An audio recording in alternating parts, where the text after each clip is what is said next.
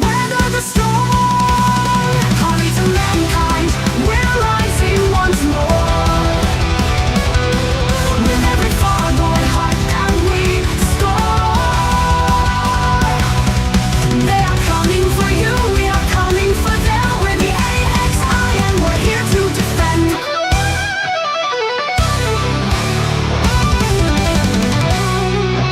Plasma burns bright, sinks getting warm. Cyclops ahead, they never learn. No retreat, no fear, we face the swarm. We've been here before, we'll weather the storm.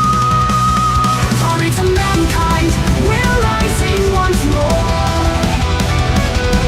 With every far-going heart that we score. They are coming for you, we are coming for them. We're the AXI and we're here to defend.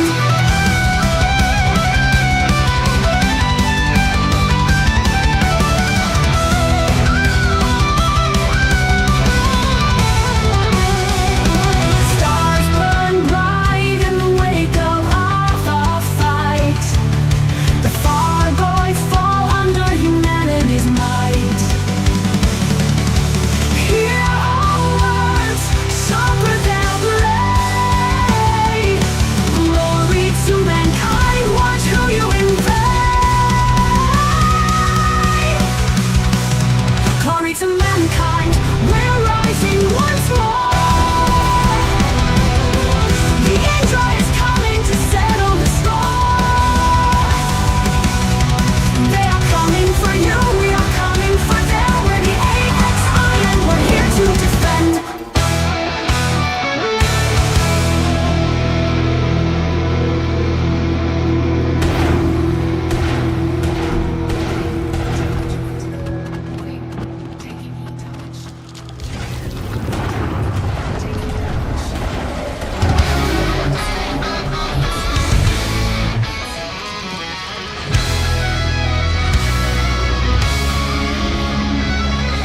Sirens wail, invasion's near. Carrier locks down, our course is clear. Hangar echoes as the jump drive hums. We're heading out, hear the battle drums.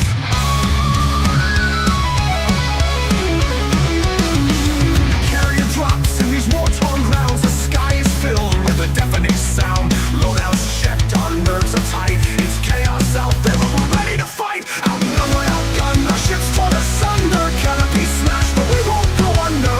They're too many and we're too few. Is this fight too much for us to break through?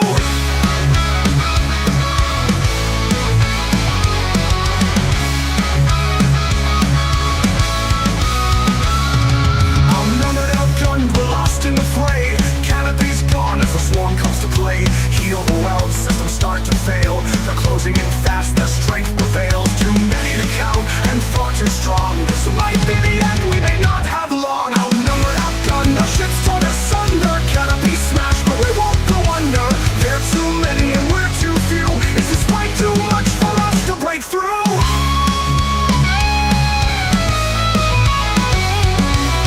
With a fire, a light breaks through. We look to each other, we know what to do. Training kicks in, we form our ranks. Together we stand, there's no turning back. Outnumbered, outgunned, our ships torn asunder. Canopy smashed, but we won't go under. They're too many and we're too few. Is this fight too much for us to break through?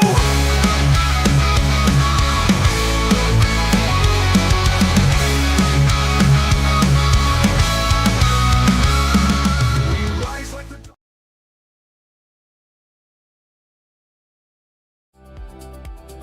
Hello Commanders, and glory to mankind.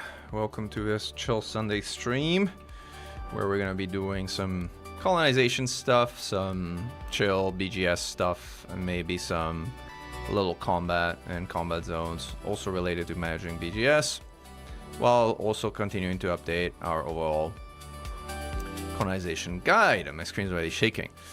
Welcome to a stream, Shadow Mystery, Radioactive, Kalmeister, Lord Pekka, everybody else who just tuned in. We are out in a system I have recently colonized, somewhere, I would say, in between the Pleiades, Witchhead, and the Bubble. So a relatively chill corner of the galaxy. which doesn't have a lot of activity. And I'm in the process of trying to get the Anti-Xeno Initiative faction in control of the primary port of his station, which is presently an agricultural station, but eventually will convert to a tourism settlement once one of the things is built.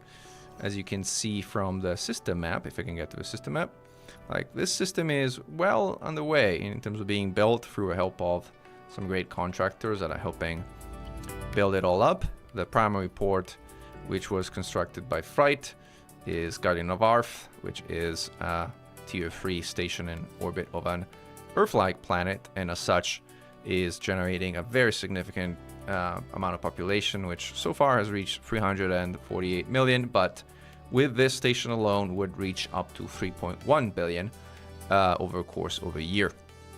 And then I'm in the process of settling down a number of sites, planetary and non-planetary. These are actually being completed so that we have enough tier 3 points to construct a second Orbis, which is here now being built. And this in turn will be used as the basis for a refinery, as this is a rocky planet, which with the additional constructions that we're going to do down here is going to eventually feed a pretty powerful refinery economy, presumably going to be a mix of refinery of agriculture. We're going to get to have a look at this on Raven Colonial in a little bit, or maybe even now. Why not? Let's see if I can pull it up in Firefox without making a mess. Yeah, there you go. So this is the Raven Colonial view of the system that is actually right behind it. And as you can see, the orange things have not been built yet. The blue things have been built. So this is the view which includes everything that has been built. We can toggle it and include only the things that have not been built. And in that case, the other things that are currently pending are gray. As I mentioned, I'm planning to build 3 refinery hubs, 1 large planetary port, an Orbis starport, which has already been laid down.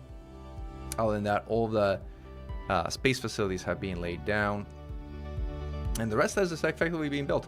Like the main sort of stations of the system, once built, will be a pretty major planetary and farming economy, and an absolutely massive planetary and agricultural planetary economy. So this will be a pretty powerful refinery for the area, and there's also going to be sort of more a signature station in orbit of an Earth-like planet that has tourism and agriculture as the primary ones, with some weaker high-tech and military economies which are not protected from cannibalization. So these last two won't do very much, but it's going to have some agricultural goods. This is not really a station that's meant for industry. It's not meant for production of anything. It's meant for the looks of it and just being sort of an iconic sort of like HQ style system with a significant level of tech level, development, wealth, standard of living. The only thing that the system is low on is security, as going military and putting sort of a number of military stations in here was going to end up being complicated, and the compromises that I would have had to do to be able to do that, I personally thought were not worth it. It is a relatively small system if you look at the total. It has only 17 orbital slots and 9 planetary slots, so a total of 26, so really not many. But even then, we managed to squeeze in 3 tier 3 ports by starting with an initial tier 3 port, and I don't know, I think that's pretty good. I like the system. It's a pocket capital, if you want, of at least my personal domain. It's also the only meaningful system that I built up in my own domain, so there's that. I'm quite happy with how it's coming along and how it's being built. So in order to manage it though, and this is the Inara view of the system, one of the things we want to do is we want to get our preferred faction, which is the Anti-Xeno Initiative, in charge of the main station of the system, which is, I mean, the Guardian of Arth tier 3 station that I just built and I just mentioned.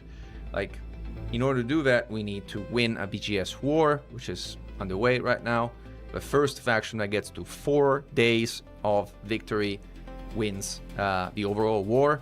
The BGS stick is going to happen in a few hours for this system if it's somewhat consistent. as you can see, has been happening somewhere between 3 p.m. and 9 p.m.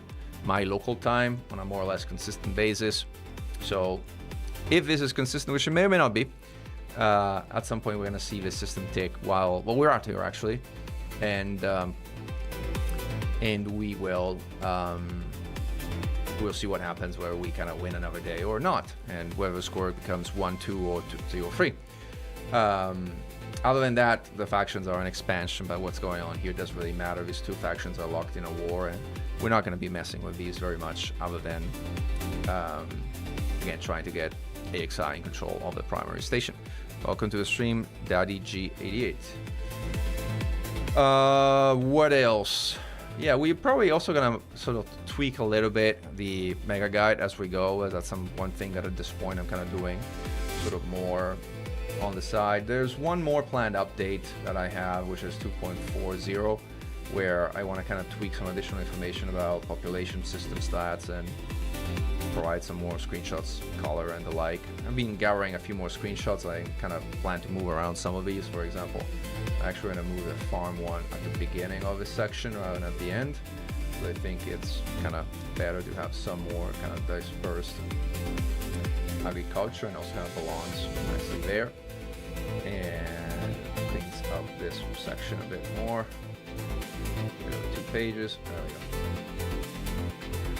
And I have a few other screenshots I like. For instance, this one about credits and credit payment. I had a weird screenshot of there, which I don't think made any sense. About standing on top of a nice sort of like planet, which was a cool shot, but it wasn't really related to anything the sort of chapter in the article was talking about. So I will replace that at this point. And this is not it.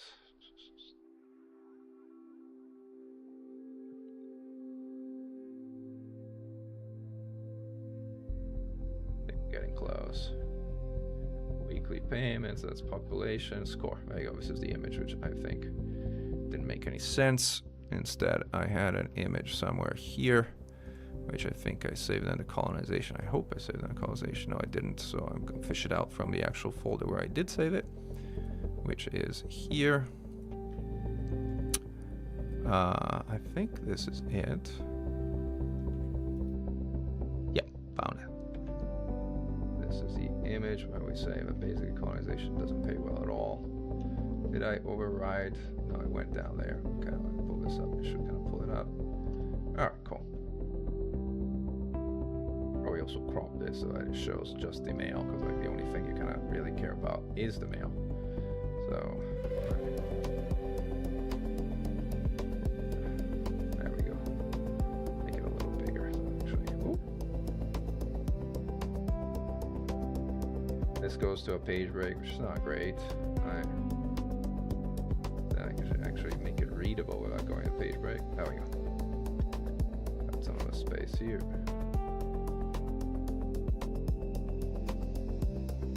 This should be 11. Make this 11, and then we can do this. All right, there we go. Maybe I can get a little bit bigger. Readable.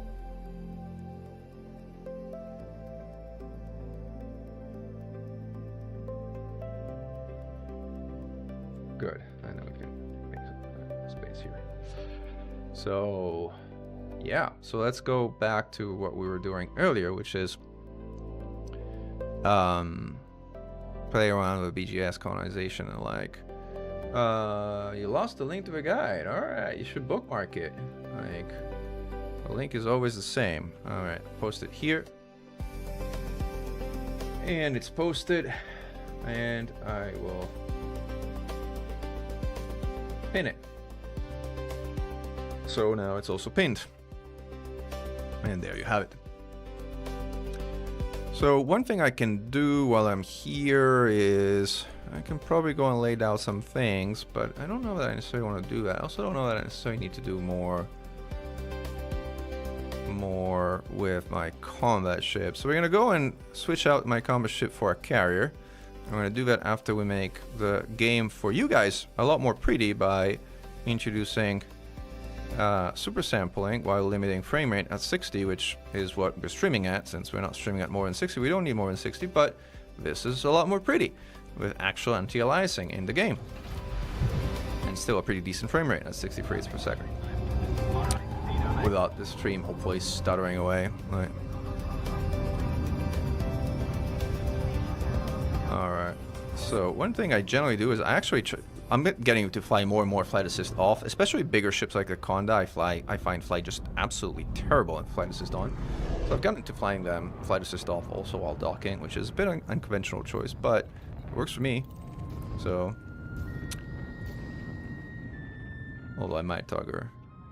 The specs for my PC. Good question.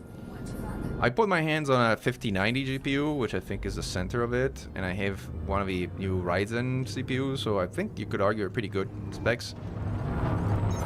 But I'm not super obsessed about having the craziest RAM sticks or the craziest motherboard. My motherboard is very mainstream. It's like one of those $150 motherboards or something like that. And my RAM sticks are just normal RAM sticks that kind of met the specs that were sort of the ones that were appropriate for the motherboard. Right? But yeah, CPU and GPU are, to your point, pretty much as good as they get. For me in particular, having a dual encoder is very valuable. Like the 5090 has a dual encoder. It has two encoded chips that can encode separately, because right now I'm actually streaming both to YouTube and to Twitch.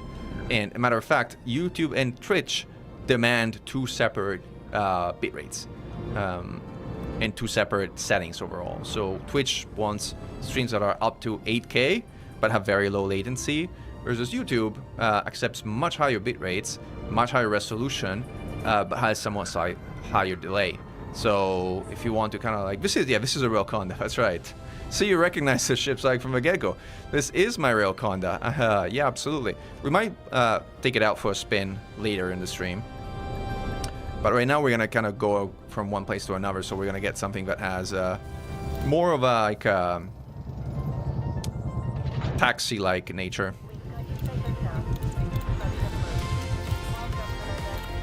All right, let's fish out my Uber Mandalay. There we go. Nice play on words of Uber and being a great ship. What we're gonna do is we're gonna go and check on this system nearby, where I'm also playing with BGS. I would like to eventually get an Anarchy faction in control of that system, which by the way has only a pirate installation at this point. Because anarchies are a bit special with regards to what they can do in colonized systems. They are the only type of government which allows you to buy any kind of ship, whereas any other type of government only has certain factions ships. So there's that, and then there's a number of goods that are either produced only by anarchies, or they're produced only by anarchies in a small subset of other systems, sister government types. So for example, combat stabilizers are produced only by anarchy and by, I believe, dictatorships, like you guys can be honest. And weapons are also produced only by anarchies, dictatorship, communist governments. Maybe there's one more, but otherwise that's it. So we're playing with the BGS of this system, which I also built. And normally there's a rule of like, you know, who's first from a BGS faction in a system kind of controls it. But with colonization, I think things changed a little bit. And I think there's also a general understanding that if you are a system architect and you are the one who actively built that system, you have some degree of a right to kind of play with its BGS to the tune of what you want.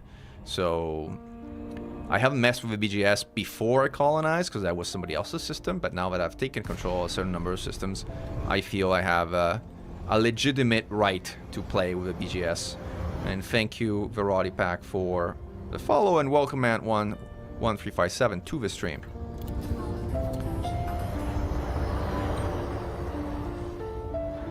You look effortless while playing. I'd be sweating, grabbing the Hoda's lol FA off only when needed. BGS is so easy. Uncontested BGS is a breeze. Yeah, uncontested is pretty straightforward, I agree. I look so effortless while playing. You should see the setup I have here in front of me. I have 2 screens, 6 windows open on this one, Elite open on the other, like my Stream Deck, my audio interface down here. It's like, that's probably more effort than playing the game right now, to be honest.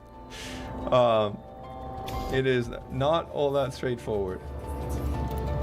Alright, let's go and check.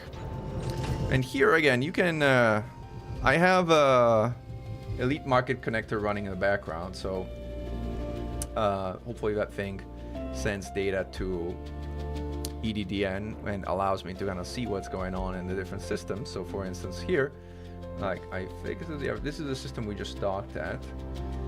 This is the station we just docked at. Let's see if we refresh the data. Yep, the population has increased to this number. I'm keeping track of this population because I'm trying to figure out something here, and this is pretty consistent. 950 is actually 955 at this point. It's kind of pretty close. So one thing we figured, and we wrote it in the mega guide, although I don't know that I necessarily wrote it that simply. Maybe I should actually write a paragraph that summarizes it this simply, because in the guide it's not this simple.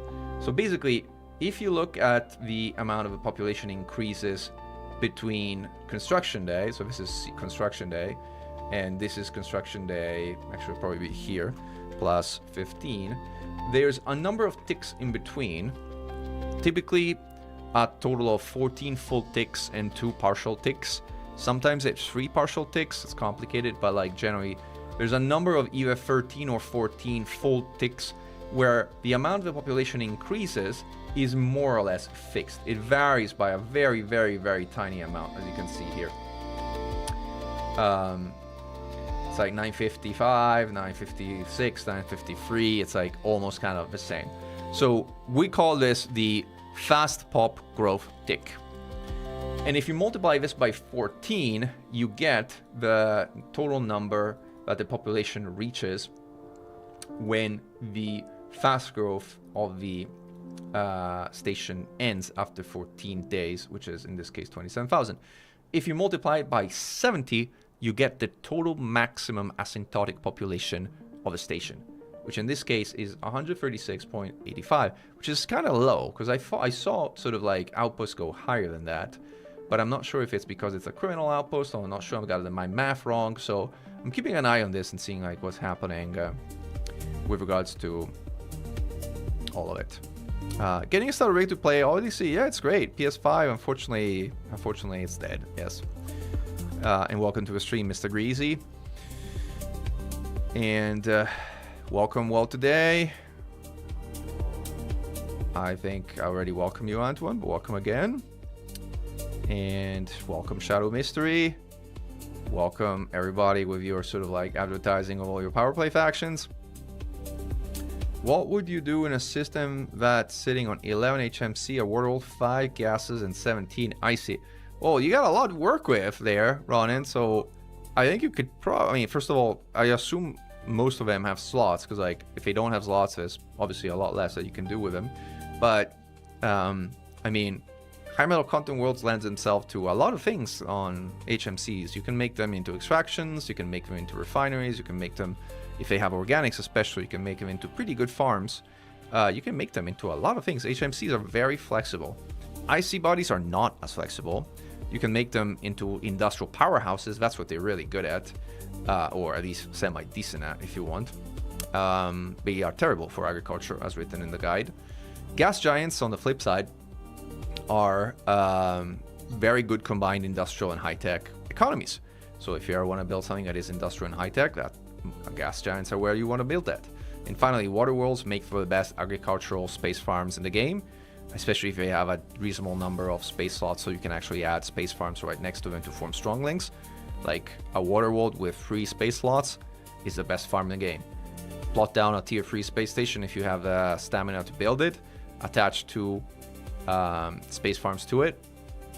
You're not going to beat that farm anywhere else in the game. So there's that. And that's some of the things I would do. Welcome, Stubborn Carpet. Welcome, Robin Gray. Oh, sorry, you were the one who was asking about the thing, so welcome again. And thanks everybody for joining, keeping me company and chatting away as we kind of again, play with BGS, colonization, and a few other things. Again, as I was mentioning, actually, let's go back to this for a moment because we're talking BGS. So this is the BGS of the system here. Let's see if it updated. It hasn't updated, but I was playing with it and I was trying to kind of like get the Anarchy faction up. Getting Anarchy factions up is kind of hard because you generally don't have bounty vouchers for them, unlike the others where you can just dump bounty vouchers. And if you're not in control of a station, there's not much you can do to kind of like make them in control other than maybe trading on a black market or kind of crippling all the others by going on a murder spree, which I might eventually do at some point on the Paladin Consortium, but I would need to bring a combat ship for that. So maybe I'll do that later, but right now we're not in a combat ship. So like, hey, Grippy Gecko, thank you for the raid. Welcome to everybody who's coming from Grippy Gecko's stream. Great to have you on board. Welcome. Microsoft Office patch went. Yeah, right. That's cool.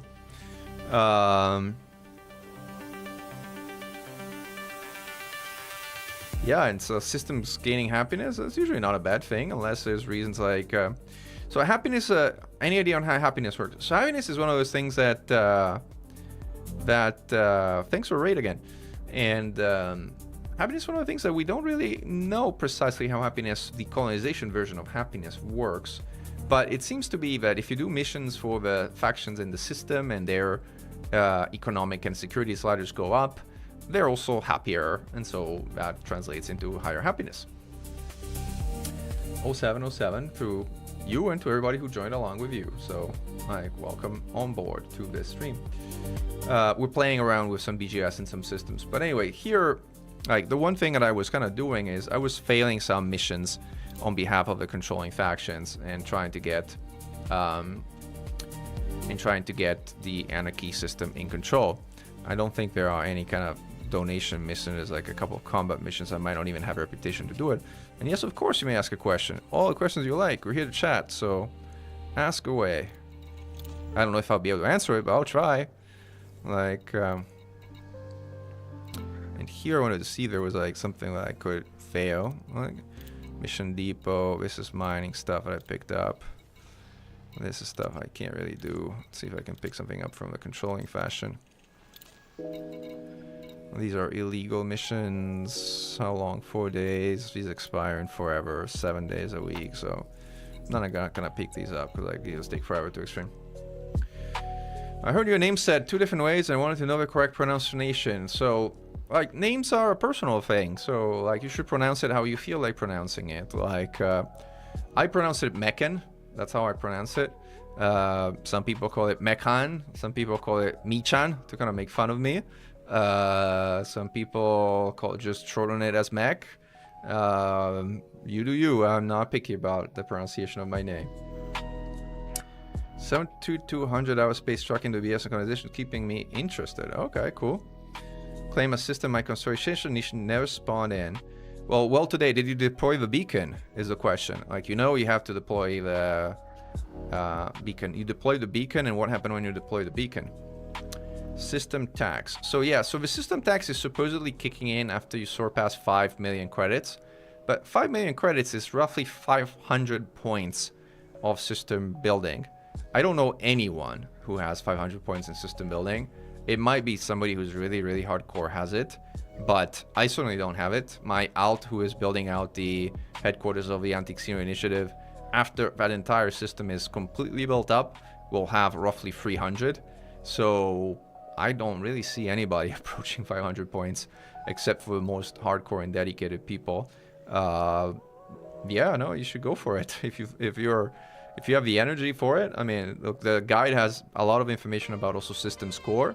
It'll tell you like, it will tell you that. So what the score is for individual facilities. So cool. So again, here there's not much again to do. Like we've updated the overall system like stuff. So so now we're here. Oh, nice fireworks. And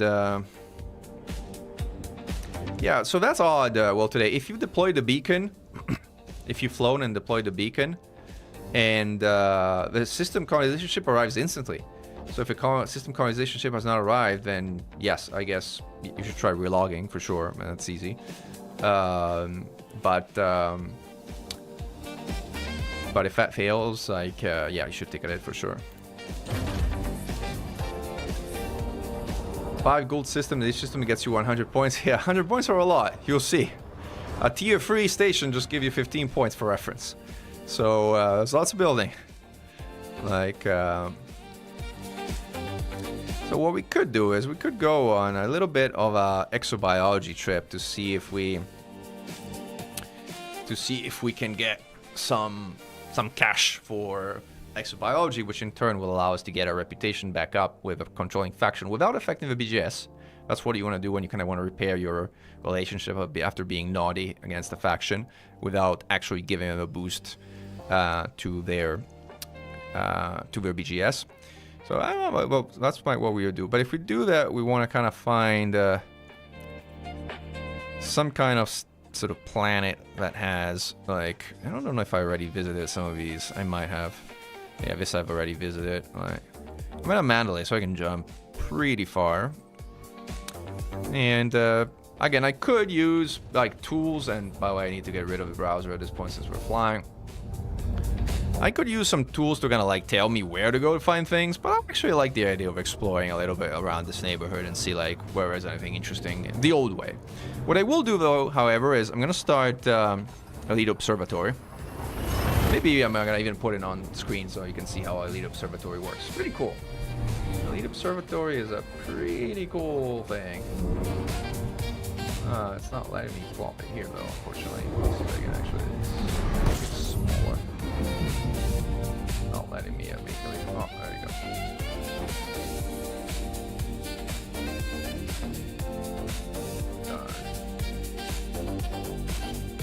Bingo. So, add a new window capture. Elite Observatory. Fireworks. Yay. Elite Observatory core. Bingo. We don't need audio because audio goes in the overlay. So this is Elite Observatory. Make it a little bit smaller so it doesn't get completely in the way. And give it some transparency so that it also doesn't like crop pad. It's not the right one to remove. Without a chroma key, which is not going to chroma key, but just apply some opacity. Let's see if 60 opacity works. 0.6. Oop, that's 0.0. It's a little too much opacity, too little opacity. Let me fix that.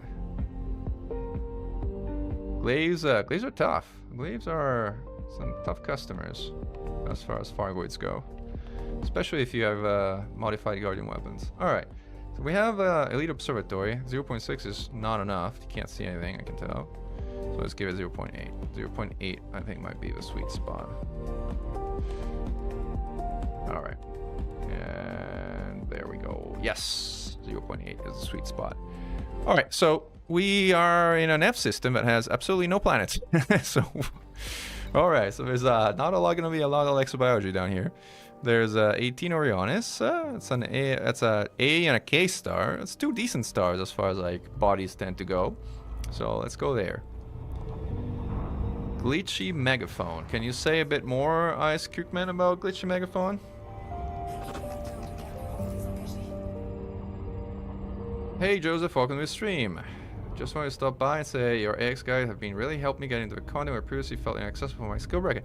I'm glad it was helpful. I hope you've tried the easy mode Corsair.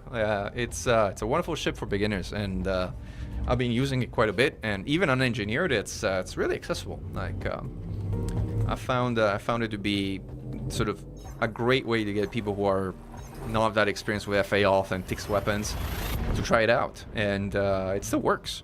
Like plus, very selfishly, I'd rather have an instance with 20 grounded commanders with easy mode Corsairs than people in crates who are trying to shoot Gauss and missing 80% of their shots.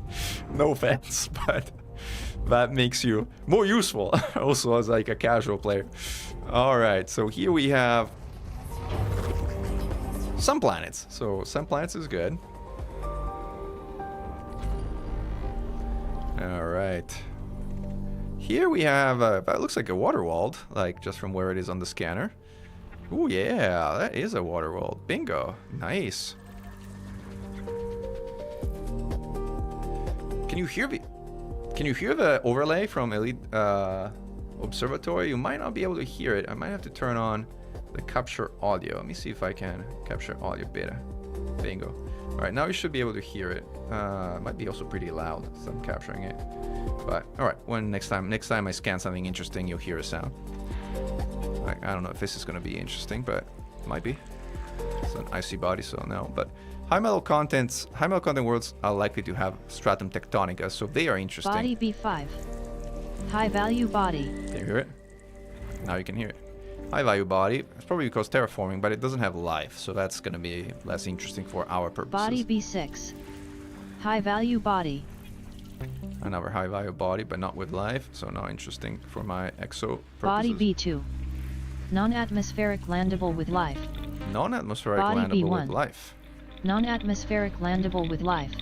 Oh, if it's not atmospheric landable, I don't think it will have exobiology, but let's see what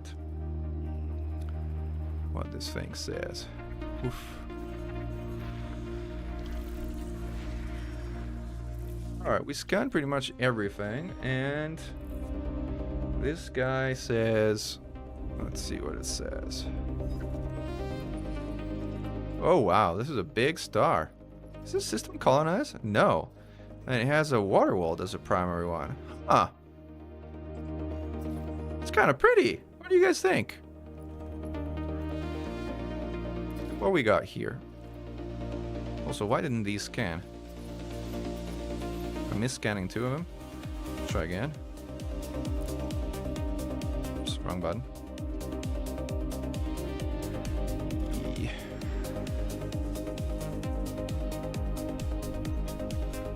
Why didn't I scan these earlier? It's so odd. I missed actually a bunch. Look at me. System discovery complete. System discovery is complete. First body to map is B7. Yeah, it says to kind of like... Yeah, but this is not just an O star. This is like... this looks like an A giant, or close to an A giant, or all O stars, A stars this big. Like, wow. Very bright.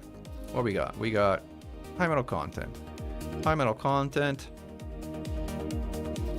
This is high metal content. This is like all HMCs in the primary. That's sad. These are unlandable HMCs, another HMC with 4 slots. More HMCs. Terraformable, rocky world, which has no space slots, which is sad. Beautiful world as primary port, fantastic if you want some population there. And atmospheric, but not landable. Iceworld with a ring. I'd give a system a 7 out of 10. Like, it's pretty nice, but not quite as nice to make me say, yeah, I'm gonna go for this. Also, how far is it from like established colonization routes? Like, I don't know. I don't want to switch the thing. But anyway, if one of you guys feels like they like it, go grab it. So no predictions about the HMC. Like, there's only one. There's only one bio signal on these 2, I believe. Yeah. And there's no prediction as to what this could be. Also, these have no atmosphere, so, like, again, not that interesting for our purposes.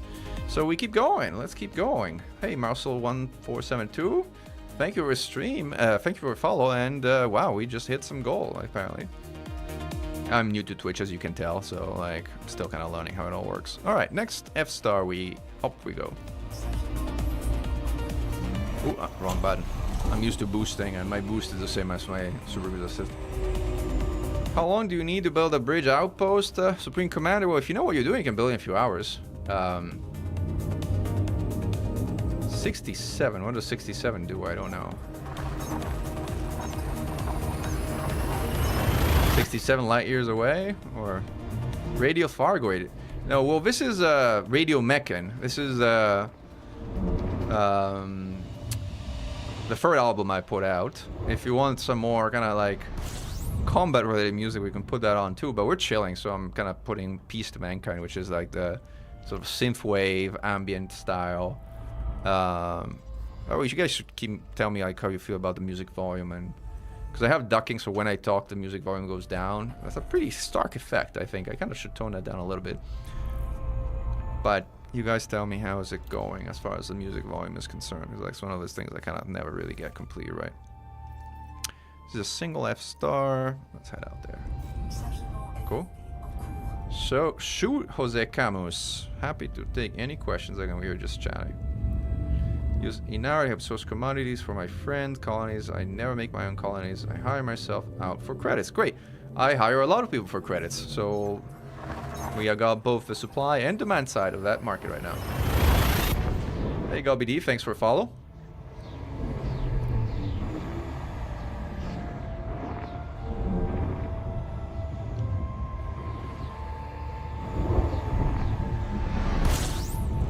I should make some better Twitch stuff, but I've been so kind of centered on YouTube as a platform that I need to get better at Twitch things too. All right, let's see. Here we got another water world, I think. Obviously on the other side of the planet. Let's get some distance here.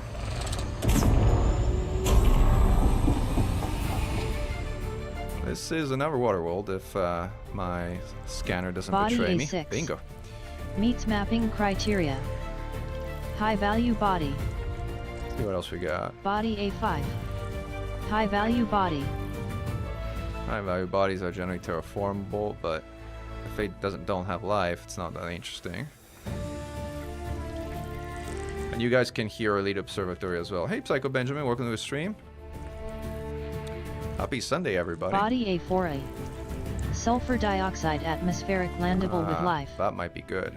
May Let's host see. a new personal codex entry. Okay, I'm not all that fussed about personal codex entries, but it's good to know.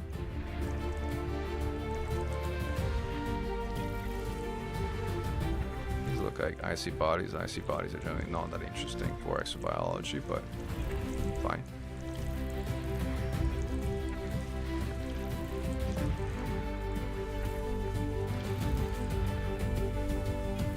It is a crowded system here.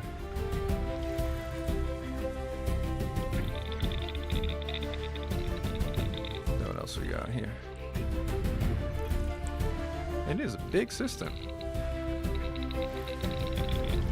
Big systems are generally better for colonization because they give you more options, but sometimes doesn't really matter because like having a system full of icy bodies doesn't really do much for you. Like, other than giving you space to dump a bunch of supporting facilities, which has its value, especially if you're trying to build up the system significantly. But if you're kind of a lonely player, you're not going to care that much about that.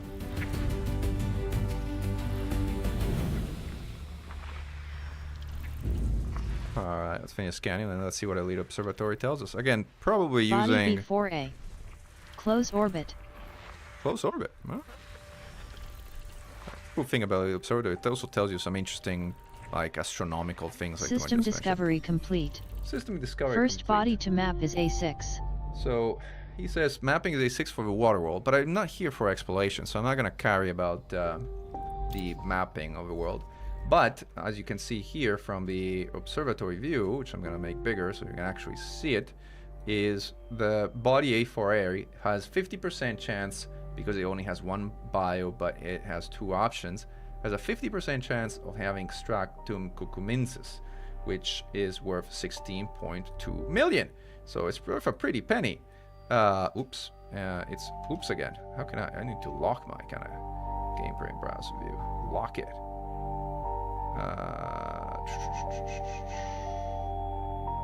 There, locked. So I can move this without messing everything up. So it's worth a pretty penny. That is, if we kind of roll the dice and we're lucky and we have Stratum. If we end up having instead the silly bacterium, we're not going to really bother scanning it because bacteriums are silly. So A4A, is that right? Yep, A4A. So let's head to A4A. Well, it depends. Money doesn't motivate you until you need money. Then it motivates you. That's the thing about the money in the game, and maybe even in life in general. It's called the Lead Observatory.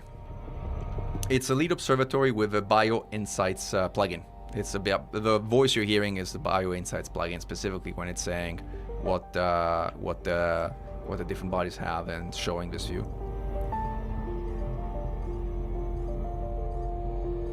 I also want to check something while we're kind of out here, which is I want to see if this might be a first football planet, which it's not, which is a pity, because if it was a first football planet, it would be worth a lot more. But it's not, so. Welcome, Budgie Sweet. Thank you for follow.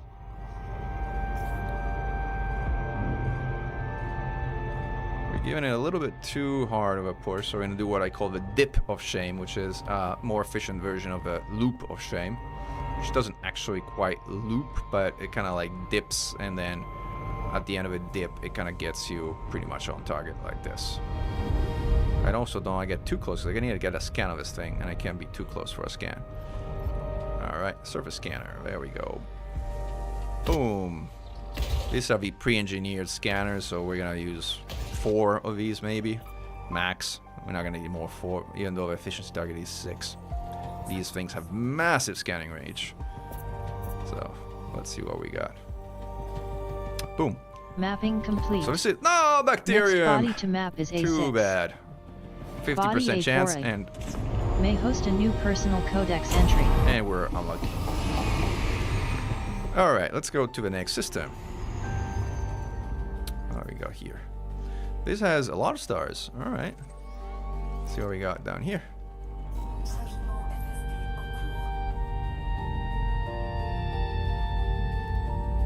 Yeah, I agree. The Halloween thing was lackluster, but you know, it better have been nothing. It was like very simple. And honestly, I kind of don't dislike the ground uniform. The Halloween ground uniform. Hey, Kamikaze like, welcome to the stream.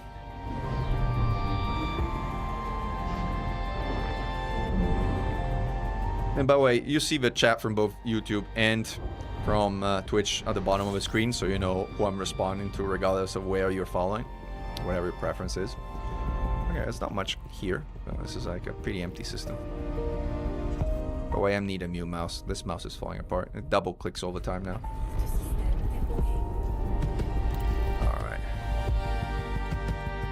Are you sure about that, Flesh of the Fair? I'm not sure if that's true. I've had planets with a single biological that were a stratum, actually. So my personal experience does not match with what you just said in chat.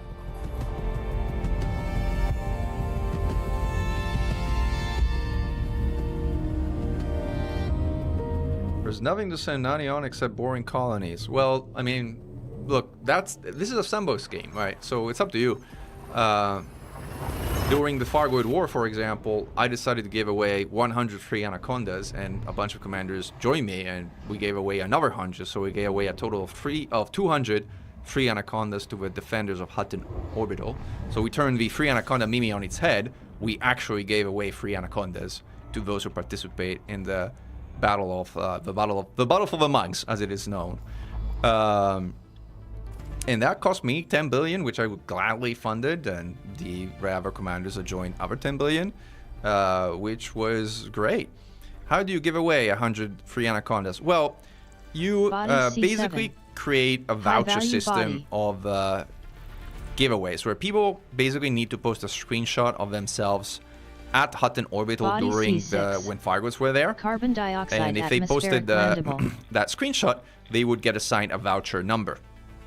After the war ended, we basically contacted all people who had a voucher, and we said, hey, come cash your voucher in.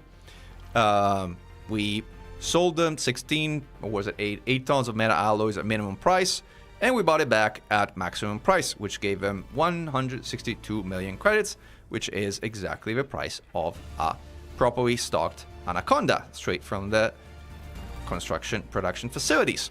So kind of that's how we did it. And we did it for 200 people. That took a while. In fact, I think we took more time in paying out the vouchers than we did in earning the credits. But it was great. It was a great experience. Also, it was meant for newer commanders who actually cared about the money to fund an Anaconda. For people who were experienced, like, they didn't care. Like, they had the money. Like, I'm glad you liked it, Lord Pekka. Like, yeah, it was a pretty cool event. So here, basically, Observatory says there's nothing here, so we're gonna keep moving. We're not having a lot of luck with F-class systems. I wonder, this is another F. Is that an O? That's a B star. That's blue-white. Let's go to that blue-white system.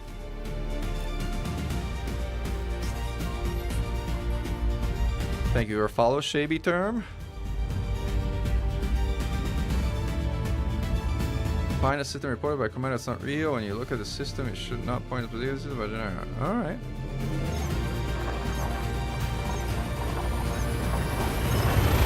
Other than exobiology, what's the thing that makes the most money? Well, I have a whole video about all of that talks about it, exactly published like, 3 weeks ago, 2 weeks ago. So, let me post that in the chat link, because that answers that question better than I could and just chatting on stream. Right, watch the video. I'm not making the type of credits you said I would. Well, what are you doing? There's many things mentioned in what am I doing wrong? Well, if you don't tell me what you're doing, because there's a lot of things mentioned in that video, I cannot tell you what you're doing wrong, unfortunately. Body 5. Wide ring. Mining platinum with type 11 or with what? Because that kind of money is basically assumes you use a type 11 to mine platinum, and assumes that you're mining platinum with a type 11 in a platinum hotspot and that you're selling it at a station that has pretty decent prices. If you do that, that money should probably be there. Like, assuming you're kind of like on point with regards to actively, making money. So like, mining can be obviously something you do in a very chill way, but like, if you mine for money, you generally try and do it a bit more efficiently. Body 4A. Non-atmospheric landable with life. Yeah, of course. If you sell it at a station that has crappy prices, then you're gonna get a quarter of like what it would be worth. Like, even if it takes you 2 jumps to go to a station that has like a boom economy that's buying platinum at a decent price, it's totally worth it considering the amount of time you spend mining. Like, ring landable body. Don't just sell it in a random station. Sell it where it's worth, where they willing to pay for it.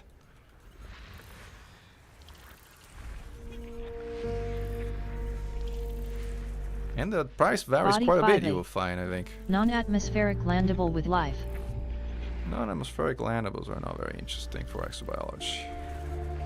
Body 3AA. Non-atmospheric landable with life.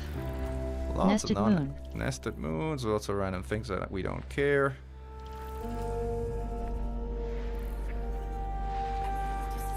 Alright, let's see. Lead Observatory says there's 3 rocky planets for which there's not predictions because they're not planetary. So, sorry, they're not atmospheric, so there's not much there. Kind of start going somewhat closer to where we are so we don't get complete. Let's see if we can get here in one jump. Holy Mandalay. Let's see if we can Mandalay ourselves up here in one jump. Yeah, 37. Easily.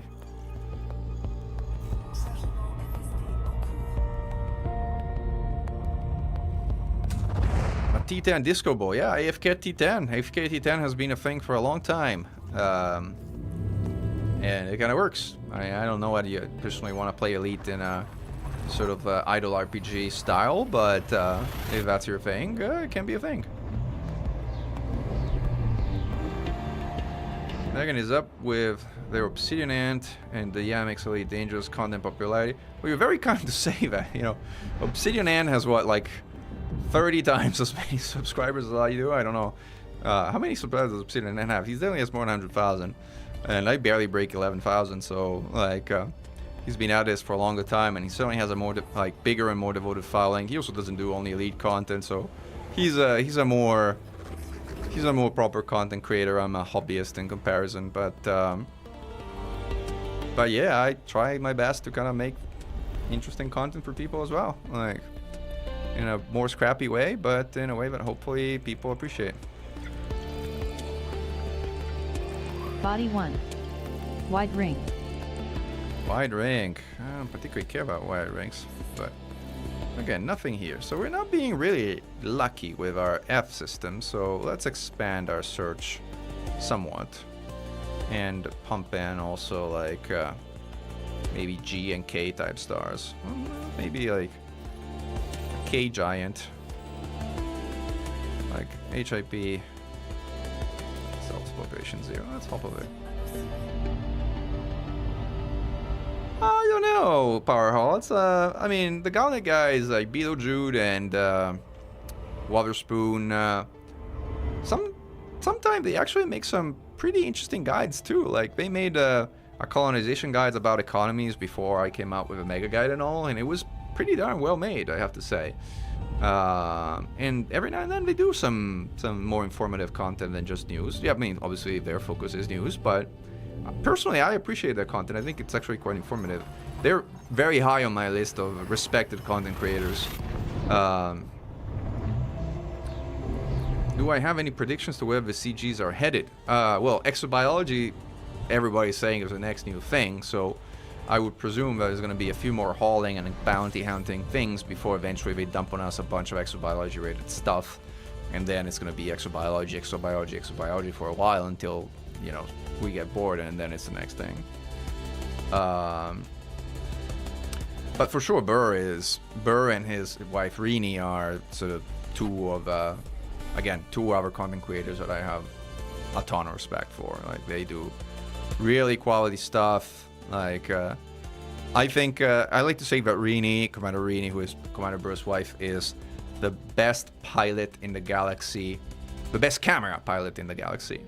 Because one thing people don't appreciate is flying the camera in Elite Dangerous. If you're riding shotgun and you're a passenger and you're using external camera and you're kind of controlling the external camera, is really, really hard. In fact, you also need really analog controls to do it properly, which means most people who do it seriously do it with a joypad, as the digital controls that you get using a keyboard and mouse just look wonky and they just look bad. So if you want to take good footage in external cam while riding shotgun, you need a joypad to do it. And Rini has really mastered that. In fact, that's why Burr has, like, honestly some of the best footage of flying around any content creator has, because he's got Rini riding shotgun and she is amazing at taking footage while in external camera. Big fan of their work. Body ABC1. Sulfur dioxide atmospheric landable. Okay, let's see if any of these have life.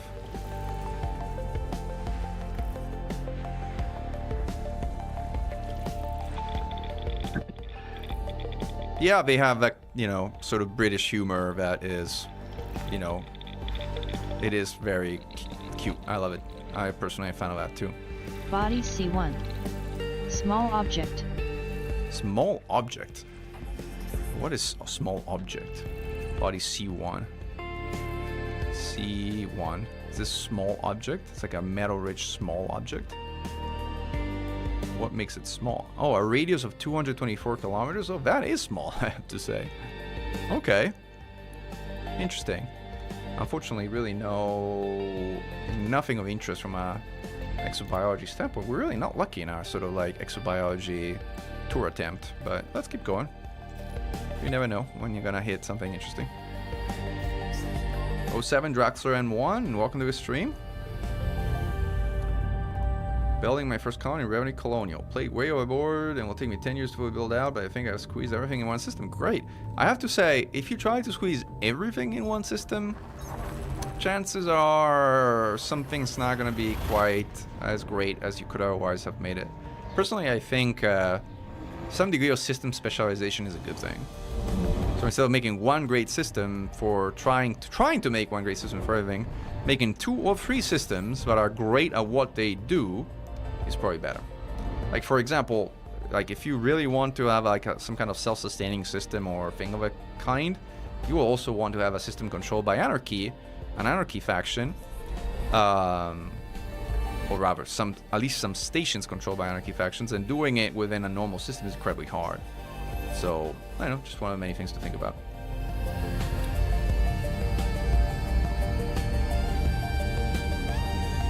What brings you bulk passenger missers? I didn't know it was even possible to have bulk passenger missers at player colonies. I thought it was not something else. I think. Wish there was a way for you to review before I dig in. You would need to Discord or like somehow post the Raven. Can you just post the Raven Colonial system name and we can bring it up and have a look? I'll certainly do that.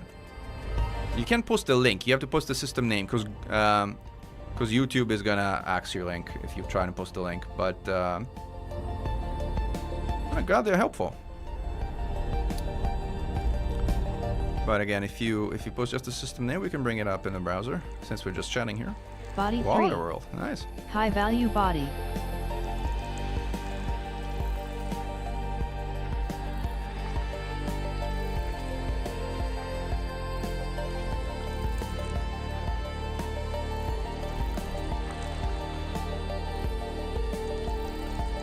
Body 1. Carbon dioxide atmospheric landable. No Landable life. and terraformable. Landable, terraformable. High value body. High value, everything but life. We need life. If we're gonna get exobiology, we need life.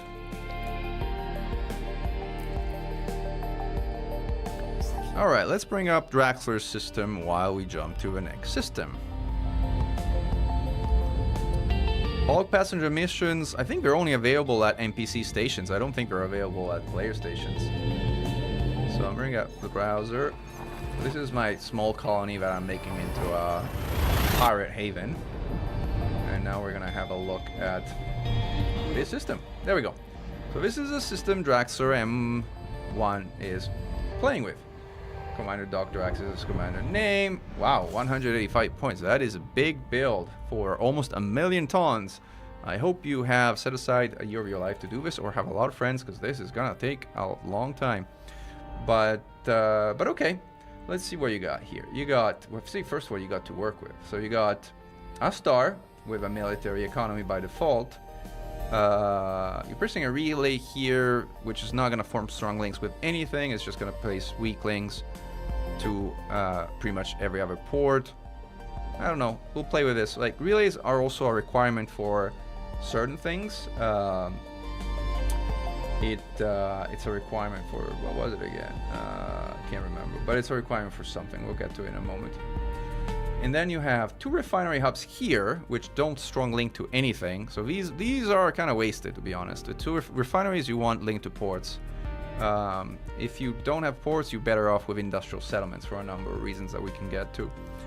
And this is a rocky body, tidally locked, no high metal content, okay. With pristine reserves and no organics and no geological, which is nice, but it has no orbital sites, which means you can't build a space refinery around it, which kind of limits how useful it is as a refinery. But then you have another rocky planet, which is pretty much identical, except this one has 2 orbital slots and 3 planetary ones.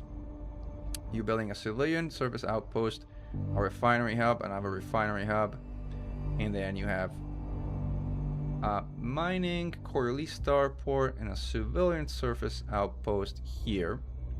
So my first reflection here is you're building 2 Coralie starports which are essentially identical. And what I mean with that is they both have the primary economy types, refinery and extraction. Yes, the order changes, but they're both the top two economies in their respective systems, which means that because they don't cannibalize themselves anymore at being the top 2 economies, they're going to produce pretty much exactly the same goods. So in the industrial sort of component that you have here is going to get absolutely murdered by the extraction and refinery components, which, unlike supply, do not have protection for their demand. So their demand is happily going to gobble up pretty much all the industrial goods that they're going to be producing here. So this is, if you were trying to get some industry here, this is not a good setup to do it. Also, having 2 stations that produce exactly the same thing in the system, I don't know. If you let me play with it, and I'm going to have a look at this in a moment. So this one has volcanism, so that's going to create some strong links. And this one has geological, which is going to boost strong links to industry. That's a good thing. Like, geosignals should boost strong links to industry, at least one of the 2 should. So let's play with something different here. So here you have a Coralie, fine, keep it. Here you have an industrial service outpost, but what if we change this one into an industrial one, right? Instead, this is an industrial slot. Instead of an extraction hub, let's put an industrial one. Boom! Look at what you get. You now get an industrial and extraction economy, which has a refinery down here, which is not going to do much because the refined metals are going to be gobbled up by the first two. But now you have a usable industry here, which otherwise you would not have had, and you already have a refinery up here. And as you can see, the system metrics of the whole system don't really change that much at all. So like, so that's one thing you could do. I mean, you could go a little crazy and go with a scientific outpost as well, but since you have gas giants down here, I think that's probably not the most useful place to drop anything scientific or scientific related. Also, I noticed that you have a number of tier 2, you have 2 Coriolis here, you have an Orbis here, okay? So if you do that, the order will matter a lot. I hope you're building the Orbis before you're building the Coriolis, but you're not. Yes, no, you are. Okay, this is good. This is very important. If you're building tier 2 and tier 3 stations, build the tier 3 first. That's because the point increase that you get by building subsequent stations is crippling for tier 3 stations, but not so much for tier 2 stations. So this order is broadly correct. Like, you want the tier 3 built first, so that's good. Check on the build order for tier 2 and tier 3 ports. Let's get back to this in a moment. So this medical installation is a high-tech, but again, doesn't link to anything. Bit of a question mark, but we'll get back to it in a moment. By the way, if you wanted an extraction, you had an extraction base here. If you want an extraction base, I would not have put a Coriolis on top of a high metal content world here. I would have placed a specialized port, an asteroid base, which also looks a lot cooler, here. And that's going to give you much stronger extraction. And because it's in the same local body as a star, belts count in the same local body as a star, it's also going to pull in high tech. So you're going to have extraction and high tech. Much better extraction economy than what you had before with your Coriolis. Boom. But let's go back to what you had here earlier. So again, we're playing with this industrial, so let's assume that we're kind of running with that industrial there. So here you have a tourist installation and a spacebar installation. I'm trying to remember how these play out in terms of like strong links. I think both give the same amount, because I think those both are like, how many places? 270. Let me play around this for a second. This is also 270. Yeah, 270. Let's go back to the space bar. So this is fine.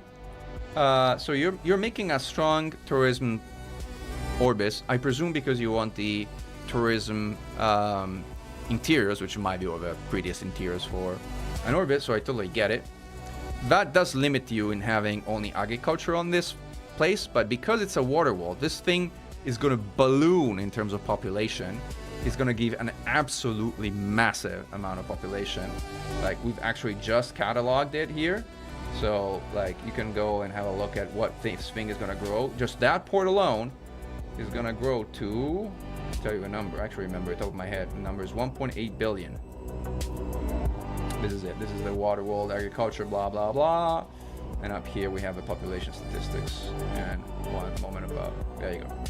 So your water world with an Orbis, after a year, will have almost 2 billion population. That station alone. Yeah, so anyway, that's pretty good. Going back to what you have here. So this, check. I love it. Don't mess with it. If it was up to me, I would keep the tourist installation here. What I'm trying to do, you have two planetary slots here. Let me play with one thing for a second. Because the production value of a tier 3 around a water world is massive. So if you can put anything that forms a strong link of some other type of industry, ideally which the system is weak on, and get it to be the second economy there, like the production boost of that thing is gonna be absolutely stellar. You could talk, for example,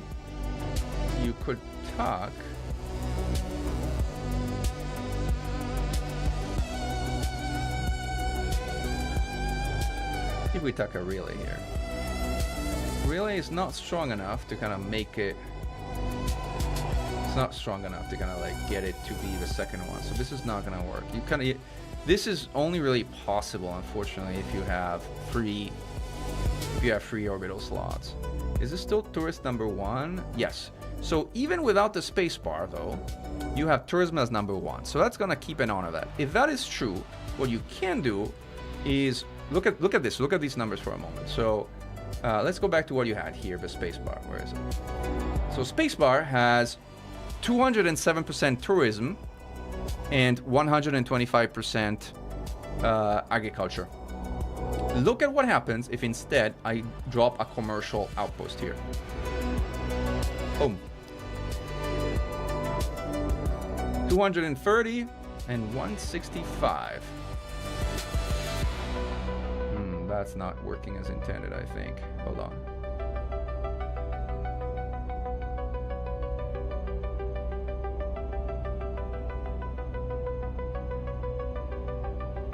Oh, because it's tidally locked. That's what's happening.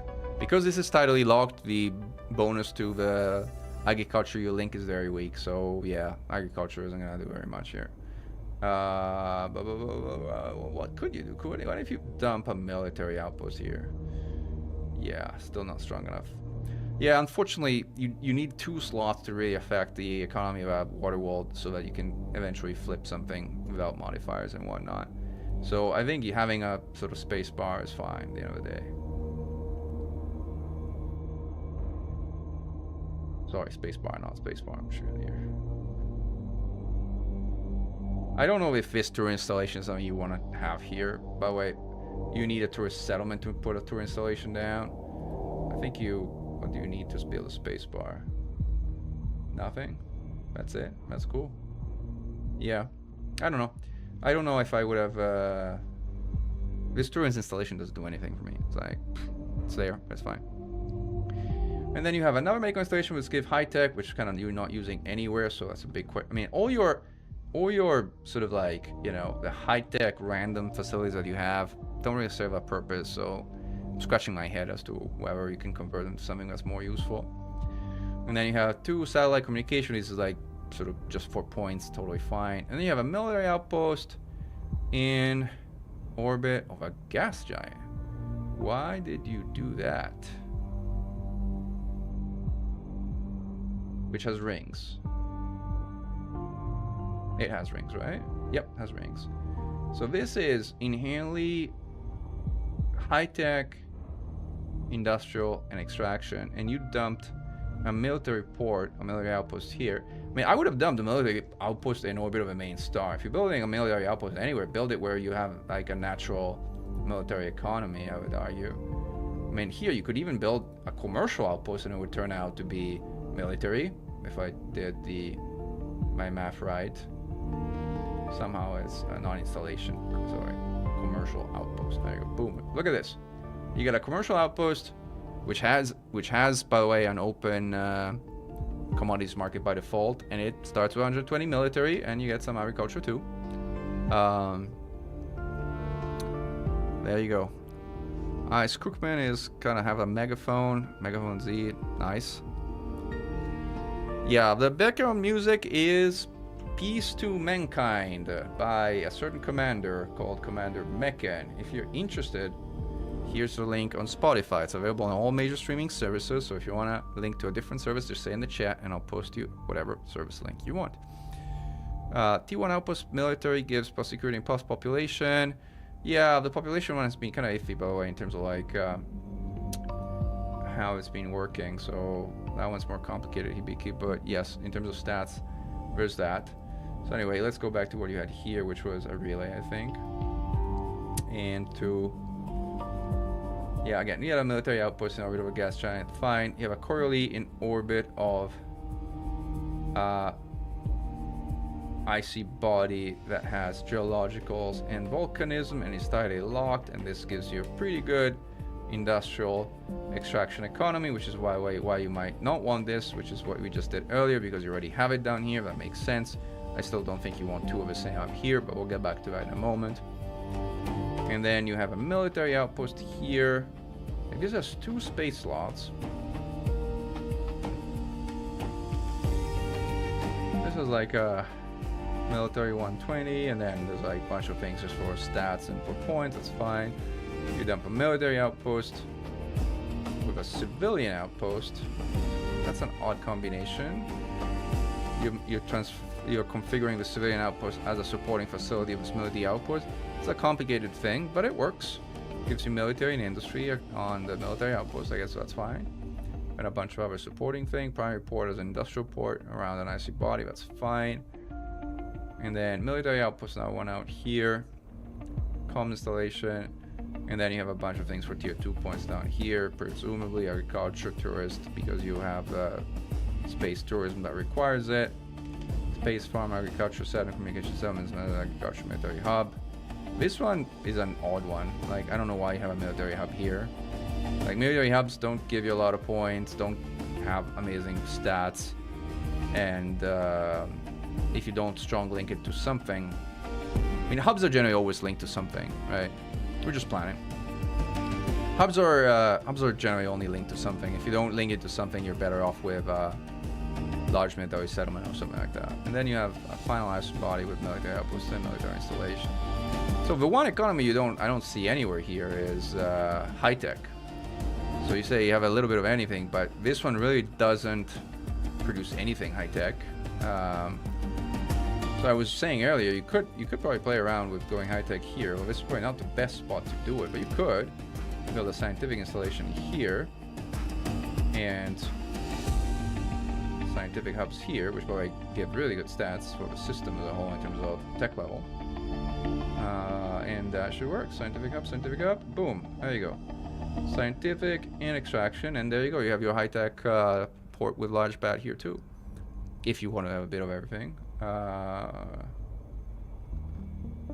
That gives you extraction and refinery, extraction and industrial with an industrial surface port. That gives you a scientific surface port with a space, scientific and extraction. You got a bunch of military outposts.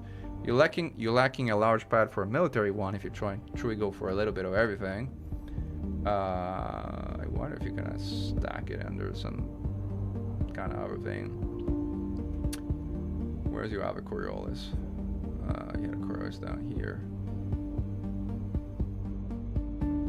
Lost you have a Coriolis?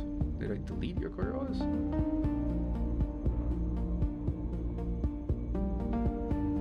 Oh no, I was playing. Oh, I played the one below here. I wanted to play one up here, but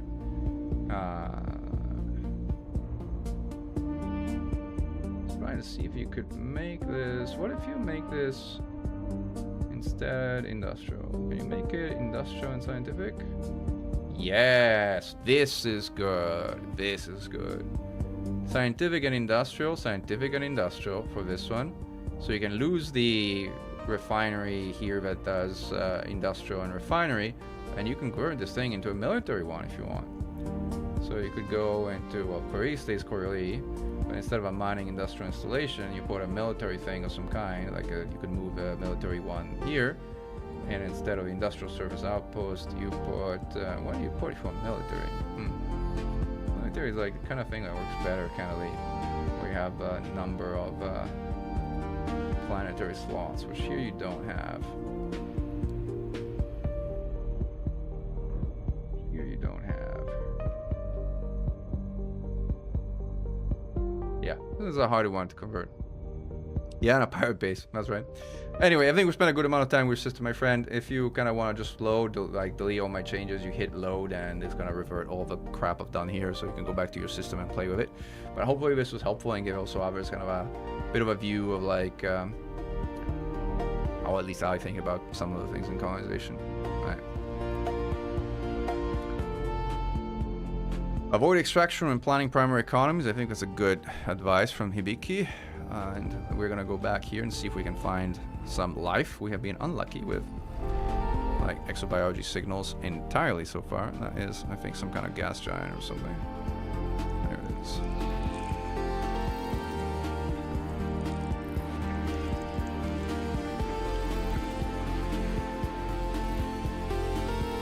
Wow, all these planets here. Body B3. Argon atmospheric landable with life. There's some life. May We'll host check. a new personal codex entry. Let's see what it is in a moment after we're done with a general scan. Body B2. Argon atmospheric landable with life. Ah, good. Finally, we have May a few host a landables new with personal life. codex entry. Body B1. Argon atmospheric landable with life. We're too close to kind May of host a populate the new space, so we're personal not gonna codex find entry. first footfall systems, but Body A4. might find viable ones Ammonia nonetheless. atmospheric landable with life. Next time I do this, May I'm just host gonna a go new like personal 2,000 light codex years, entry. like a few jumps away, and Body A5.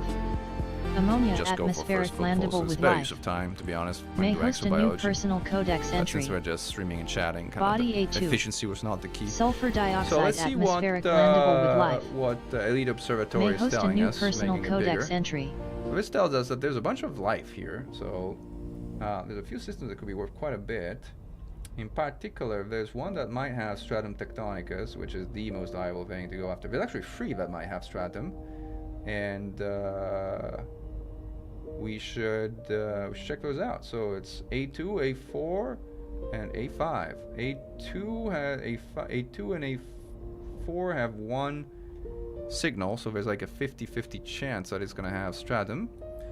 But A5 has 6 signals, so there's a bigger chance. Like, anyway, off to the first.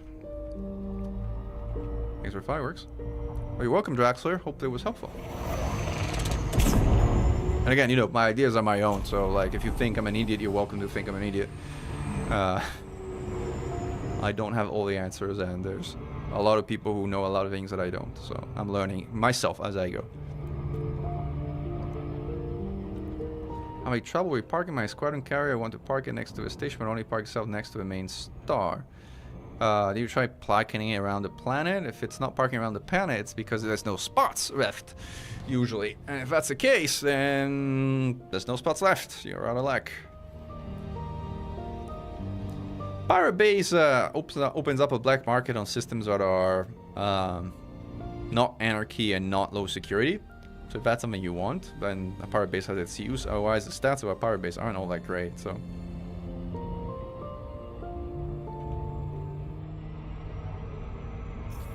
I think I kind of gave it a little bit too big of a push. It's fine. Too fast. I know.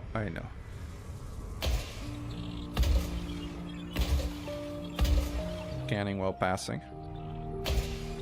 Let's see what our probes say. Stratum.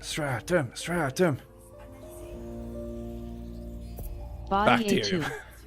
May host a new personal codex entry. Yeah, okay, it's personal index, but I could care less about bacterium, so that will remain personal index.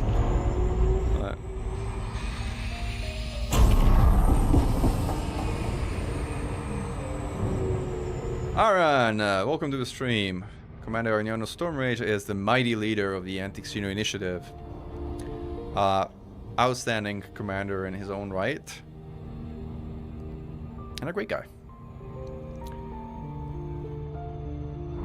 He is trying to get me to stream Path of Exile 2, 3, what number are we up to? Aran, as a Path of Exile, like 14, 16? I lost track. As you can tell, I'm not a Path of Exile follower. But Aaron says it's a good game, I trust him on that. Like, if I had 3 times as much free time as I had, I would be gladly streaming it.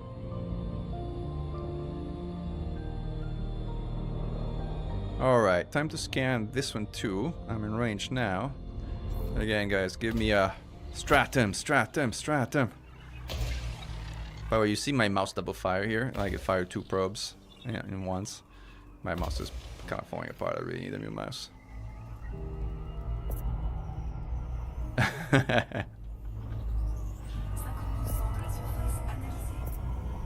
Oh, like Diablo 2. Body A4. What we got? May host a new personal codex Bacterium entry. again. Hooray. 042. Alright, let's go to A5. A5 has 6 signals, so that's gonna have something better. It's gotta have something better. It's also close by. Whoa! A little bit too enthusiastic here.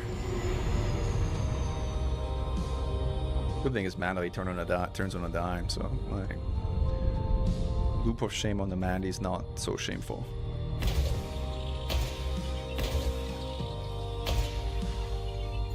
I actually stay in this because this tells you like what the life form is very quickly.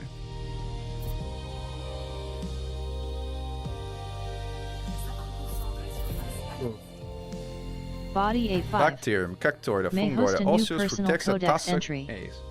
Is there anything that's worth anything other than garbage? No. All the high value ones have been crossed off. As you can see, like now that we've got the scan, like the observatory tells you what's left and eliminated after you checked in what it is, and like they all, like the one that's worth the most is worth 2 million, and I'm not gonna bother. Like we had really bad luck with this stuff here. Is there anything else that could be worth anything in this system? Negative. Really bad luck. All right, let's keep going. Sometimes you hit a streak, sometimes you get unlucky. Uh-oh, like was like something like I just bumped into like some other kind of like songs from somebody else. I didn't have a repeat. All right, here we go.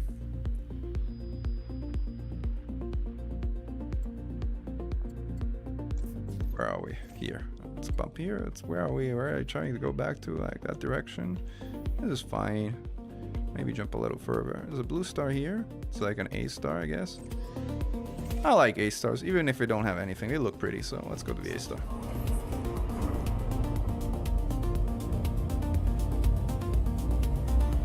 Skill issue, yeah. Music playing skill issue. But I gotta find some ways to automate this overall setup here with the streaming configuration. It's getting a little too complicated, honestly.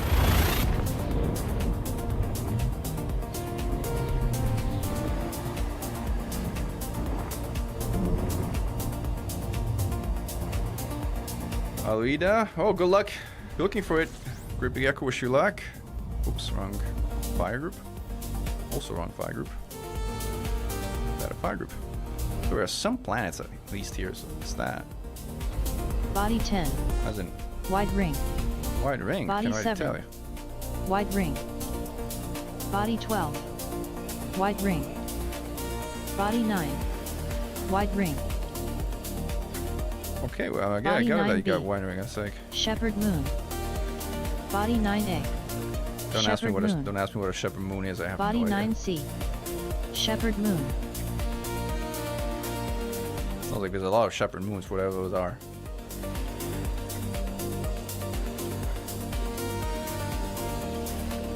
But not a lot of life. We're looking for life. Body 11. Wide ring. Alright, white rings are cute, but we're not here for white rings.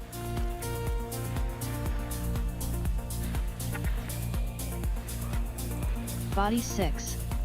Wide ring.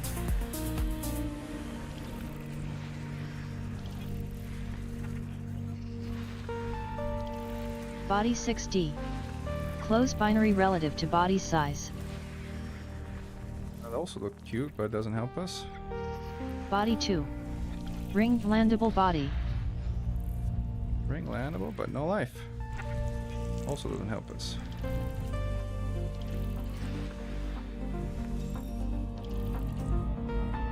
Again, are we empty-handed? There's like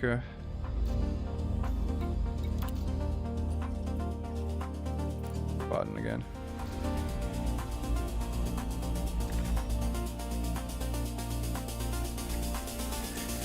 HMCs are the most likely a stratum tectonicus. Before we can get something of interest here. Planet 12. Body 12H. Sulfur dioxide atmospheric landable. Body Alive? 12HA. Ammonia one's left. atmospheric landable with life. Ammonia. May Okay. host a new personal codex entry. Fargoids. Body 12D. Ammonia Ammonia atmospheric landable with life. Ammonia landables. May Okay. host a new personal codex entry. Alright, so something appeared finally. Body 12C. Ammonia atmospheric Let's see again landable with what life. this tells us. May host a new personal codex entry.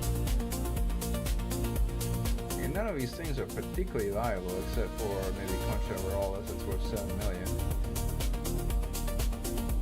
Might as well try and go scut something. 12HA, since we actually got exactly 0 scans for this whole little trip, so let's go try it.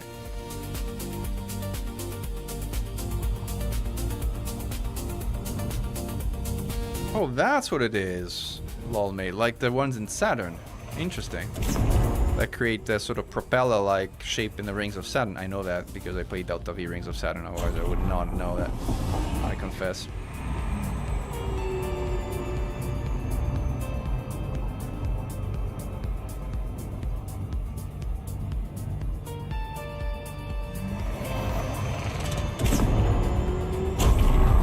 I know, right? I'm shepherding moons, well, instead of shepherding cows in God Wars 2.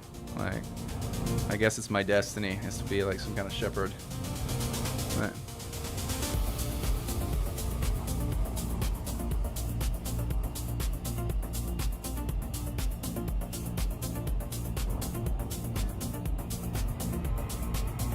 A little bit too much here.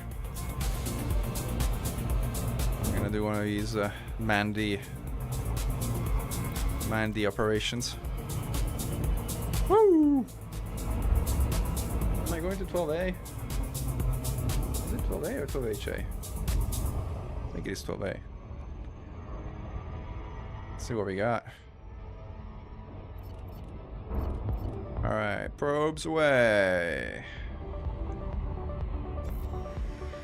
4 probes. See if we can do it with 2. See if we can do it with just 2. Should be able to do it just 2. These probes are amazing. Like the pre-engineered ones, just so great.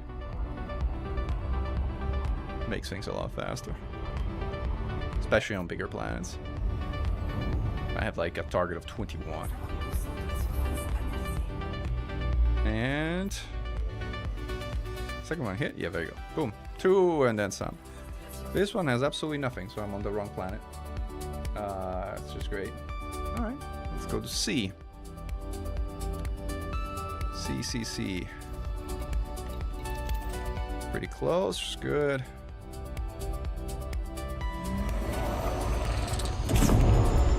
Thank goodness for Super Cruise Assist. So for Super Cruise Overcharge. Game changer, for real. Biggest innovation in all of the game ever. If you ask me. Welcome everybody who just recently joined the stream, by the way. We are looking for some exobiology data. We have failed catastrophically at doing it, but again, we're not using external tools to look for like known places. We're kind of just doing some old school exploration. Welcome to the stream. Shockwave streams.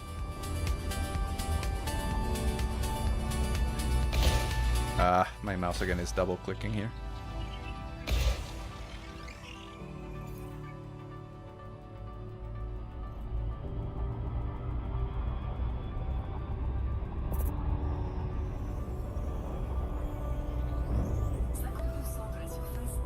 Let's see what we got.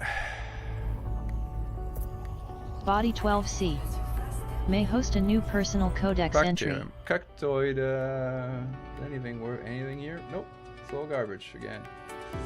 Alright, so let's hope that something else is not garbage. H was the next one, right? Or HA. H or HA? What's it? HA. Let's check out HA.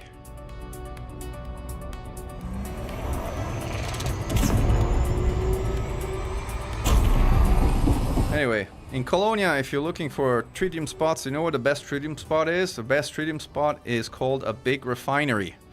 A big refinery is the best tritium spot you could possibly ever want. Granted, mining your own fuel has some charm value to it, I'll give you that. But as far as acquiring fuel in bulk, refineries all the way.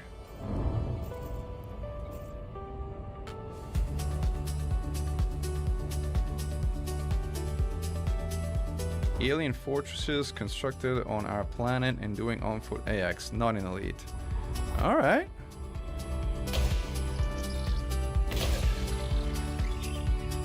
Do you believe that 2 players can make 105 billion in the time we have this season on AX?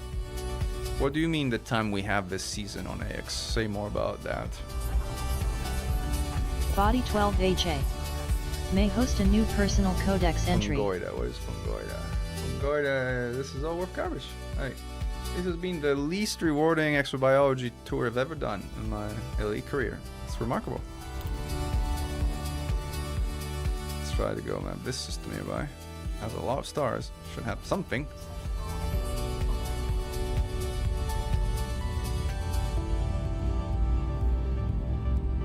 Pretty low on funds and farming plat to sell is just so mind-numbing. Yeah, I agree. My farming plat is like really truly mind-numbing. I mean, if you're low on funds, I mean, in Colonia, again, the best thing to do is exobiology, like what I'm doing right now, but on a first football basis, so getting a little bit out of a region. The good thing in Colonia is it doesn't take that big of an effort to get to a place which has plenty of first footfalls, because like obviously it's a much smaller bubble if you want. But that will make you the best money out in the Colonia region, almost certainly.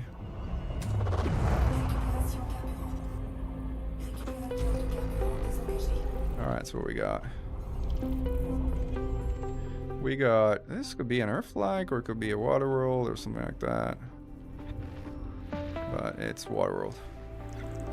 Body C3. Meets mapping criteria. High value body. Let's see what else we got.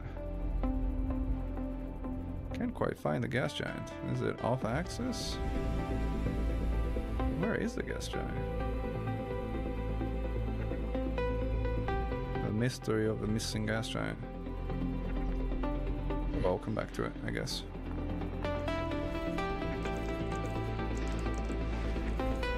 Body AB2. High value body. Body High of value. 1. Meets mapping criteria. High value body. Just get rid of these signals with like a quick scan.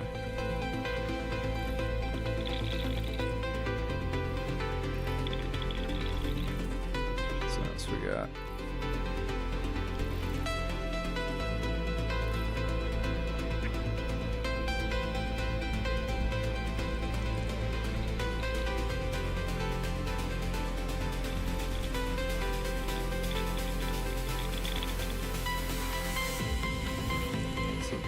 More here. Body C2. Carbon dioxide atmospheric landable. Landable and terraformable. Landable to a formable. High value body. Man, a completely missing gas giant. Oh, there it is. It is indeed in the middle System of discovery complete. All right, nothing First body there. to Hey, map Commander is at Rick 1. Kids, welcome to the stream. On to the next one.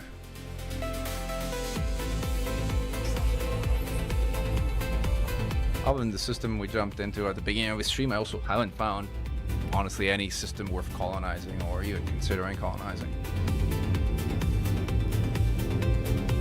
As to your question, Nomad PMC, again, it depends like really what you mean with season, but like 2 players that are determined playing somewhat casually, I think will average 300 million credits an hour. So 3 hours for a billion. 300 hours for 100 billion each. So if you have 300 hours available without sort of totally going crazy, that's what it would take to make 100 billion. You could make more, like if you really were sort of gung-ho about it, but then it gets a bit more complicated.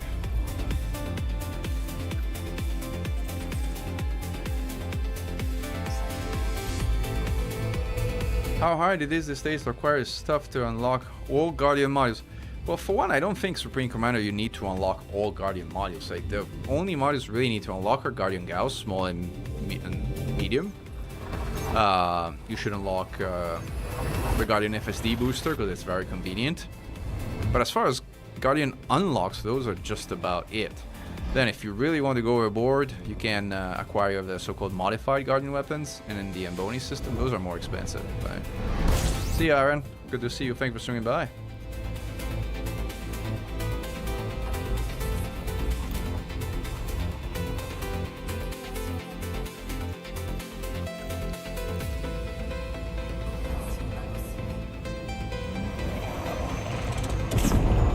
Hey, Loaded. Welcome to the stream. Finally by Ceos, nice. Ceos was a very famous system during the pre-colonization era due to its long-range mission factor, which resulted in it being one of the best systems for the rank grind. Now, with colonization, I think it's become somewhat less amazing, but still holds in the memory of many of us who delivered a lot of passengers to and from Seos. But I really can't believe these numbers. Well, no matter what do you believe? Like, that's what I got for you. Like, what do you believe? You tell me. Are you saying it's too high? Or are you saying it's too low?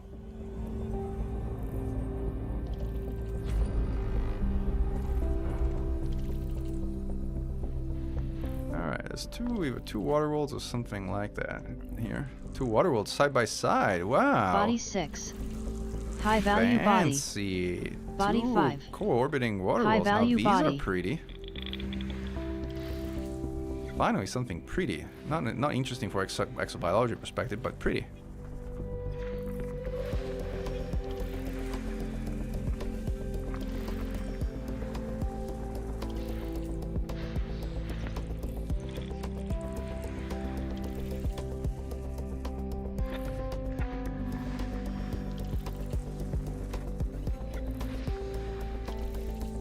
Give me something to work with from an exo standpoint. Come on.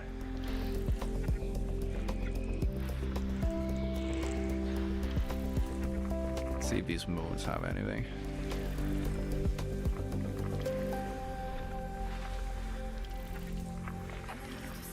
Nope, absolutely nothing. I typically play in private groups, Protostar Linux. That's usually my go-to.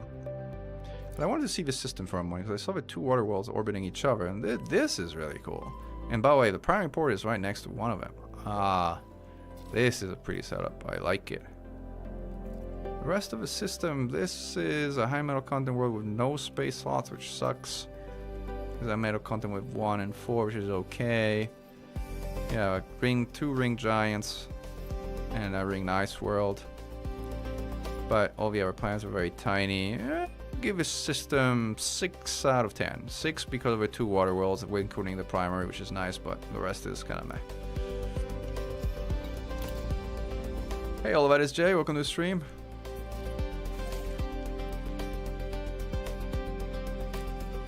To be precise, I want to get my hands on the modified Guardian Gauss. As if they exist as turrets, I want them for multi-crew fit. Correction, plasma charger turrets, not Gauss. So unfortunately, the plasma charger turrets are absolute garbage. For multi-crew, they're truly terrible. Like, they don't really work as turrets unless somebody is in multi-crew, and even in multi-crew, it's incredibly difficult to hit anything, and their far-off range just sucks, and their damage sucks to begin with. So they are absolutely terrible weapons. That being said, if there's a fun factor for you to use them, maybe even as a challenge factor, go for it. But let me reassure you, there's two weapons, even and I've unlocked every other module in the game that's unlockable. There's two modules I have not unlocked. Number 1 is turreted plasma, number 2 is turreted shards. Because they suck so bad that they are a waste of mats. Even for me. So, go figure. If you want to be the one who instead unlocks them, knock yourself out, let me know how it works for you. I'm glad it was helpful in 1911. Like, I don't know what I did to help, but I'm glad I helped. Right.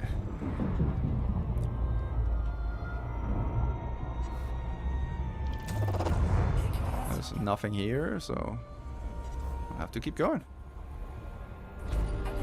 Where do we go next? How about here?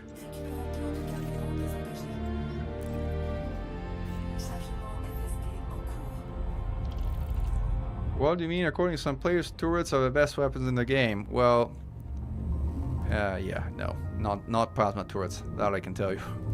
We can talk about laser turrets, maybe. We can talk about turreted MCs for an FK build, maybe. But no, turreted plasma does not fall into that bucket. Not even close.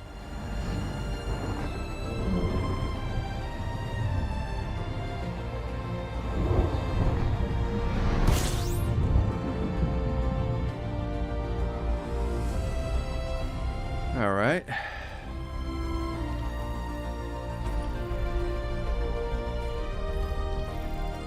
Here we have more water worlds. Like it's water world day here, huh? Body B2. Meets mapping criteria. I think this might have even High free value water body. worlds. Body B4. Oh, we got this. What is this? High value body. Body B5. High value body. Another fight. That's another water world, I think. Yeah, free water worlds. All right, it's a lot of water worlds.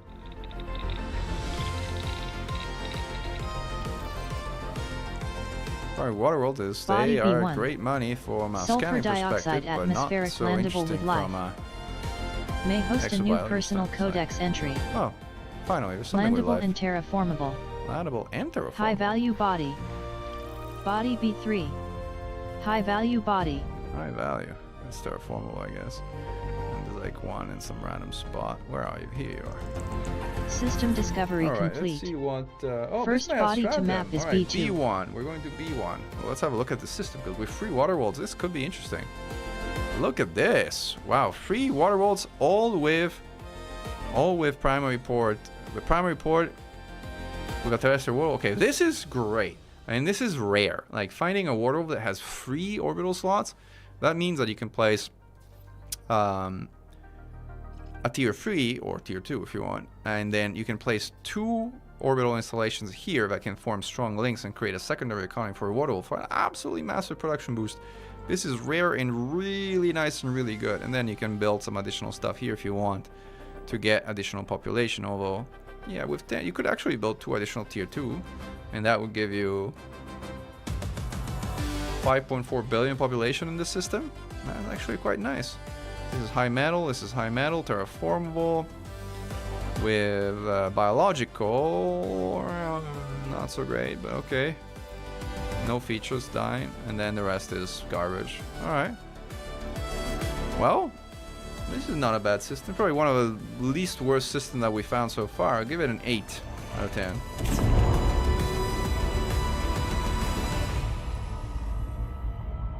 Oh, glad. I actually think I should do a feature about Raven Colonia specifically because it's like just such a absolutely amazing site that everybody kind of should really use for colonization. Turrets are not the best, far from it. Turret beams are nice for AX. Very long range from event because you don't really have to worry about them staying on target. There's some truth in that. They don't cool as much as gimbal ones, but they're, you know, sometimes they can work. But other than that, I think most are useless. Yeah, I generally would agree, except for maybe AFK builds, but it's a very specific world. Even for other weapons, the turret variants are horrible and feel meaningless. Yep, that's pretty true. For the fun of it, I want to set up my 2 PCs so I can fly a ship with space mouse while using mouse as multi-crew gunner at the same time. Okay, that's a nice setup. Go for it. I think you'll find plasma turrets to be deeply underwhelming, but you do you. It would help to have more Raven tutorial. Yeah, I agree. I think maybe I can make the Raven tutorial. It's such a great site. Fantastic work from Commander Grinning 2001. Why am I going to planet B5, by the way? I have to go to planet B1. Well, while I'm here, I might as well map it since that's a high value mappable world. Get my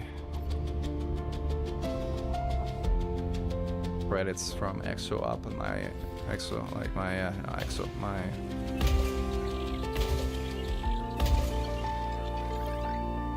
not gonna need 6 for this, but where am I going? B1. Here's B1. Finish those probes impacting and then we skedaddle.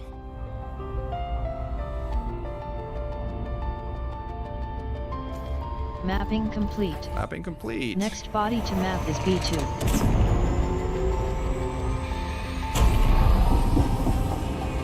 Well, maybe I got confused by what it was telling me. It was a body map. Alright guys, again we have one bio and it's either bacterium or stratum. So I'll say stratum. Uh-oh. That was a little bit too much, I guess. But we didn't get to scan it, so we're gonna have to go and just visually ID it. I'm actually 300 kilometers out. But now I have a long cooldown for you have a easily crash into a planet. That sucks. But we're already here, might as well scan. I'll get the bacteria. If we don't get anything, I'll scan at least something. Yeah, although in AX you don't get chaff, so chaff is not an issue with turrets in AX.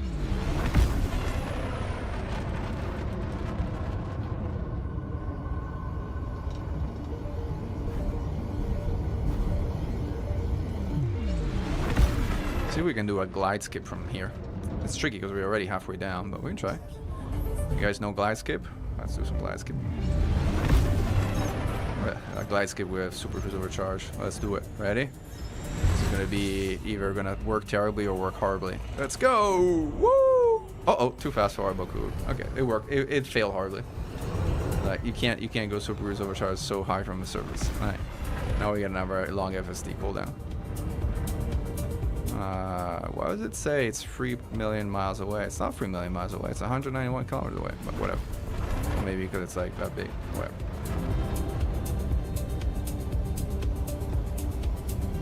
Well, GobbyD, if you're that level of beginner, honestly, use the easy mode Corsair. Use gimbal multi-cannons. Well, gimbal multi-cannons are just gonna be 20 times better than turreted plasma. Like, turreted beams do absolutely nothing on hearts. Neither do they do anything on hulls. So turreted beams don't do anything other than keep you cool when you're not shooting it. Because if you're using beams while shooting it, you're using beams wrong. You should not be using beams while you're shooting. Beams are meant to be used outside of the active engagement phase.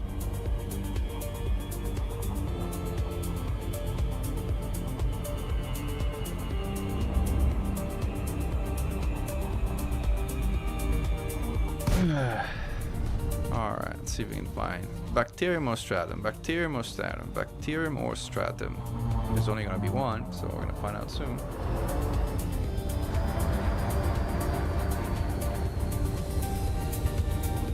We're almost in range. And we have bacterium, of course. Alright, well, let's scan some bacterium.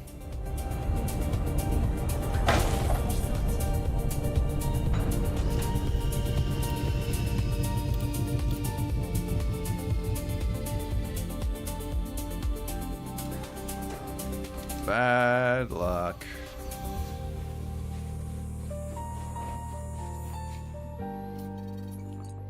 There is mold on this planet. Bacterium Cerberus confirmed present. Base value 1.69 Yeah, GoobyD, if you're struggling, million. I said try the Minimum easy mode sample Corsair. distance The easy mode 500 Corsair will meters. shoot the hearts for you. Just First sub-target the partial hearts sample and the collected. gimbals will lock on and boom, down the heart goes.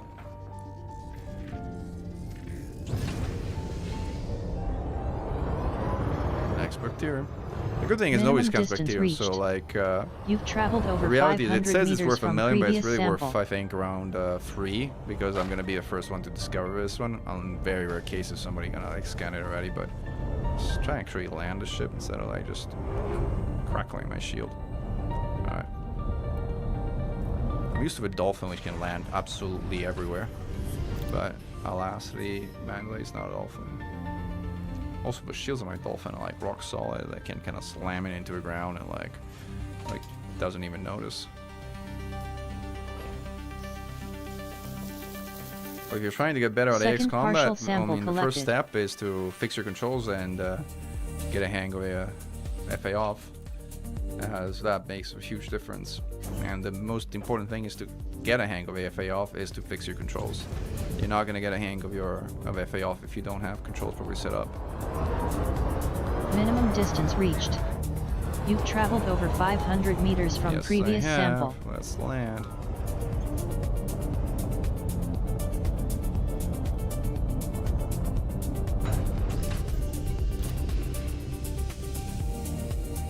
For those who just joined, welcome to the stream. We're doing some exobiology, or rather failing at it. Failing finding anything valuable for exobiology. So we are resolved to scanning the low value bacteria. At least they made them more visible. I don't know if they changed something, but it used to be practically impossible to see bacterium. At least now you can see them. Sample collection complete. Alright, we got the bacteria.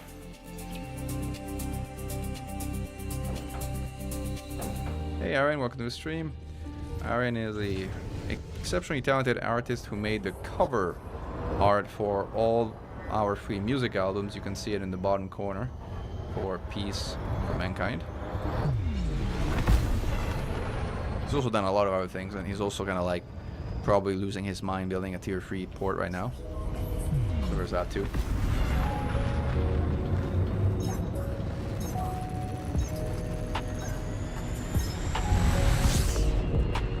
Alright, time to hop to the next system.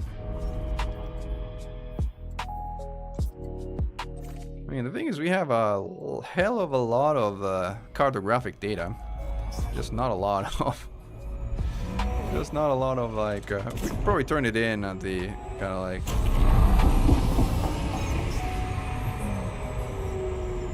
At the system that's locked in a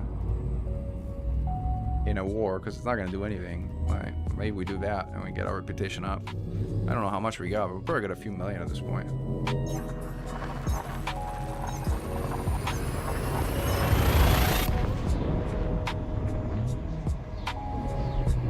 Alright, let's see what the observatory tells us for this new system.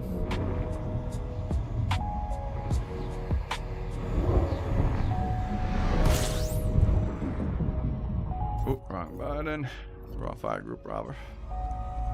There's a few planets here, so at least there's planets. So start. Planets is better than no planets. 2 water walls again. Did someone colonize here? There's a nav beacon, so somebody colonized the system, so... Doesn't mean much. It might still be, like, scannable things. But we're back in civilized space. Body A4. Meets mapping criteria. Meets mapping criteria, High huh? value body. Does look pretty high Body value. A3. High value body. Body A5. High value body. System discovery complete. Oh, there's absolutely nothing. First body to map is A4. This is like already colonized system. This looks like the primary port. Haven't really built anything else. It's kind of a bit of a waste. They also built like a tier 1 port in front of a water world that had 2 additional slots. Which is also a pity, but it's their system, so they kind of should set it up however they want. There's also a terraformable water world where they, instead of building something amazing, we just built, what is this thing? I don't know. Looks like a satellite. Something crappy. All right. You do you, Commander Colonizer. Let's see what else we got. Let's go down here. Now we're approaching back to kind of like back to base. If we don't find additional exobiology stuff, we'll just return to base in a few hops. See also if the BGS ticked. I don't know if it ticked, but we'll see soon. Ah. While I'm jumping on a check quickly on Inara. Oops, maybe I should actually give it thrust, so I don't go anywhere.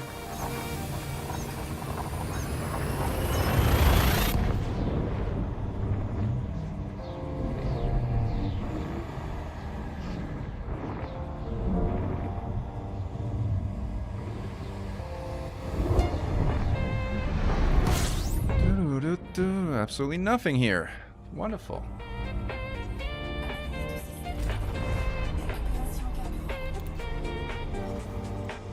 See what else we got.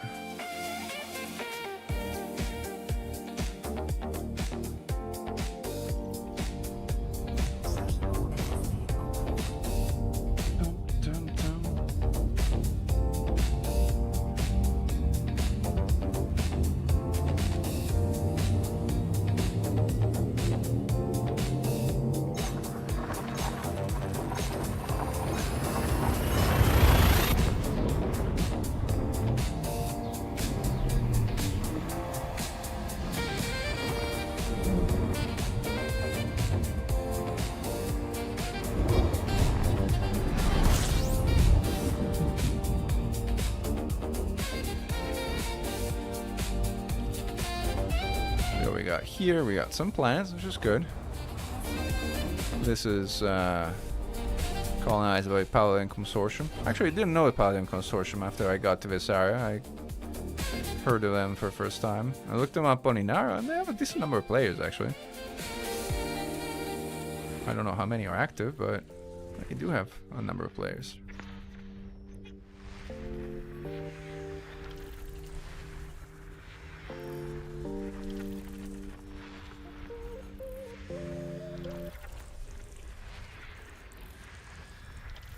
So far, nothing interesting. And all this stuff is all there. So, boom. And a boom. And try again.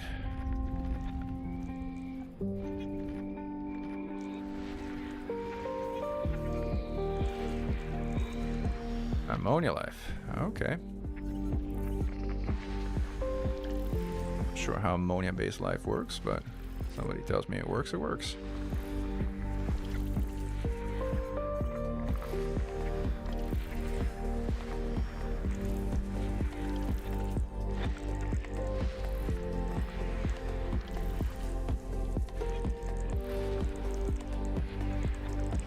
Body 2. Oh, High it value was. body. Alright. What do you think about them? I literally never Body heard about 1. them before, like High value body. a week ago. Body 3. Playing my Sulfur ignorance. dioxide atmospheric landable with life.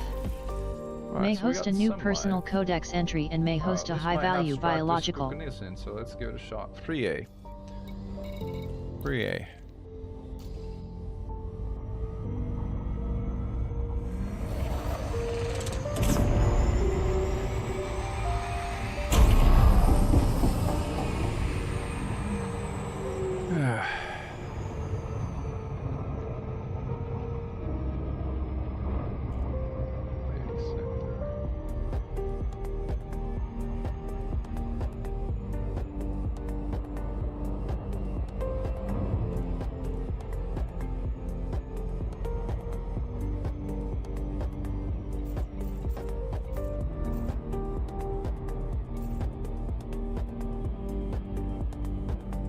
Alright, saying they've been around for a while. Stand out, they are one of the few asteroid bases back in the day. Papa's base, nice. Now obviously those have become far more common.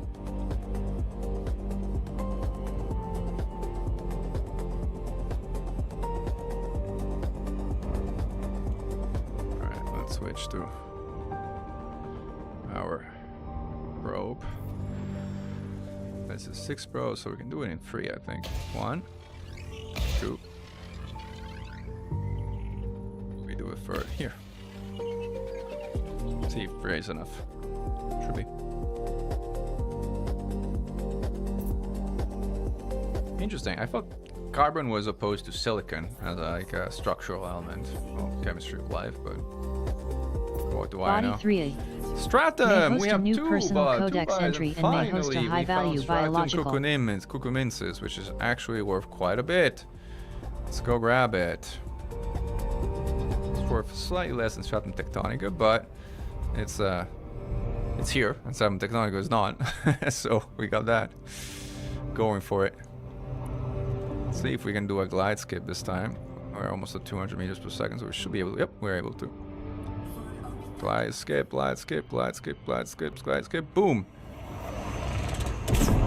And we glide skip effectively. This is a glide skip.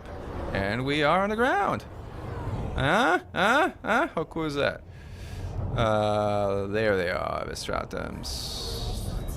Here, I see you, I see you. I also don't see where to land. I see it now. Boom. Thank you. It's like 2 hours of stream later, we found one. Again, we could have cheated and just looked it up on like one of the mapping websites, but it's more fun this way. Stratum cucumensis confirmed present. Yeah, Base go value figure. 16.2 million. Minimum sample distance 500 meters. That we First know. partial sample collected.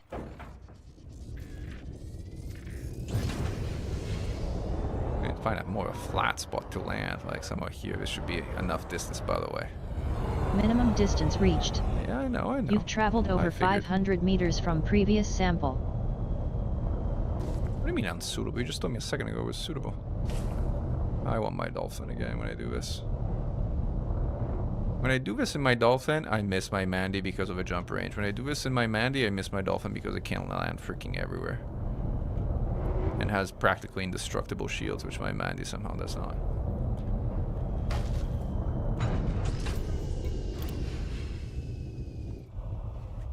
Carrier, 6.5 billion. I think it's a good amount for a carrier, yeah. It's good. Wise. Wise to wait.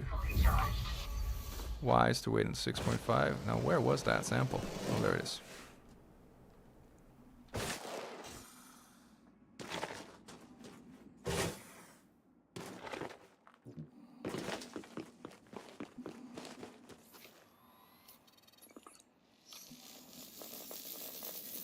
That carrier does improve Second your partial life sample and late collected. game melee dangerous significantly.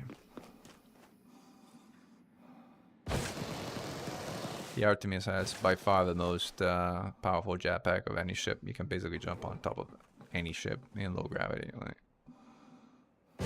it's also the ideal ship to use at far good Spire sites if they ever come back. In case you want to play the mini game to disable them or sabotage them as it as they go. This is too close. This is not too close, so we're gonna land up here at this plateau. Minimum here. distance reached. You've traveled over 500 meters from previous sample. Alright. Bonk. When am I gonna have the next stream with Yamix? When he and I are both available. Maybe next weekend, who knows? I'm traveling all next week, so I'm out of town. Alright, we got finally some decent data. Took freaking forever, but it worked. Sample collection complete.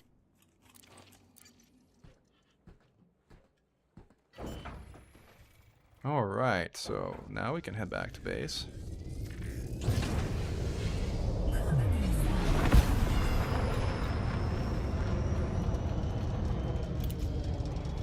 Should be within one jump range at this point. Yep. Worked our way back, slowly but steadily.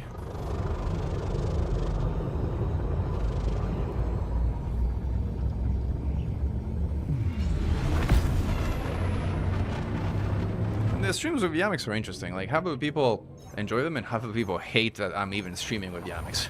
I'm like, I get it. But, I don't know, I have fun, so...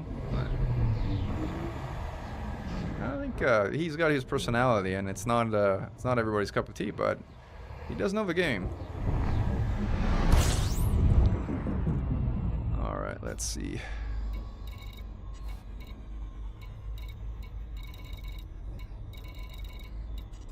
Guardian Alarf.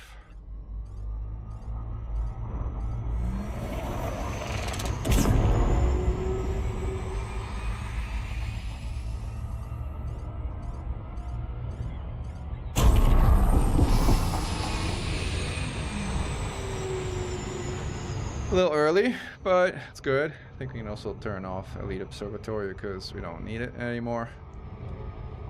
Put it down here since it might be coming handy later.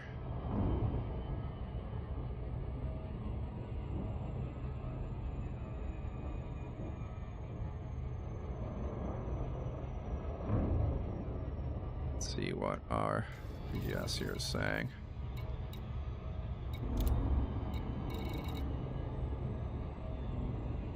Conflict status, total victory. So far, so good. So the BGS has ticked, which is good. So let's send the data up to Inara. Done. Let's see if refreshing it refreshes properly. Yes, it did. So this thing ticked sometime between 2:30 and 4 p.m. my time. It's good to know, so like tracking purposes. Hey, Salty Devil Dog, thank you for a follow. And we should be arriving at Guardian of Arf in a moment. And we're gonna turn in, I don't know, I think turning in today the cartography should be fine because it's not the last day of a war. And now we should do also like, now we should take out the big guns. Now we should take out the rail conda. Oh, guys, now we're gonna go fighting. Like, now that the ticked, we gotta get some low combat zones in. And so, like...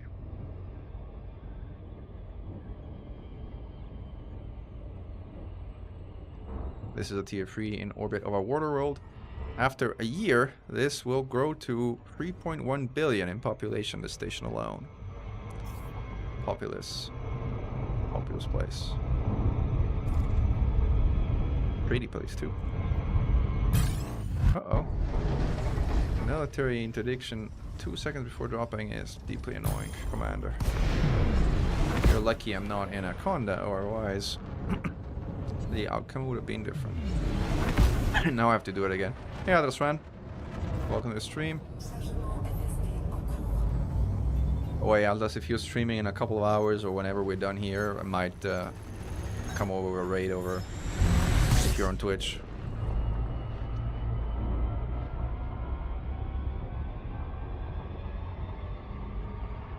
Alright, why did our music stop, by the way? What happened to our music? Let's put our music back on. Did I stop it somehow? I managed to stop it somehow. Try again. There we go. Much better.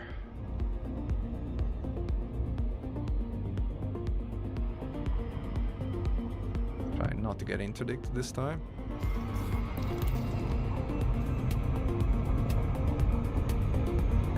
I wonder if I should buy a green paint job for the Guardian Varf station, because, I mean, it will be tourism eventually.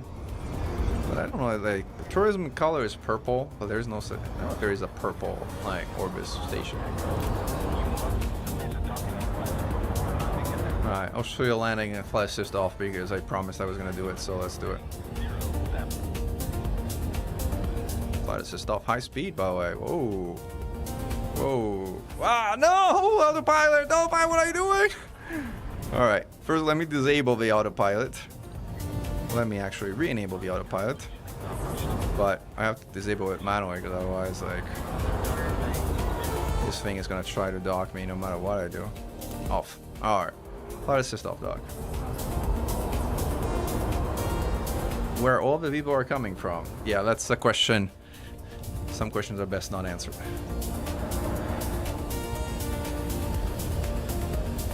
Alright, let's go. Pad 7. Somewhat high speed, but like this traffic here, so we gotta slow down. Hit that phantom. Pad 7 is up above. And here we go. Gear down. Gear down. And this is it. FA off docking.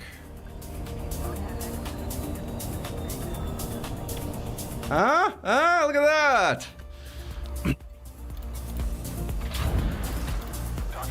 Look at that. Alright, so now we can turn this in, I think. Again, it's not going to have an effect. Otherwise, I'm going to regret it if I do this, and, well, I'll do it. Whatever. 7 million, and then if one thing you want to do also is go on foot and go to Vista Genomics and turn in the two the silly bacteria, but more importantly the Stratum cucumensis. And if nobody turned it in before, that'd be worth a pretty penny. Otherwise it'd just be worth a 16 million that it's worth, and still not too bad. Again, I'm doing it for the influence, not for the cash. The cash is details.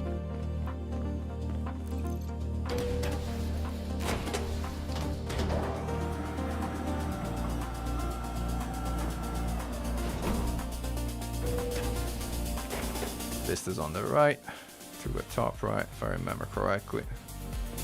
Yep, there we go. Haven't been here in a while. Yeah, I like to sell both. Let's see if there's any bonus. No bonus. Whatever. Better than out, better than nothing.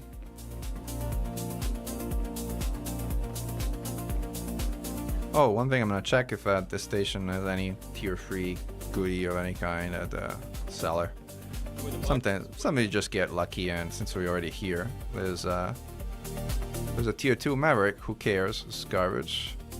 And weapon-wise, there's a T2 Zenith with stowed reloading, pistol with stowed reloading. Pistol, you point out you don't really care about reloading, and you're not switching between weapons unless you and I get different suit. No, really not that useful. Especially since Zenith is not that good to begin with, so... Alright, bye Zenith, let's go down here.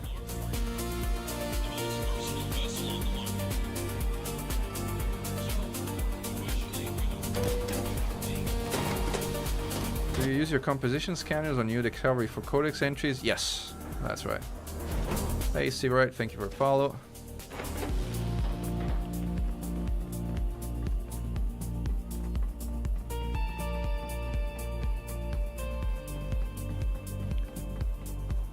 The other good thing about the Dolphin is that it's small, so you have to actually run through a much smaller part of a hangar to get into the ship when you kind of deliver stuff, versus the medium Mandalay. Alright, so now we're gonna pick up a mission.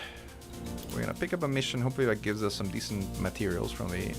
Like, we got up to a good chunk of cordial, so not exactly where we could have hoped to get, but decent enough.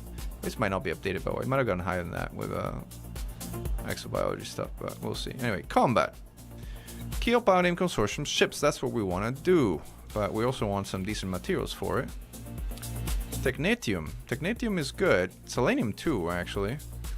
I want to see like how many I need to cover. They don't want to do it for 3 hours in a row. What do we got? Technetium, tellurium, selenium. We're almost full. Technetium, we're almost empty. If there's any tellurium, that would be the most helpful. Otherwise, technetium. Also, this should be lower. Only 50 ships. So that's fine. It's also much fewer. And this is 20 for 81 ships. A lot more. Tellurium. That's the one we wanted, right? Yep. Perfect.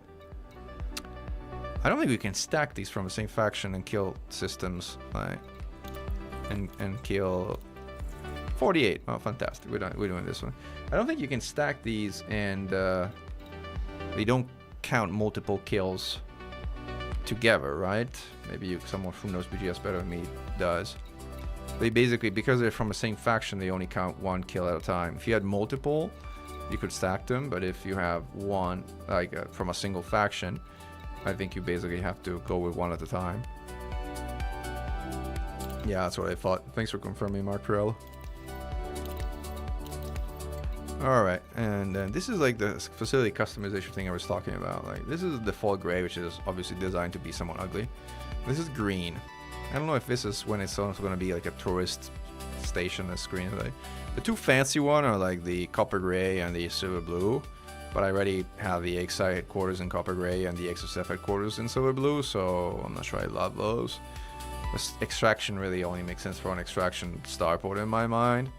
Like, this clinical yellow is like some kind of medical facility of some kind, do you imagine? Like, it's very odd. I don't like it. The tactical ones are pretty crappy, except maybe for tactical green in my mind, which if this was an agricultural station, this would make a lot of sense. But this is converting to a tourism station, so I'm not sure. I'm not in love with the paint shop. I hope they release more paint shops for stations. I think they would do well. So I think I picked up the mission, I believe. Kill Paladin Consortium ship. So 48. Yep. So now we're gonna go get the rail conda, and you're gonna see for those like I'm still in flight assist off. I can do flight assist. I have like auto launch out. Boom. All right. This is how you get out of a station in flight assist off. I also want to turn my auto deck on because it's convenient. Where is my carrier? Right here. Boom. Right next door. Yeah, the year one is pretty, but I mean, from a purpose standpoint, I don't know. It's hard to envision, like... Come on. Lock, lock, lock. Oof. Didn't lock. They did lock. Nice. Yeah, carrier interiors, they have a few, but yeah, they could certainly use for more. So while we do this, I'm gonna run a little survey. I'm gonna run it on YouTube, and if I figure out how to do it, I'm gonna run it on Twitch as well. Survey. Oh. Have you seen the rail conda in action before? Question mark.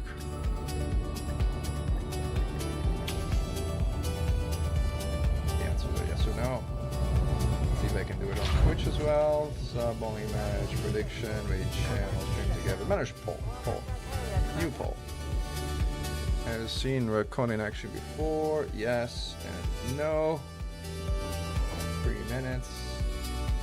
Alright, done. So now we have the poll also on Twitch. care about streamers, viewers from both platforms. See what people are saying. And yeah, the defaults are a bit hideous, but that kind of design, you know, meant to be hideous. I get it. Like, Railconda, XSF creativity. Oh, I don't really need limpets here because they're not like prayer limpets, they're collector limpets that I use to gather materials when I'm flying around has reses, but here I'm not flying to reses, I'm going to combat zones, so it is pretty amazing low main, isn't it? Like, it's like the best PvE ship in my book by a significant margin. It's not that fun to fly, but man, once you get into a combat zone, you're like boom, boom, boom, planted, boom, conda planted, boom. It's like it's nothing like it. I think nothing like it. All right, you'll see if you haven't seen it yet.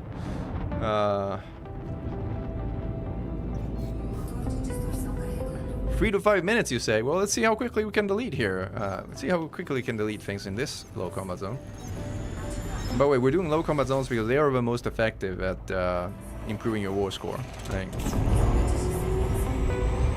High combat zones are more of a challenge and more interesting, and especially if you're in a wing, might be more interesting overall. But if you're kind of fighting for actual control of the system, you gotta go low conflict.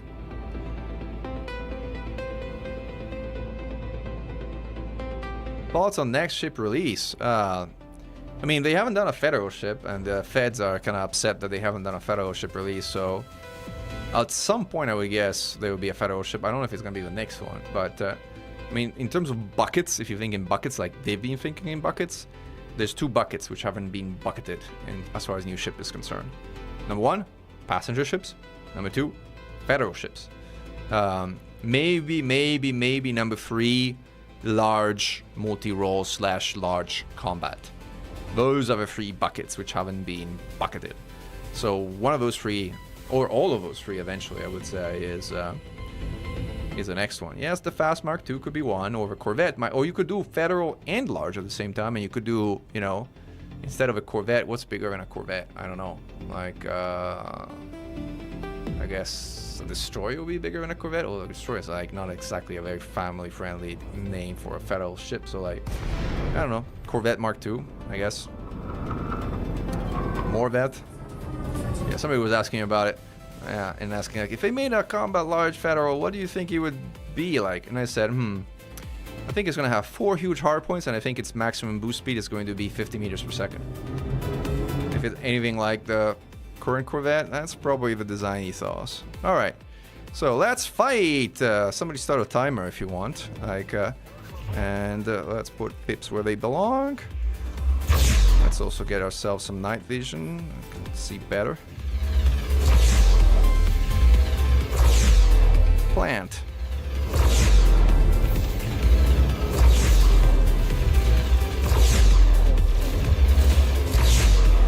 All right. Did not plant this guy. Killed it the old way. That's fine. Boom, 1 down.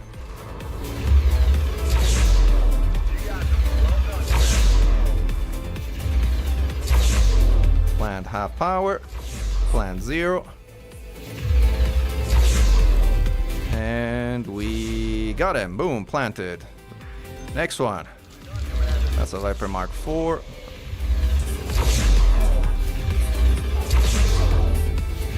This I could kill before I even look at the plant, but whatever.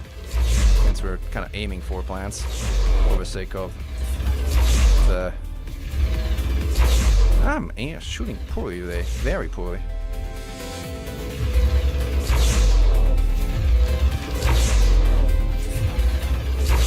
Focus, mech. There you go. Boom, planted. Next one. Ooh, chieftains are great because you can shoot their plants from the front. They are super easy to destroy. Plant 0.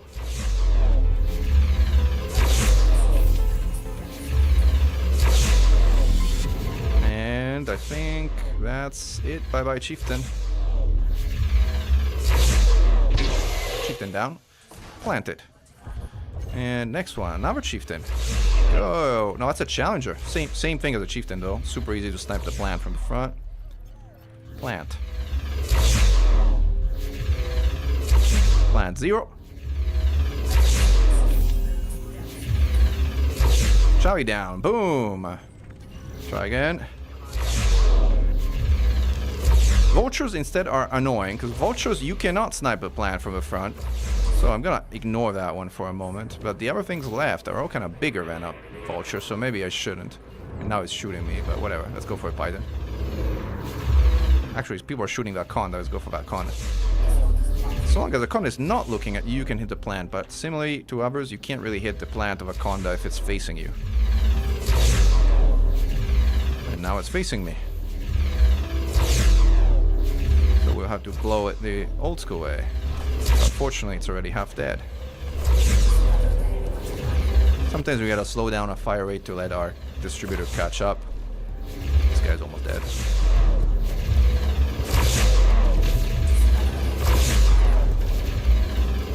Conda down. Let's see what we got. That's the same vulture. That's a Viper Mark IV, but it's out of range. Let's see what we got. That's a Python that's almost dead, also out of range. That is another Mark IV. We're taking that one. Give me your plant, baby. Plant. Half plant. Miss. No plant. And from no plant to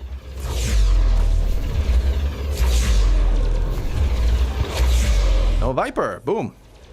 Planted. Oh, look at you right here.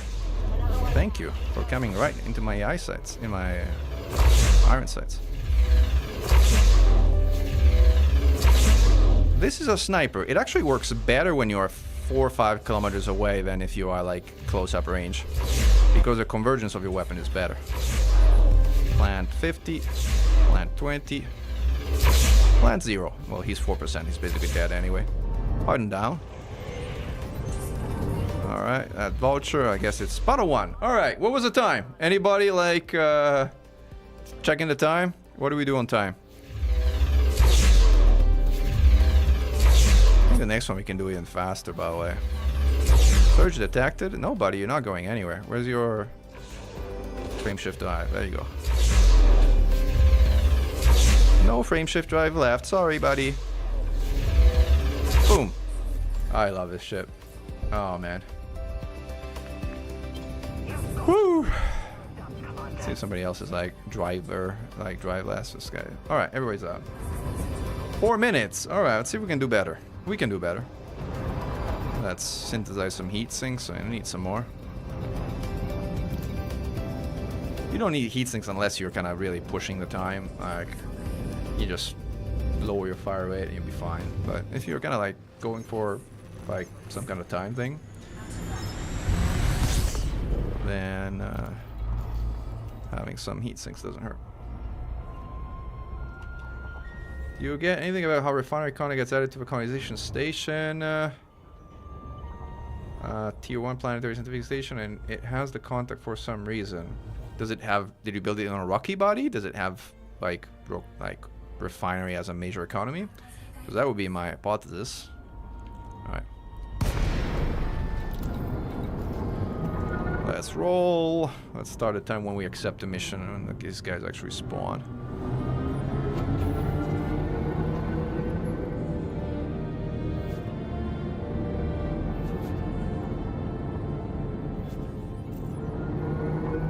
Alright. Timer start. Pips to app. These are only hostiles. I don't particularly care because eagles are going to explode before they even have a time to be annoying.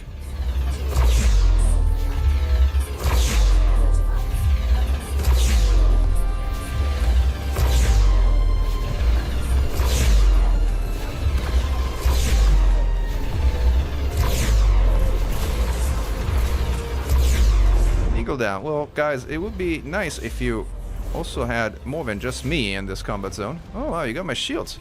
Kudos, guys. Oh, like 7-on-1.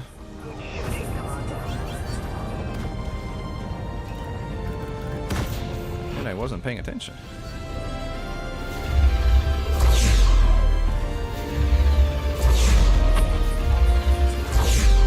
Alright, this is not gonna be a time record, as my faction spawned only now. But whatever. Let's go plant this chieftain. No challenger.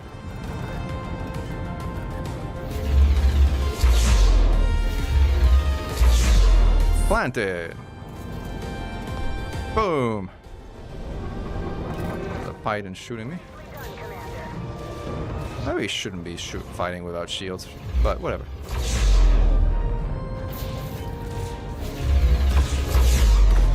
Also, Bywaves consume all your resistant capacitors, so you can't fire heat sinks because like you're just charging your shields. It's deeply problematic. And really dumb of me to do, but whatever.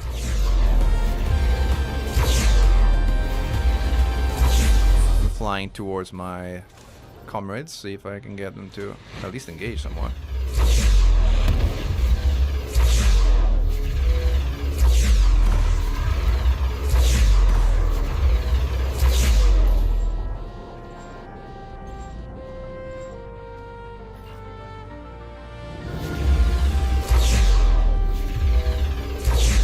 I can't use Hink, so I have to slow down my fire rate. This is definitely not going to be a record rank. I hope that means you like it, Supreme Commander.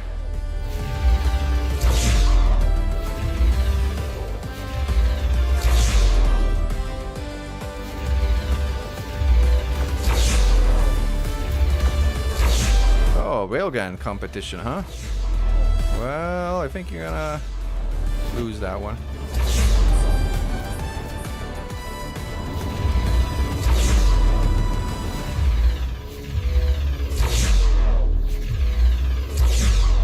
Alright, down you go. Oh, you're too far. Shooting like out of range stuff. Am I now? I've taken enough hull damage, but my guns are malfunctioning, which is annoying. But you don't get more than one gun to malfunction at a time, so it's kind of not really a big deal. Hello, vulture plant.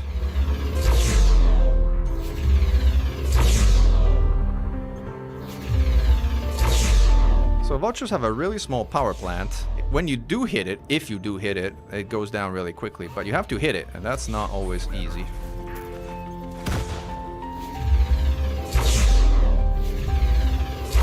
Pythons are the opposite. Their plant is often very, very tanky.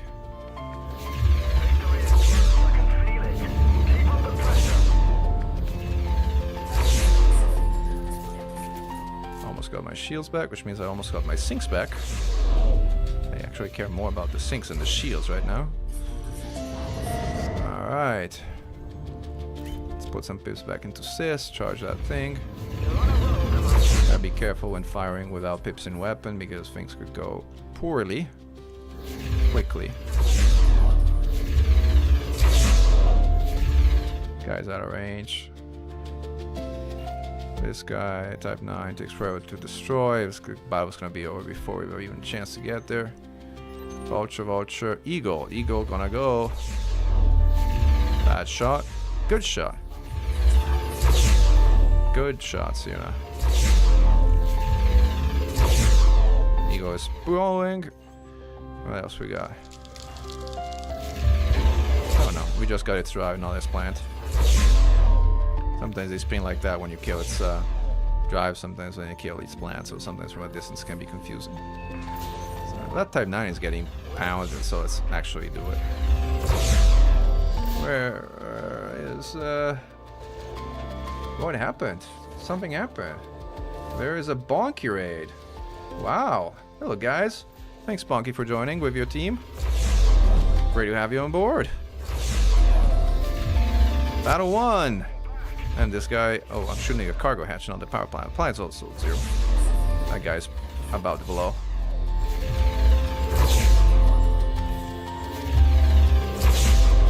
And down goes the type 9. Welcome, everyone. 0707.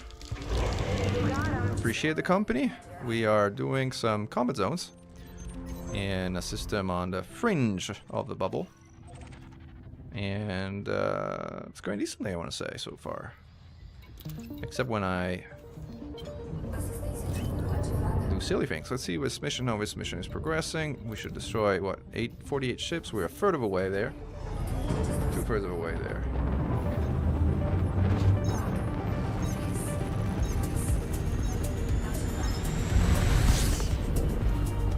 Let's see. Let's do another one. Let's see if we can do better than last time. Last time we start was really not great. Maybe this time we can do a better start. Just starting out on Late Dangerous. Okay, well, it's a great game. So, great to have you, Commander. Welcome to the party.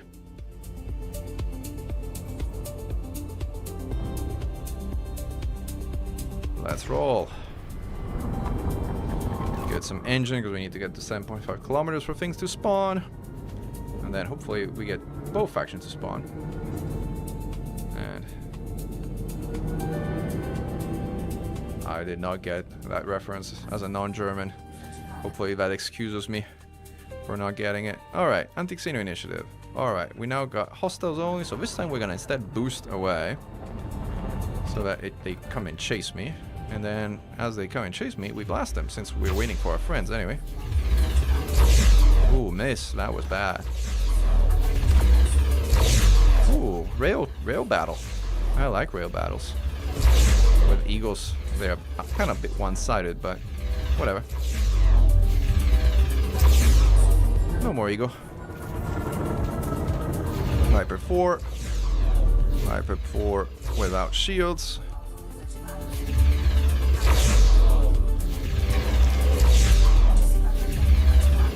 Viper 4 without power plant. Viper 4 without Viper 4. Viper 3.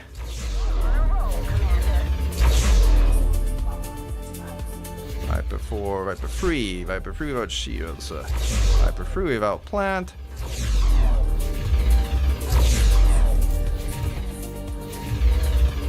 Viper 3 is getting lucky.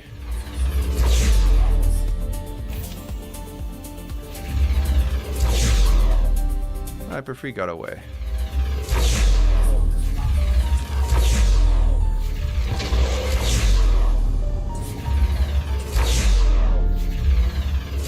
Ooh, miss. Eagle did not get away. Cobra 3. Is that still the same Viper 3? There you are. Let's see you again. Alright, now you're done. Let's see, Viper without shields, moving away from me though, so let's see if we can get something that's in range. Python, that is in range.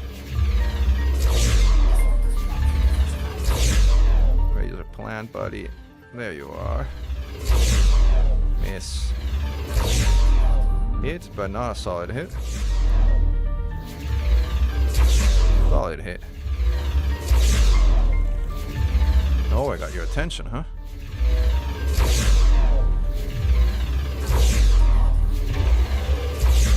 This guy's gonna go down before we plant him, but that's okay. Never mind, we might plant him in the end.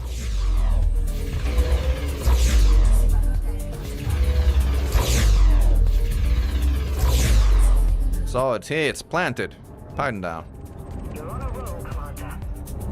Victory is close. Feel it. Keep up the pressure.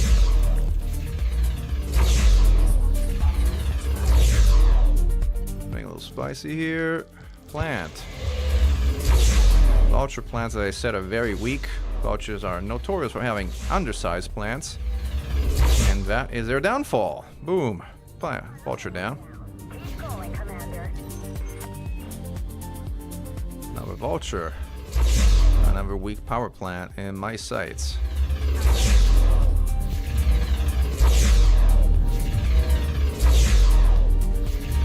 Ooh, careful, I want to hit my friends. Boom. Didn't even need to shoot it. Yes, the chieftains. Well done, Commander. Did we win? Did we win already? Or no, almost though. Plant.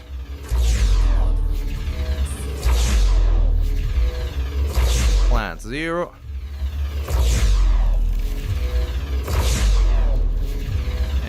And the plant is gone. And with the plant, so goes the chieftain. Boom. It's cool to kill ships at 50% hull left. It's like satisfying. Oh, an eagle. Great job, Commander. We won.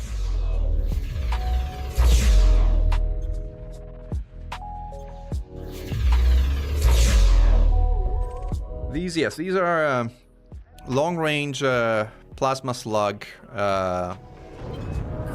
railguns.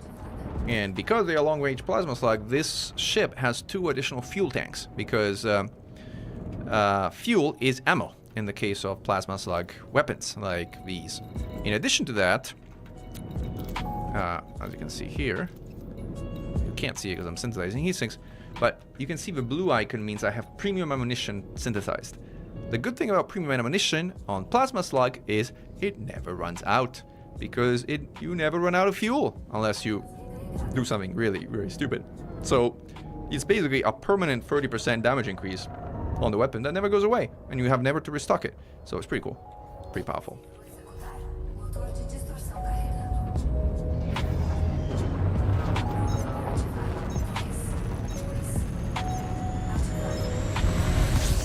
Keep going. Some heat sinks back. Heat sink synthesis is dirt cheap, and everybody should get in the habit of like synthesizing heat sink on a regular basis, because it costs only G1 mats and it makes your life so much better. Yeah, it stays after refueling at stations, absolutely. Right. Stays after rearming, refueling, never goes away. Nope, no, definitely no scooping. Alright, back into conflict.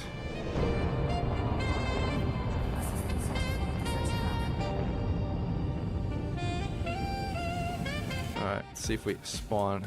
For whatever reason, the enemy faction spawns before mine. I don't know why. Like, but they do. Right before.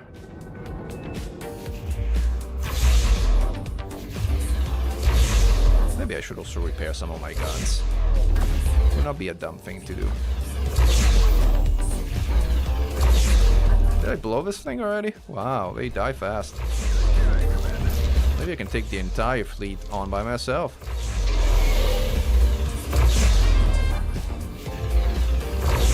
Show me your plan, buddy. There you are. Ooh, plan 0. And Vulture is it dead? Yeah, it's dead now. Boom. So satisfying. Right before. Miss. Let's again get your plant. Half plant.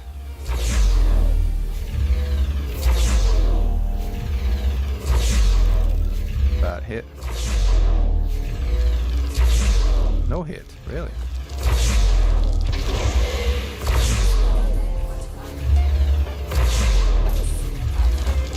I guess we're doing this the old way, huh? Do I have a damaged gun? Oh wow, I do have a damaged gun. Well, let's repair it.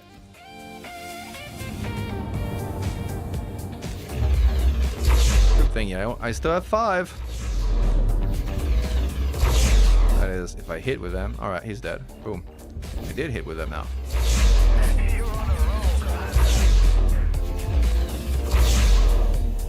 Oh wow. Quite the maneuvering, Eagle.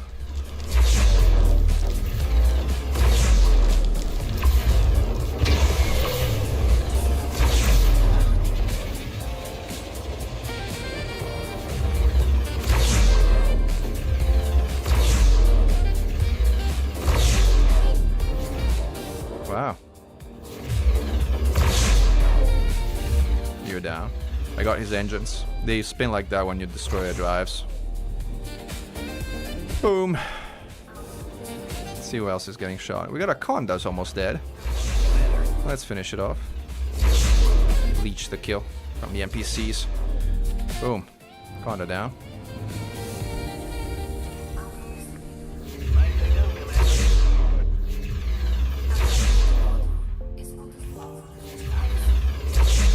Let's get a plant in our eyesights. Plant 0.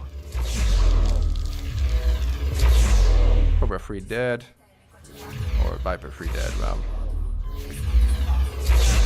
Well done, Commander. Eagles are too fragile to bother even sub-targeting the plant. You kill them before they even get to target it. Cobra free. Cobra free though, you want the plant. Commander. Plant with Cobra free is interesting because it's kind of off-center. Yeah, Cobra free, the hammers eat triple fuel, or 4 times the fuel, whatever the number of shots is. So yeah, don't use hammers for slug rails.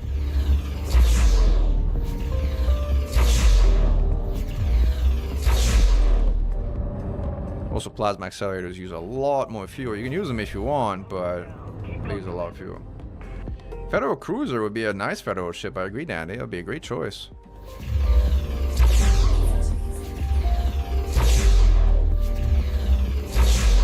Come on, Eagle, explode. I get your drives, I don't even need to sub-target them, I know where your drives are. Got ya. No more Eagle. And everybody else out. Nicely done, Commander. Nicely done. So we got one of these weapons back online. The other one is also significantly damaged. And also our heat sinks on at least 2 of the heat sinks, so I keep making them.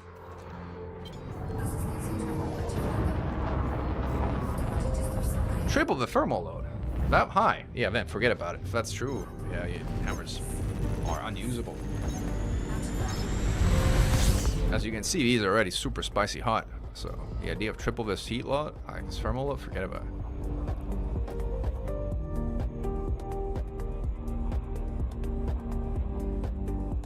Yeah, I'll agree. It would be a good fit for a name.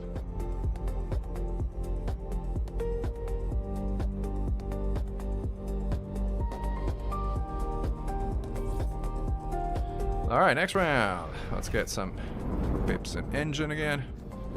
Let's get some heat sinks back. FA off. Give us a boost so we don't get smacked right away.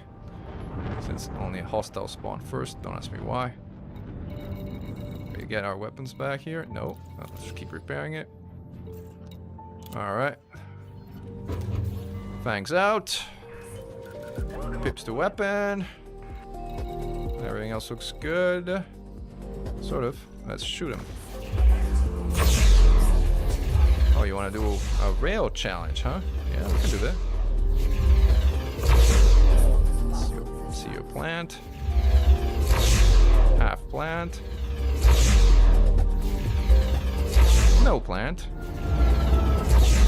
And no ship. Oh, you made it. You made it out alive in one piece. Remarkable. Thought I landed that hot. Shit. I did land this one though.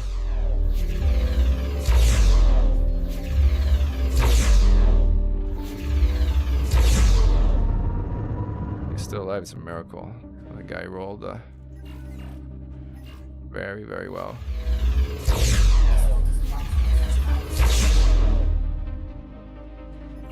Alright, now we're dancing. Ooh, plasma accelerators on a Viper. I always find very interesting. His drives are basically gone.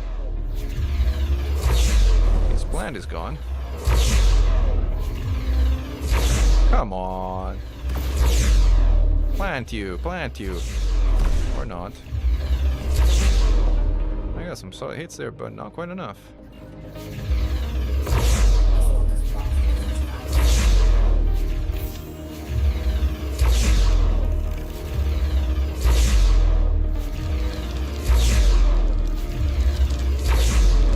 Range. Come on.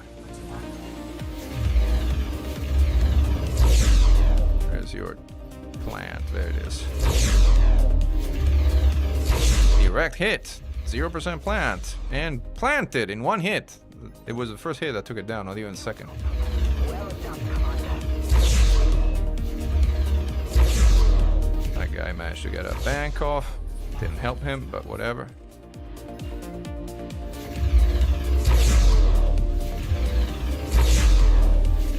friends while I'm at it. Plant again. Here you are. Sinking. Ooh, nice. Turn around and look at me. Keep doing that. Keep doing that. Keep doing that. The Python spire plants are really tough. Wow, nice hit there though. 0. Nice. I might be able to plant this one, but it's rare. There you go. Planted. Boom. Good shooting, Commander. That was not bad. I have to agree on that one. This guy's too far. This guy's in range. Boom.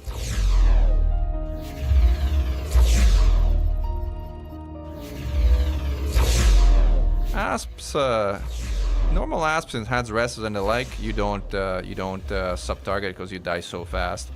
But the one in combat zones are military ships, so they're kind of like reinforced to a degree where hitting the plant is recommended. Like, boom.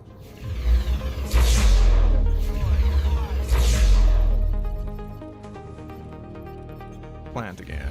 This guy's already at 48%, so... See, the penetration roll chance of your weapons goes up as the hull of a ship goes down, so it's much easier to damage modules when the hull of the ship is low. Plant it. Boom. Did I shoot some of my friends accidentally? I guess I have. So I'm fighting both at this point in time?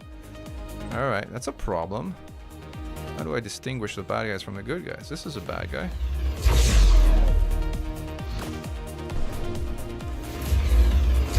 Yeah, I would rather not be shot at by everyone if possible though.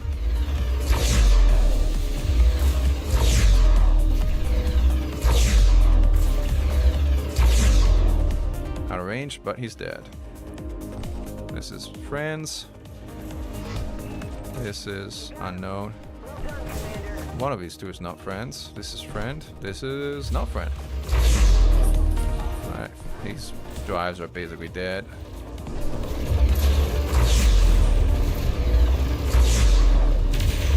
When their drives are basically dead like that, boy, my weapon should be repaired by now. So, there we go. This one I should repair now.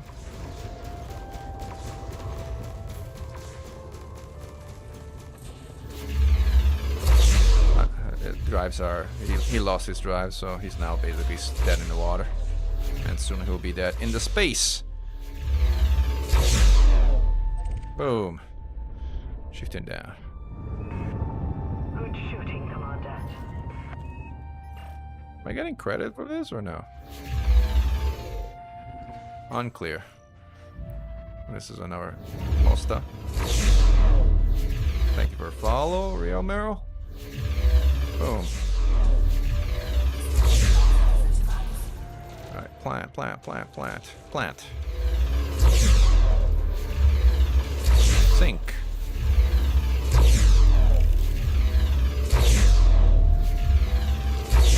Direct hit.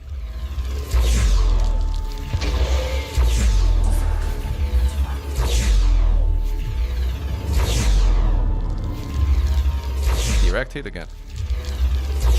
Direct hit one more time. This guy is about to blow.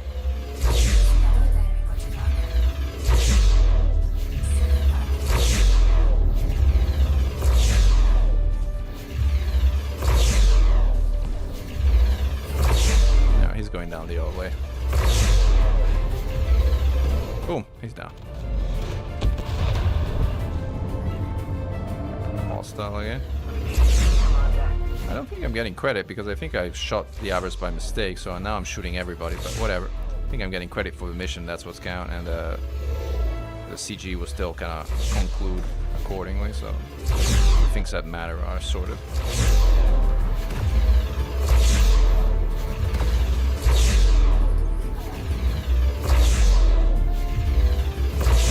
Alright, we got our railgun back. Alright, this guy's down. I think we're basically done. Last one. One. There you go. Alright, let's get skedaddle here before everybody starts shooting. The only hostile left in here.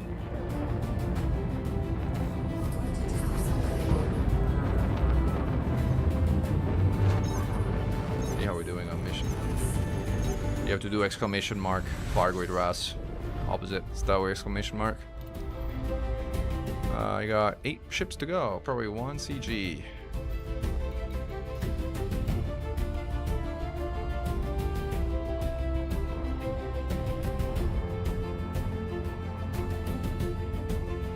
Yeah, I always wonder if there's some cheating going on.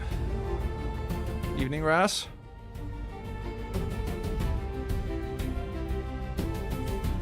All right, back in action. Let's charge our system capacitor. Let's give ourselves flash assist off boost. Fangs out. Fangs are out. Weapons are good. Maybe heat sinks. Get some heat sinks back. All right. All pips are charged. 204. Ready to roll. Ready to roll.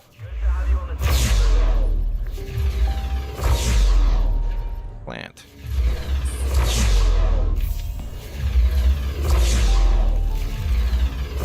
Ooh, bad hit. 0 plant. And he's down. Alright, clear the area. Nothing else here. Well done. Well, that was not bad. That does look suspicious, Shadow Mystery, no question. Alright, more hostile than that. What we got? Python.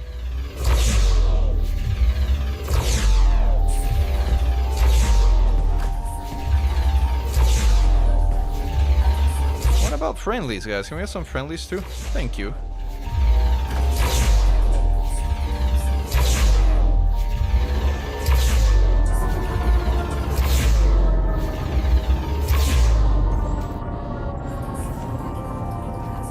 Alright, that guy's out of range. Anything in range? Range. Nope. I gotta get some range.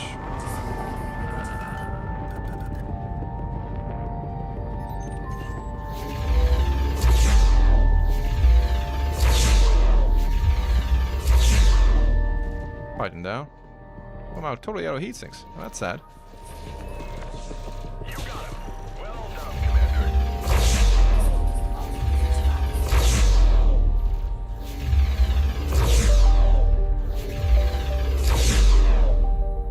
Now I have to watch my fire rate because I'm out of heat sinks somewhat. But against an eagle, it is not an issue. Let's get more heat sinks. Well done, Commander. Ooh, that guy got bank off. Not that it's gonna do him much good, but boom. Oh, he went silent running or something. But I don't care. I can hit you also without without a reticle.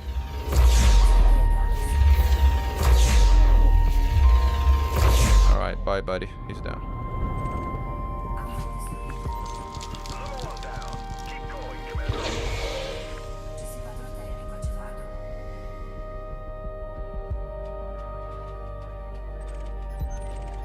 Alright, he is someone. There's your plant again. Plant. Good hit on the plant.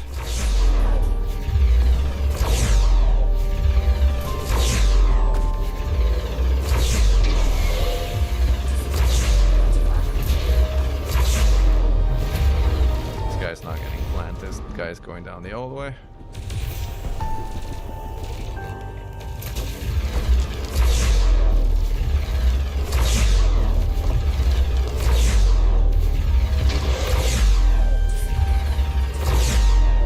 Maybe he got a plant at the last minute. Yeah, he got planted at the last minute. But it doesn't really make a difference. Well done, Commander. Oh, there's another Type 9 here. Who is banking. We're not gonna beat... Oh, we beat that bank.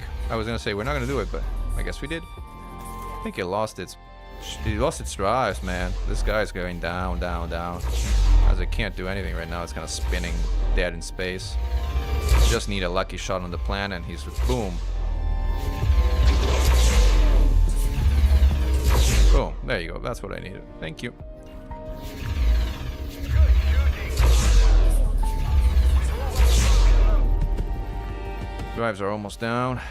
Sometimes when drives are like that broken, I wonder if I should shoot the drives instead of a plant. But it's actually easier to then kill them.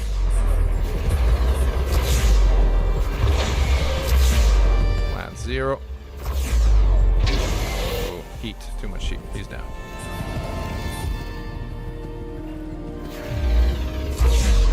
Keep going, Commander.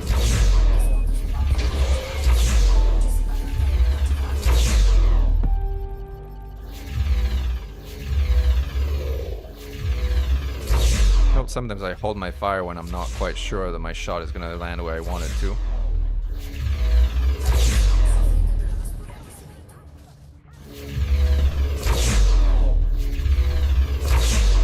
Those are some good plant hits, but not all of them will penetrate and hit the plant, so not all of them will count towards a direct kill. Especially when you're shooting from the front. So you have to go through the cockpit, for example, from this angle. Lost its drive for now. Now it's gonna blow. There you go. Boom. Alright, we completed our mission. Battle 1. Alright, mission accomplished. Great job, Commander. Now we gotta go back.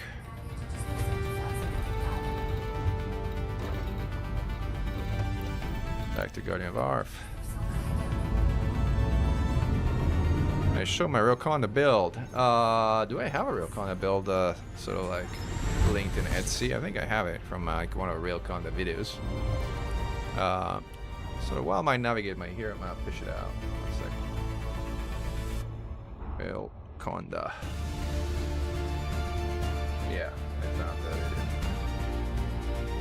This is, yeah, take on Anaconda. A lot of rails. Only medium ones, not small ones though, for a number of reasons. You don't want to throw small rails. Anyway, this is the build, and I think this is the build. I wish we had large rails, but alas, medium ones. Also, if we had large rails, I'm not sure it would be better because large weapons are generally more distro energy inefficient. And you're already at capacity from a distro with 5 rails, let alone 6. 6 you're already oversubscribed. And a total Tobler, welcome to the stream.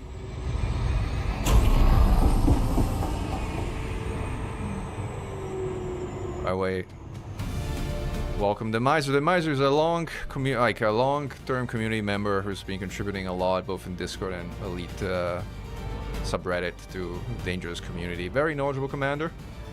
Like, the Miser is known for having, at times, unconventional opinion about things, but I have to say, every now and then he has some great insights, so I'm glad that he has these unconventional opinions because sometimes they lead to breakthroughs, which otherwise would not have been possible, so kudos for that.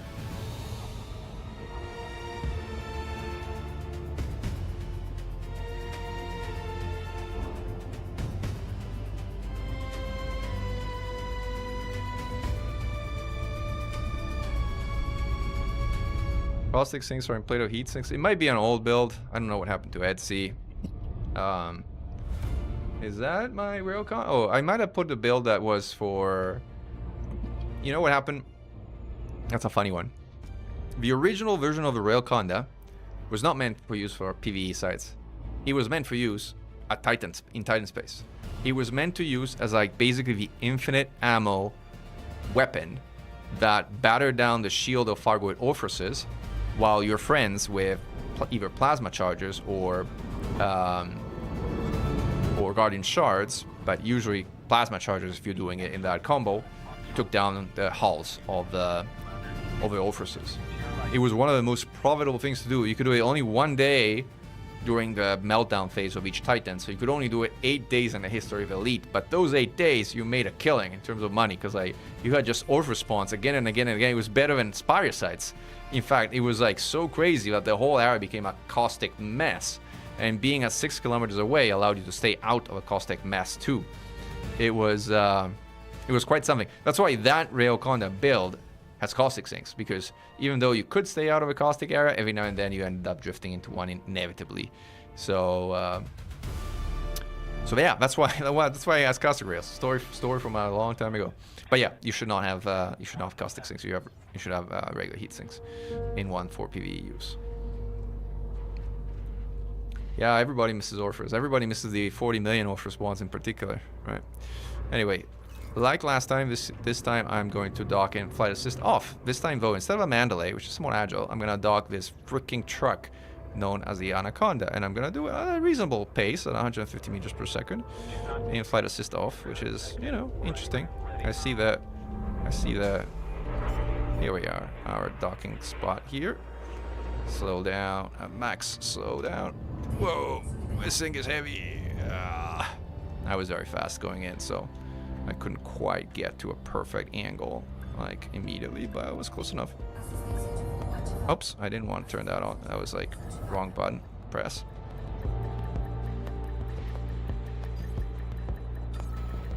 And here we are. See, not that hard. Actually quite easy. Mission successful. Reputation change. Oh, these guys unhappy with me. Friendly. Oh, I did become an ally, and now I go back to friendly after I killed like hundreds of them. Okay, wonder why. Wonder why I just flew up 100 of your ships. All right.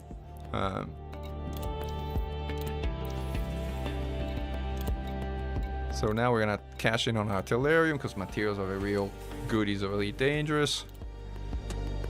And we're still pretty friendly, so we can probably go and do what I wanted to do earlier, which is go on a murder spree in the other system.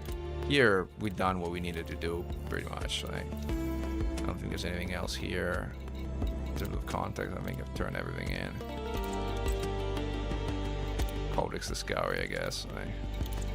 Everything else I have turned in. To turn in my combat bonds. Should I turn them in here? I don't think it makes a difference. Oh, this is this is a bond of my own ship I killed, evidently. Anyway, fortunately the range is somewhat different. I know, right? The maximum is 20, really. So 14 is like, if you want the 20 though, you have to like get one of those missions that kills like 90 instead of 50. So yeah, it's not great, but I mean, since this is something I wanted to do for other reasons anyway, I'm like, why not? So now we're gonna head to the nearby system. Now we're gonna be bad guys. We're gonna be murdering civilians. I'm sure this is gonna come back and haunt me, but sure, let's go and be bad guys. All right.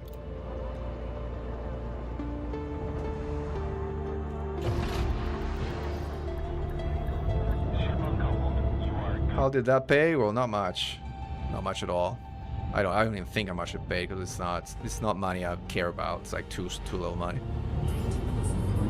All right, should we boost out of the thing in Anaconda? Yeah, baby, boost, baby, boost.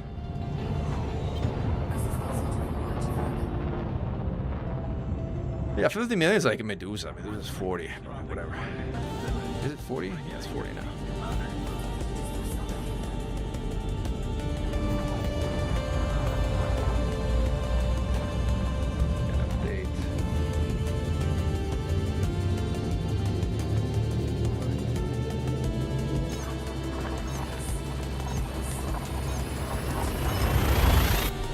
We're 3-0. I can show you while we jump. We're 3-0 on the war here. 3 days versus 0. So we're 1 day away from victory overall, which result in the main station changing hands if all goes well. This is the system we just left. Now we're going to this other system, which is where we're going. This is where I want to decrease the influence of the Paladin Consortium. To do that, I would also probably do some bounty hunting and turn in some bonds for the Anti-Xeno Initiative, but probably, like, in order to do that, I need to probably do some bounty hunting first in the Conda, which actually can bounty hunt, and then I need a medium ship, obviously, to go and turn them in. However, because, as it turns out, the Conda cannot land at medium outposts, as anybody who ever tried to go with a large ship at Hutton Orbital has figured the hard way.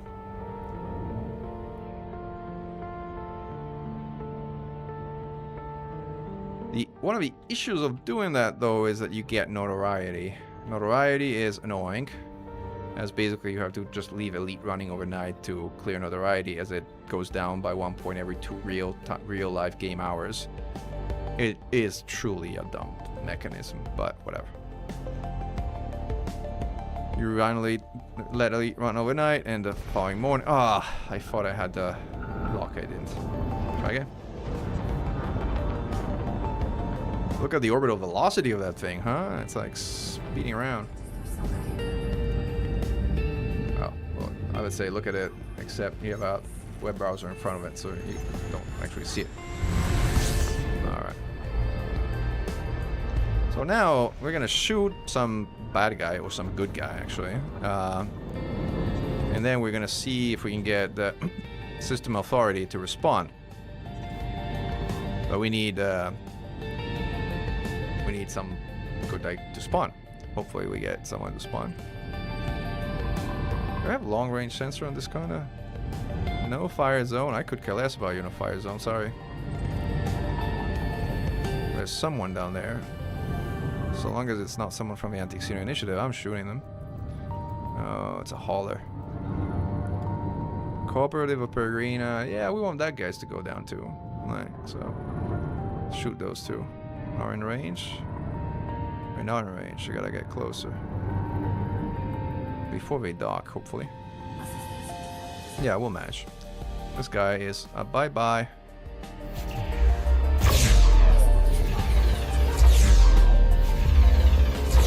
Alright, first murder. Done. Now we are not friends with the station, but unlike sort of some of the other things.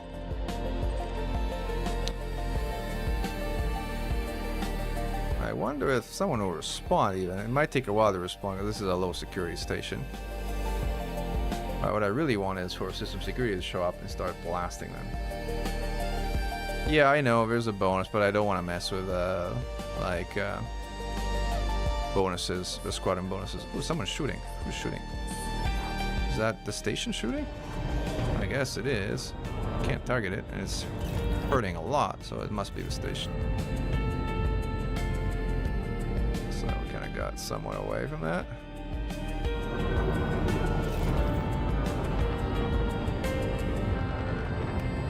There's something I can't target in there. I was trying to see what it was. But I can't quite target it, so I can't really tell. Look at how hard station lasers hit. Come on, security forces. Come here, come get me.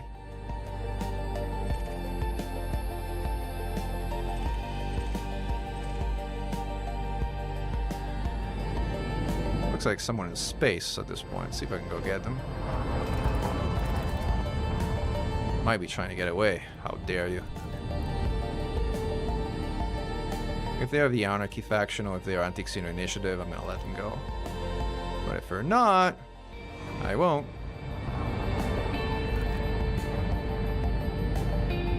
They're running cold. They were running so cold I couldn't really target them until they're like 6 kilometers away. Smart. Smart. They got away.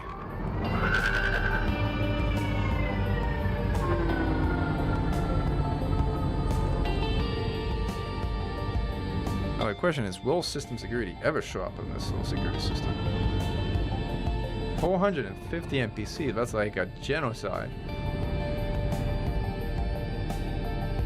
But see, on foot you don't get that much notoriety, so it's like kind of okay. Like in space, I mean, 1 kill, 1 notoriety, so it's like annoying.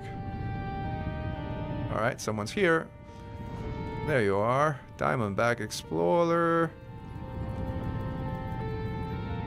Peregrina. He's wanted though, so it wouldn't count as murder because he's actually wanted.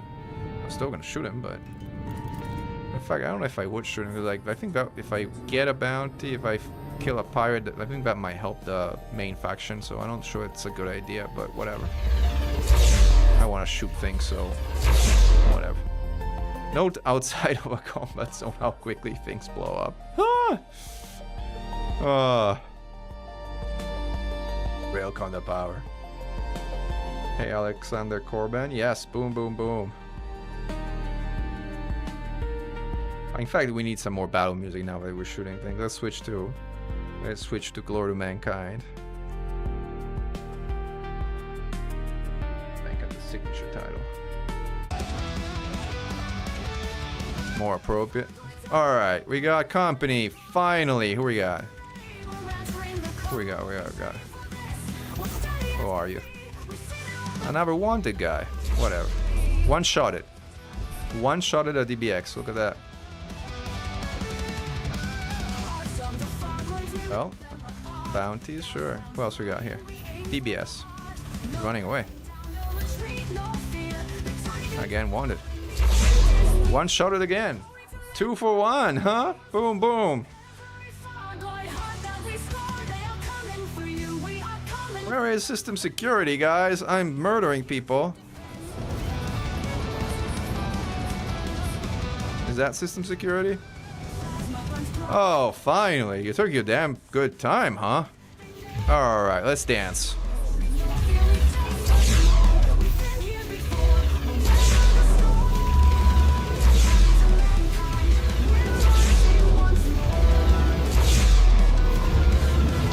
One down. That's number 3. Number 2 actually, because the other one guy wasn't wanted.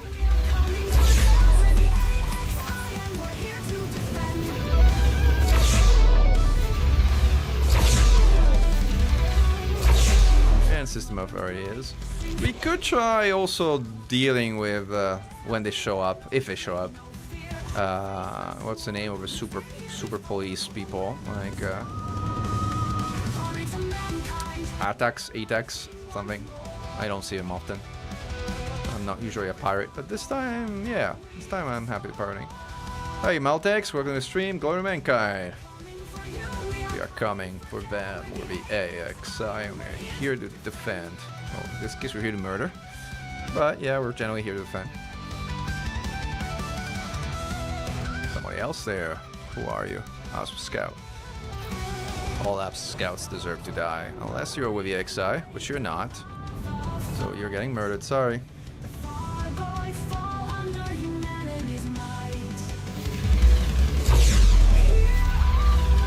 Wow, you had some shields there, buddy.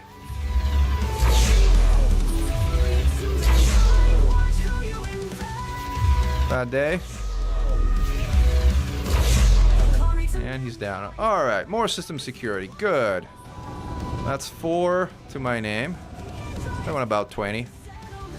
Now we're bringing Pythons. Well, and Eagles. So Eagles on here. Yeah, really? And a Conda. Okay. Alright. You can deal with that. You can play with that. Where's the Eagle? When I shoot the Eagle first, because the Eagles are the hardest to hit when they get close. It also dies in 2 shots, so it's like, fine. Where's your plant, buddy? There you are.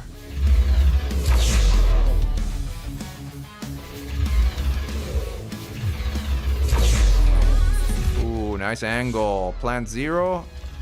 Planted. Conda down. Fight him down. Let's hit your bigger brother here.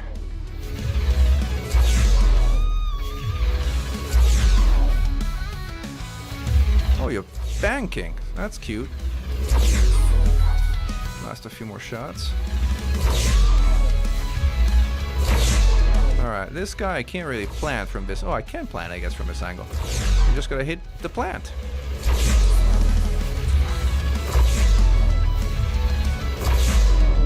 Look at that! Boom! What we got here? Do we have any goodies? No, it's a heatsink. I don't have anything good here. Some of the materials. Legal salvage. What happens if you blow up? I'm not gonna be as bad as blowing up skate pods. Come on, you don't do that. Mac, why do you even think about that? That's evil. We're not blowing up escape pods. Oh, okay. Reinforcements. Good, good, good. We want reinforcement. Bring more of them. Where's the super tough station guys? That's a Python. That's a Conda. What else we got? Is that an Eagle? Same as before. Good. Eagle first. It's also the fastest, the one that's going to be in range first. It's also going to last 2 hits, maybe. Yep, it's down. Who's closer? Ooh, Conda's closer.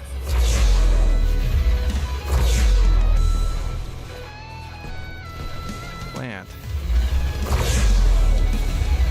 Alright, Conda versus Conda and Python. We can do that.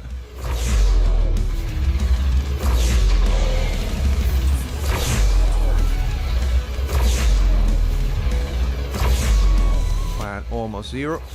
Plant 0. Come on, give me a kill. I got ya. No, I didn't. I thought I did. It's hard with a Conda because the Conda has this weird damaged model that like looks all exploding even when it's not. Now it's exploding for real though. Or is it? Oh, it was. I thought it was. Now you got my shields almost down, so you have my attention, buddy, with those multi-cannon of yours. At this range, you have an advantage, but what if we get some range on you? What happens then, I wonder? Well, I know what happens then. What happens then is you get in trouble.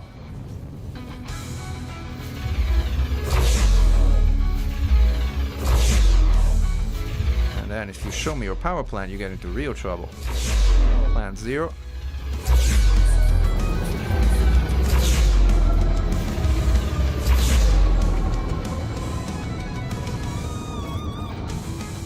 Boom! Planted. Alright, more. It's also kind of expensive to murder. Like, it gets, Kawasaki, any plan for more Far Cry community events? We're talking about doing a well-funded Wednesday this week, where we take people again out to the California sectors to do some combat zones. Like, there's a number of people who are planning to organize. I'm here, buddy. Come see me. In a team of 3, but where are the other 2?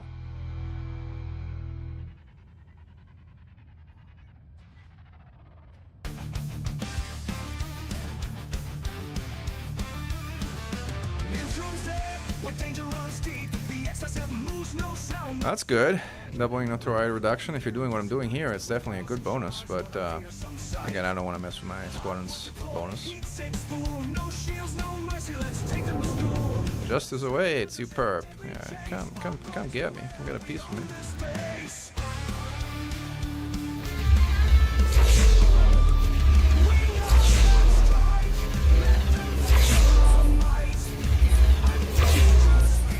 Oh, come on.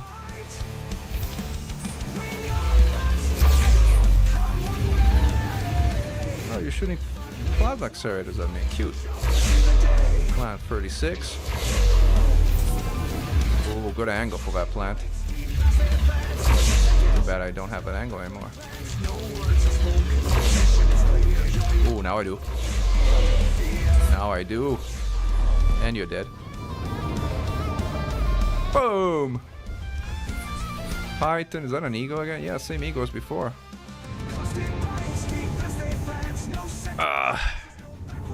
Now it's starting to get expensive. But whatever. Oh, tanky ego. Oh, that's a Python, that's not an ego. I was like, that's a bit tanky for an ego. Chances are it's not an ego.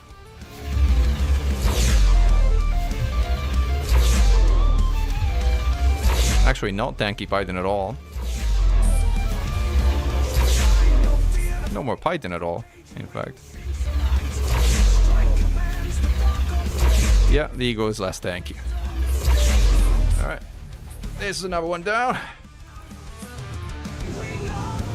Where's the rest? Where is the rest? Where's your friends?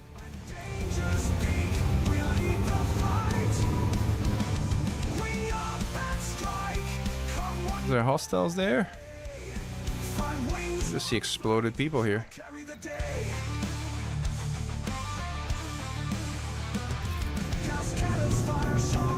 Head back somewhat close to a station. Maybe we can find more hostiles.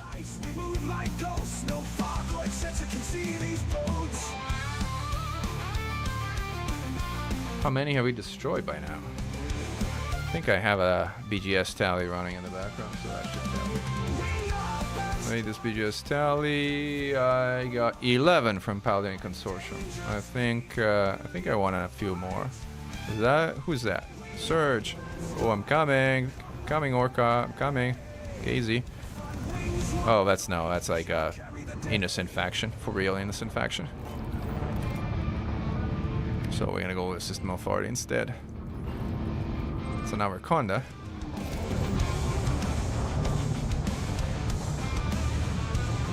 still be there. There it is. I'm here. Hello. You're looking for me. Looking for me. I'm here. I'm looking for your power plant instead.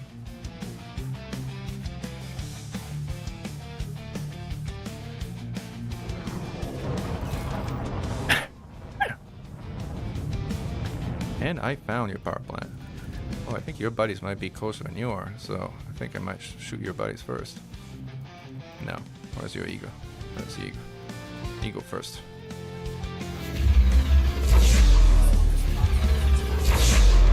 Two-shot at ego.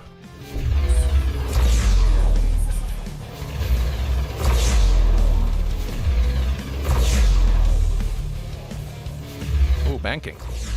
Quick, quick, quick. Ah, I did not beat that bank. Whatever. No big deal. Ooh, perfect shot on that plant. Look at that. Fine sniping. Fine sniping, if I say so myself.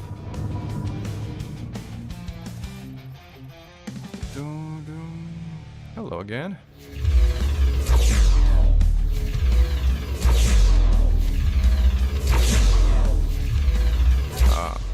You can bank if you want in that situation, but I also not even wasting my heat sinks on you.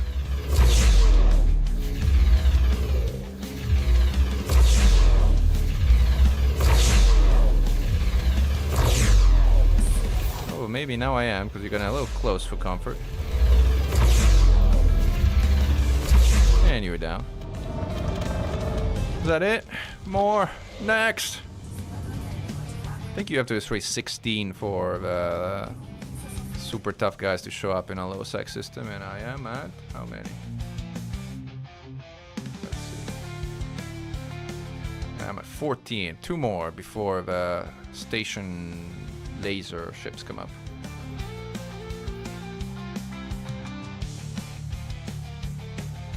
Alright, here you go. Another wing of those 3. Is it still the same 3? Yeah, it's still the same 3 for some reason. That's like sad. Kinda sad for whoever's piloting those eagles. Like, they don't stand a chance.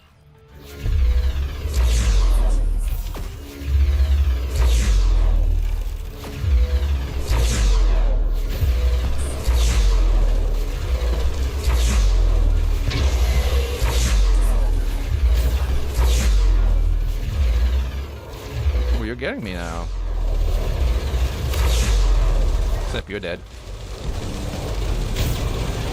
Let's get out of your direct line of fire, because you are actually managing to gut my shields there.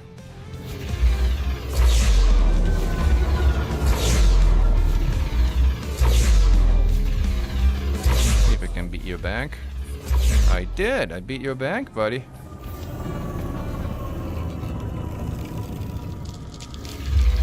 And now I got eyes on your plant. And now your plant is gone. Almost. Now your plant is gone. And now you're gone. Ooh, I'm gonna get some good hits on that plant. I think I got him. Yep, I did. Alright, now we should get the bad guys, the super bad guys. Let's see. Where are the super bad guys? Now I should really not fight the super bad guys with no shields. That could be bad.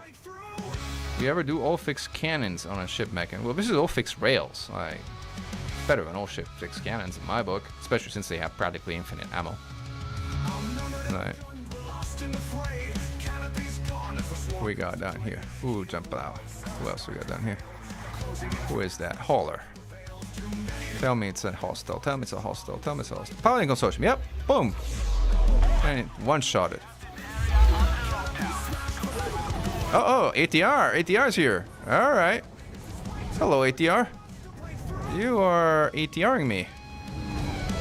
All right. I gotta get out of here now. I'm getting shot at the station too.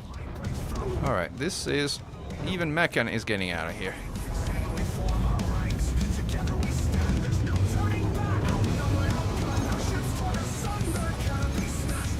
That even I couldn't handle.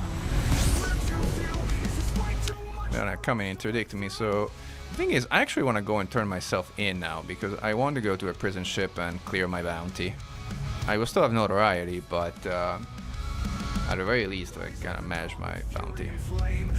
See if I can get out of here before ATR interdicts me, because ATR will spawn and come after me here.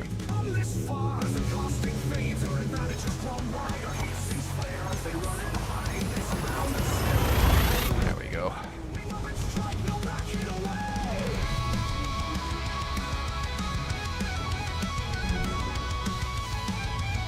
So the one thing I did want to do is I wanted to do some bounty hunting. I'm actually gonna do it down on Pleiades because the turning myself in, which I can do at Guardian Arf, but turning myself in is gonna transfer me to a prison ship down in the Pleiades. There's a Taigeta there. It's a beautiful system to do bounty hunting at, or HR-1185, which is another fine system.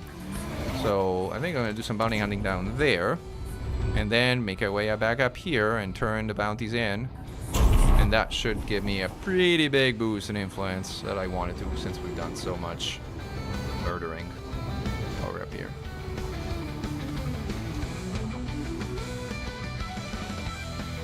Oh yeah, I mean, don't get me wrong, cannons are fine long-range weapons with low long-range mod, but the problem with cannons is ammo. Ammo is a problem with cannons. Like, rails have infinite ammo. Slag rays have infinite ammo. Cannons do not. So if you're doing PvE when you're staying out and destroying hundreds of ships, I mean, that is an advantage. It's hard to pass on. For me, at least. Not for everybody, necessarily.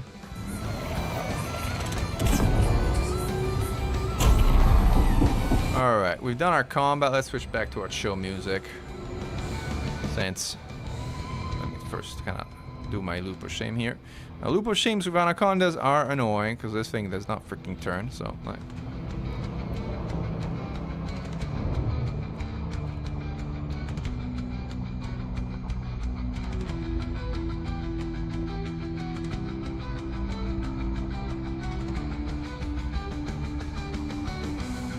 Plus, I mean, you saw what I'm doing here. I'm shooting the power plant of ships, and sometimes you destroy anacondas with like 60% hull left. I mean, how many, while deleting your shields, because these are like half thermal weapons. How many weapons can do that? Not many. I mean, the weapons that are competitive in terms of the actual sort of destroy potential are pacifiers and fragment cannons in general, but their ammo just evaporates. That's why they're great for ganking, but not so much for PvE. I mean, you can use them for PvE, but again, you're gonna be arming every 15 seconds. Oh, come on. This guy's gonna shoot me too, by the way, because like, I'm wanted. I don't want to particularly shoot you. I mean, I could. I mean, what is one murder more, one murder less? But it's not like there's gonna be a difference.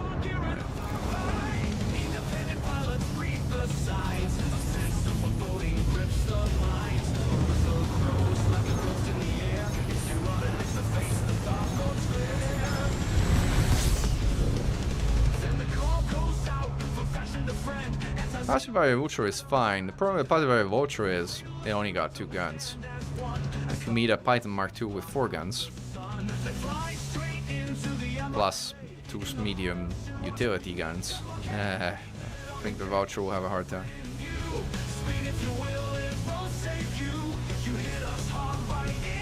Alright, back to chill music we go.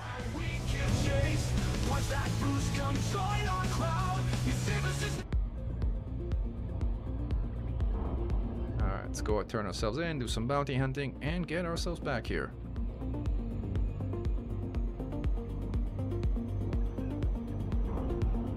We need roughly 10 million. 10 to 15 is a sweet spot in terms of like bonds. Like 10 is fine.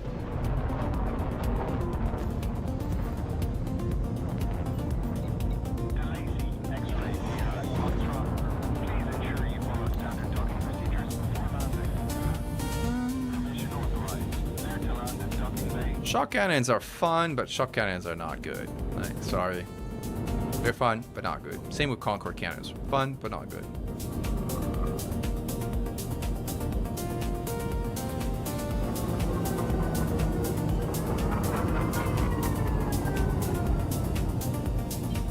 might have set off docking again. Hopefully nobody scans me. Actually, I might pop a sink so I don't get scanned. I don't want to get shot at while going into the station. That would be unhealthy. There's a crate who wants to beat me there.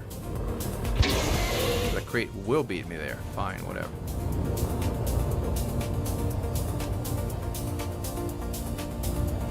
Sink again.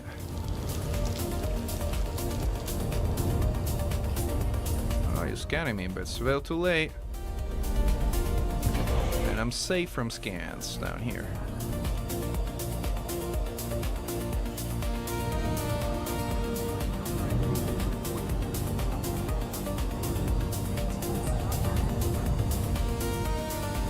Again, docking and FA off because it's much better for me on the Conda. I hate docking in the Conda.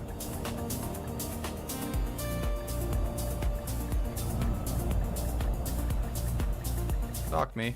Thank you. And we're gonna turn ourselves in, pay our dues, which are probably gonna be like 100 million at this point or something like that. But it's fine. Good thing is, it will also transfer us to a Pleiades, which is where we're gonna do some bounty hunting. 40 million, not as bad as I thought it was gonna be. Cool. Teleportation engaged. Here we go.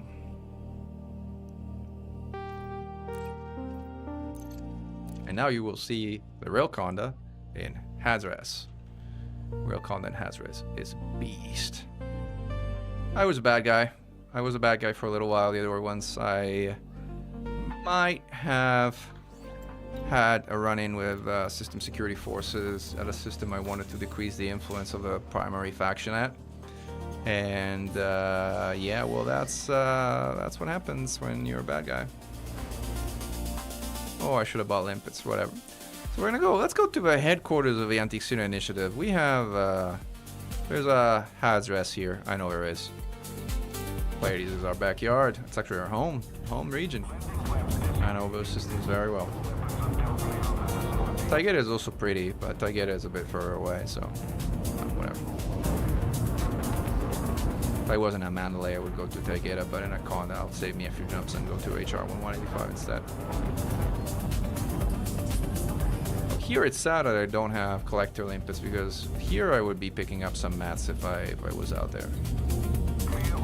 Neutral. Cordial. Unfriendly already. Alright. We have to turn in some additional data again when we get there. We're gonna be okay. Let's see, now I have my 10 notoriety, which you can't see because I'm in glitch space, but you'll see when I arrive here I still have 10 notoriety. But my bounty's cleared, so I'm not wanted anymore. I just can't clear future bounties if I get them, but I don't plan on getting them, so I'll be okay. Here's a Hazres in front of Sarastarn. Sarastarn is the official headquarters of the Anti-Xeno Initiative player-managed faction. So we're gonna be fighting right outside of the AXI HQ, which by the way is a pretty cool like 4G planet. If you try landing there, it's quite the experience. Landing is a euphemism for ending up belly up the first time you try.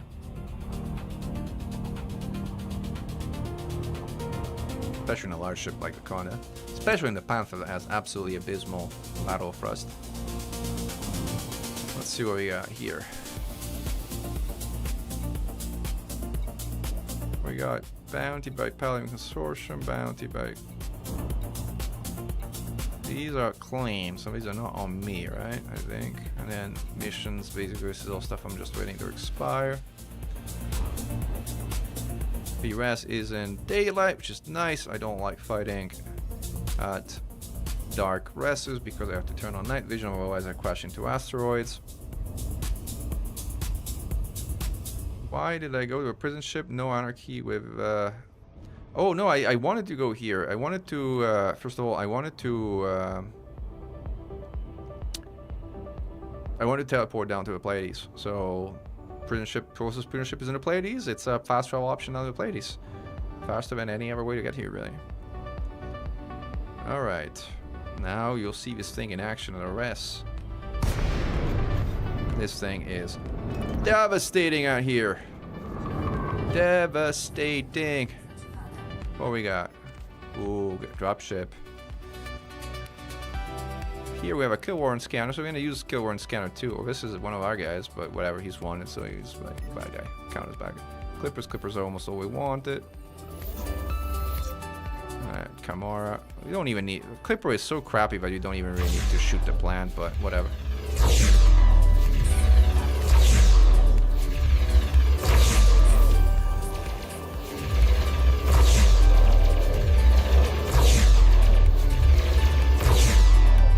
Clipper down. Where's that dropship again? That's a friendly guy.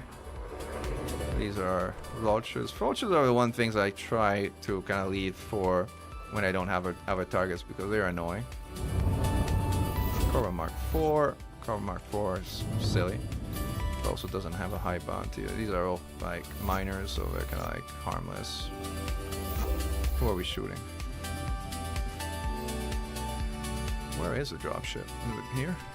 That's an ass. I think it's a miner looking at how it's positioned. Yeah, clean. These guys are getting shot at, so someone is a bad guy there. Looks like some of these guys could be bad guys. 2 bad guys. Okay, good. DBS and Python. Let's shoot the DBS first, and then the Python. I got your plan in range. I got you in range. I should hit you though, otherwise it's not gonna help. Plan 0. I think I killed him. Yep, I killed it. I still want night vision here because otherwise it's hard to hit people when you're not sub-targeting stuff. Where's your plant? There you are.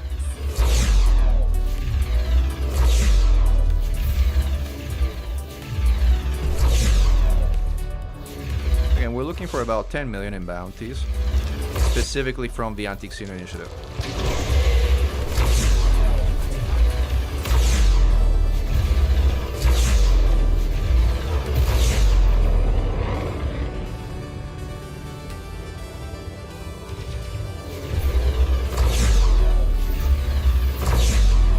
Python's plants are really hard to hit. It's possible like I did now, but generally not something you can rely on from the front. Plan 0. And he's dead. Looks like they got a relatively harder guy, so probably a better bounty. That's a drop you were looking for earlier. Let's go after it. Plant. Plant. The guy's almost in range. Boom. Fire away.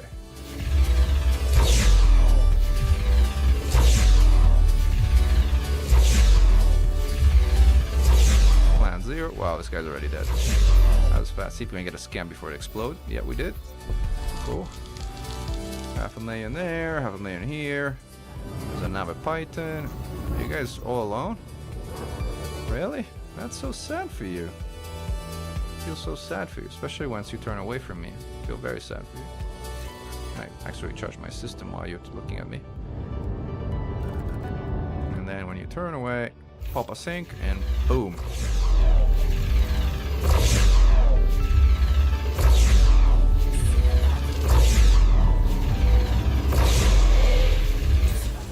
Wrong button.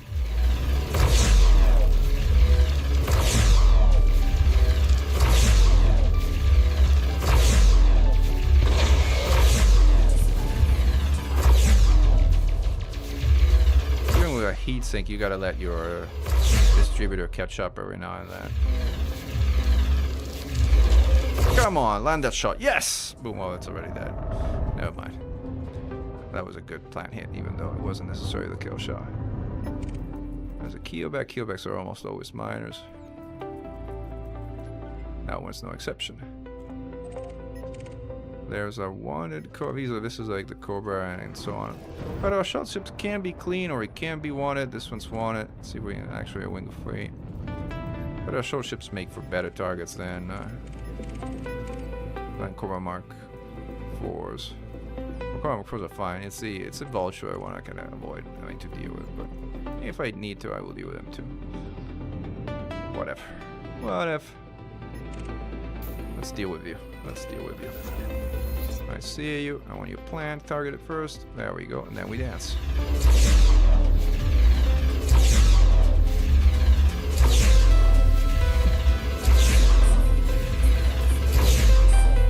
normally you wouldn't need to heat sink when you're dealing with a third assault ship, so when there's like 6 ships on your tail, maybe that's a good idea to use those heat sinks. Not sinking just means you need to slow down your fire rate, that's all. So maybe I should get a scan on these things. Oh, you're running away now. Too bad. No luck. This is friendlies. This is a gunship. Gunships are miners. I don't know who would mine in a gunship, but yeah, some people mine in gunships. That's the vulture I didn't want to deal with, but it's shooting at friendly guys, so I feel morally obliged to help out.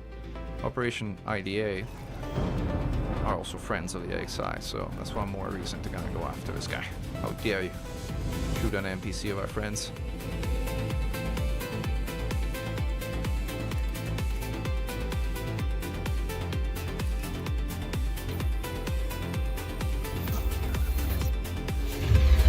Can't see anything. No, I can't. I think he got him, sadly. Sorry, buddy, I tried. Can't help you, but I couldn't.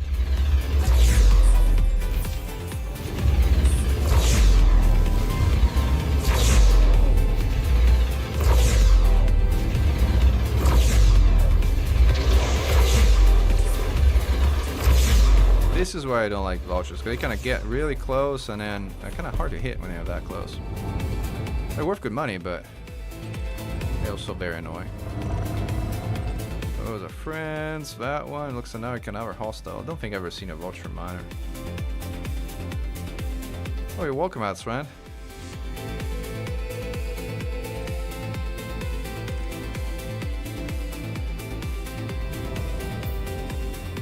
This is almost certainly a bad guy. Power plant. Oh, too far. Alright, let's go after you.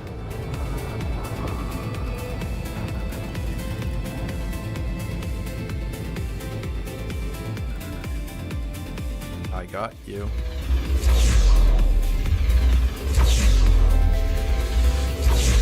And I got your plan too from that angle.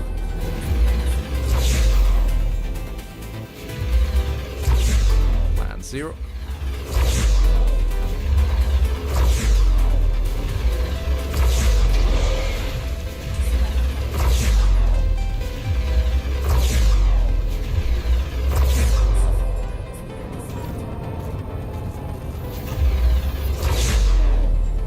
Come on. That was a direct plan hit. Yeah, I got you. Very hard to survive a direct plan hit when you're at like 30% hull. Someone's scanning me. Pinky. Well, that's so cute, Pinky. You want to say hi? Let's say hi.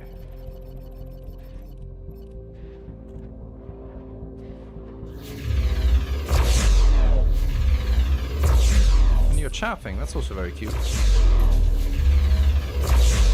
Oh, you're launching an SLF. Man, the cuteness continues.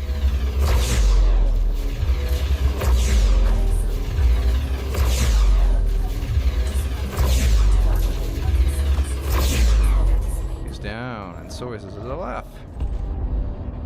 How are we doing on bounties, I mean. 3 million, 3.3, we're 40% of the way roughly. Come on, give me a wanted conda or something that's worth a lot of money, please. Thank you! See? All you have to do is ask nicely.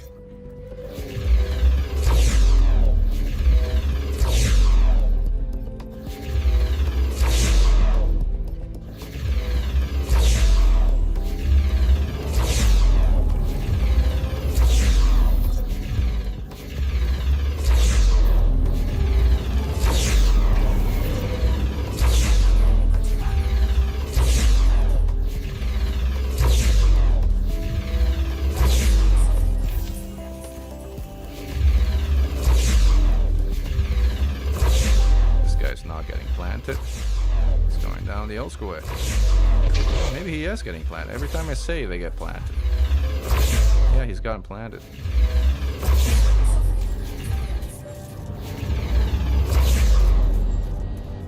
I think he's got more than planted. He's lost his drives. He's drive 0, he can't turn. Which means I can hit him in the plant and blow him like that. Boom! He threw 3%, but satisfaction value is high. This guy's friendly. Those two guys have hard points and are shooting someone, so they're probably not friendly. It's a vulture, which is shooting a python, so he's probably not friendly. There we go. Alright, come say hello here.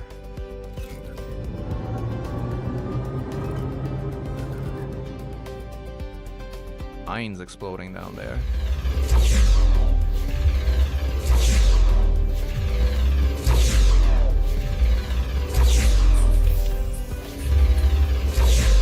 Oh, he's dead. That was one weakly vulture. I don't have a friendly python that's getting shot at. Come on, look at me.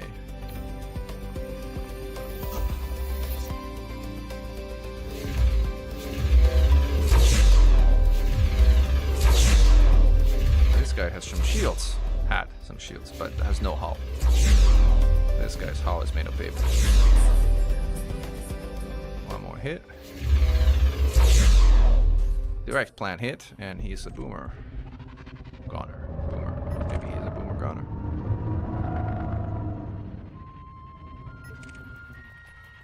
An asp shooting someone. How dare he? So don't really need to target a plant of an asp in a combat zone, but whatever. Pretty son.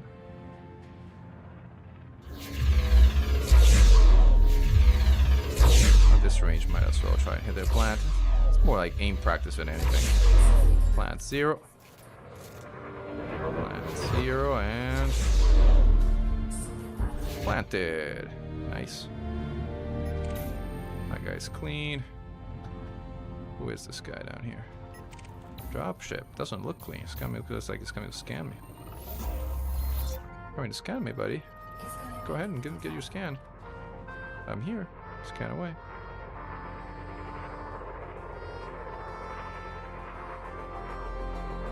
Alright, turn around.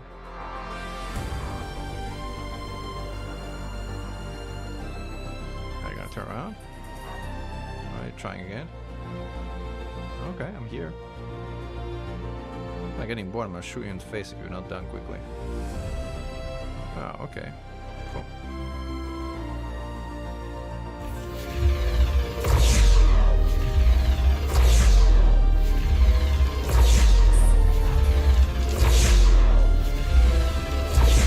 Plant 0.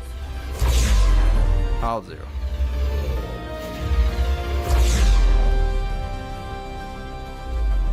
Boom.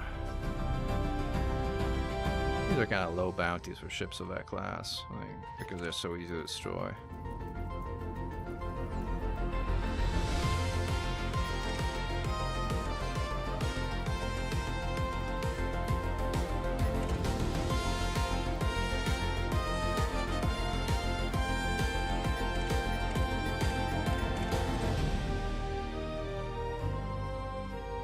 Not much there going on. Alright, let's get some speed. See what's there. This guy's one and has a decent bounty on him. Maybe we can go after him. A wing of 2. What else he got in his wing? Oh, that guy's alone. Should be going down fast if we can get an angle on him on his plant. Let's turn around though. Yeah, it's coming after me or something.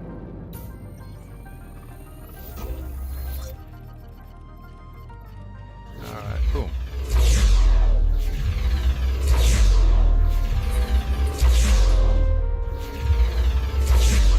Guy's down.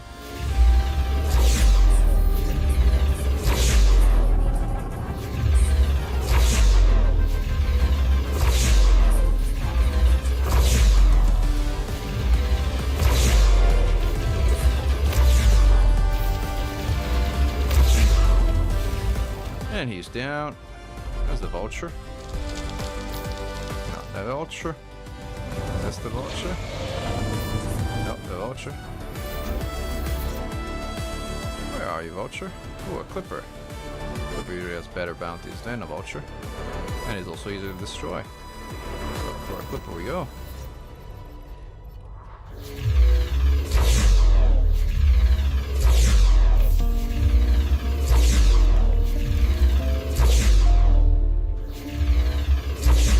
Direct hit, but no damage to the plant. Well, second one, not so much. Plant 0. Ooh, direct plant hit. And he's down.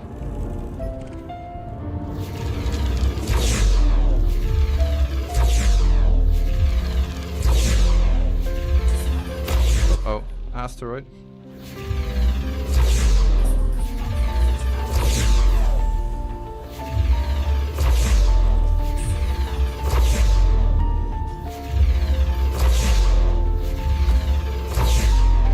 And he is down. Let's get some heat sinks back again.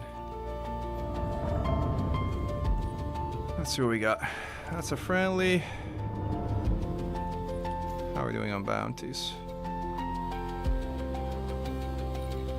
6, so 7 million. Alright, 3 million more. We're almost done. Almost done. Ooh, this looks like a bad guy. You look like a bad guy, Void. Philip X. Dalba. You are a bad guy. There we go.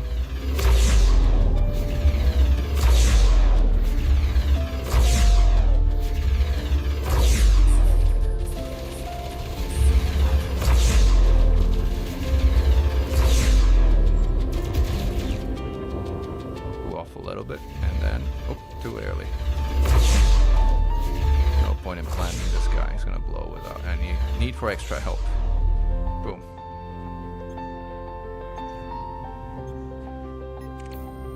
Then back scout. Are you a bad guy too? Yeah. BGSs don't have big bounties, but they're super easy to destroy, so might as well.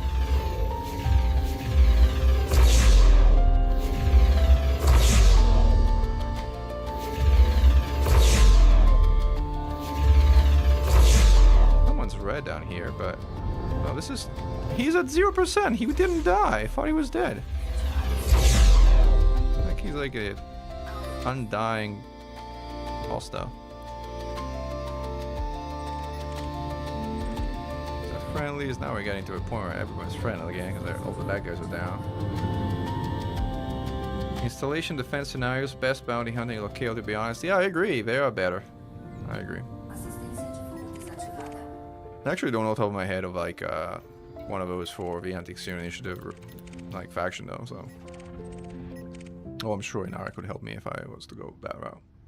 But I also like the asteroid. Like again, I'm not doing this for like efficiency or anything. I'm just doing it to like gather some credits to turn in at BGS thingy.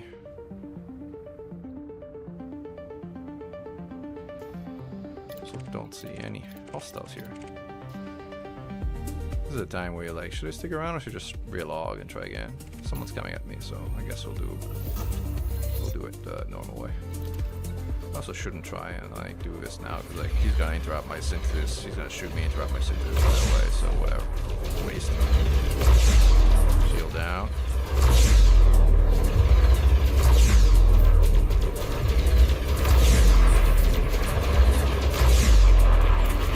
Why? Hello there.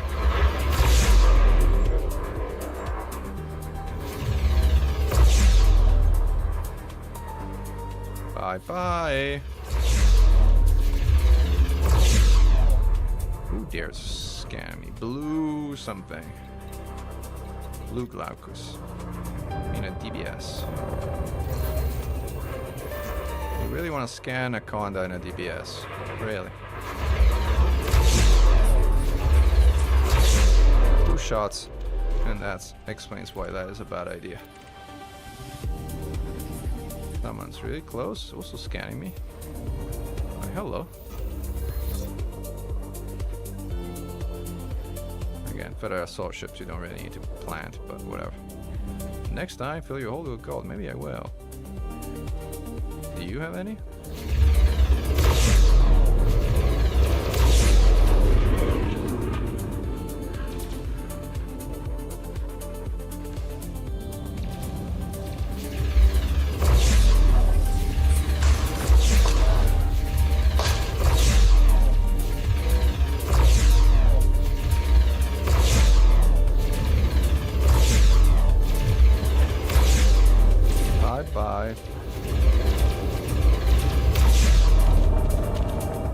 Clipper.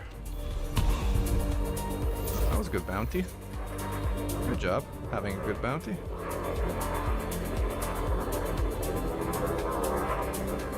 Who's your buddy here? DBS? Let's take care of DBS first, because DBS is more annoying actually, more than you, believe it or not.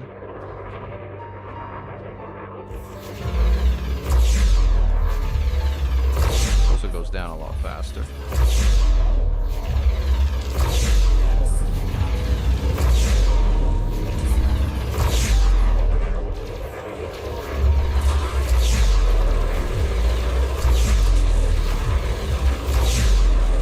Alright, bye DBS.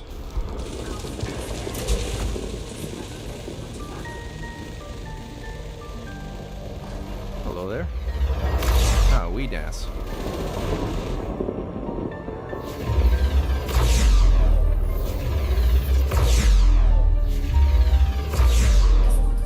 I don't even know too. Look, I know where your plant is.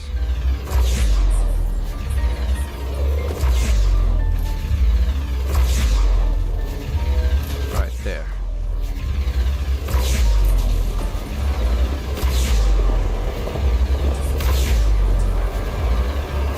Looks like we're not gonna need to plant you today. Boom. These guys are friendly. These guys don't look friendly.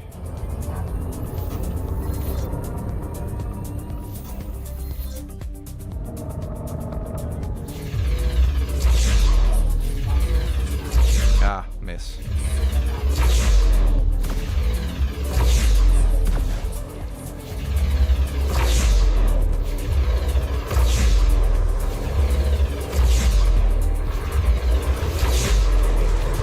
BGS down. Little Cobra.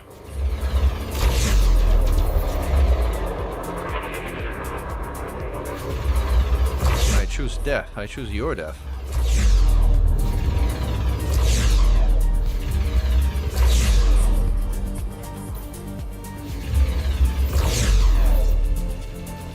I'm out of heat sinks.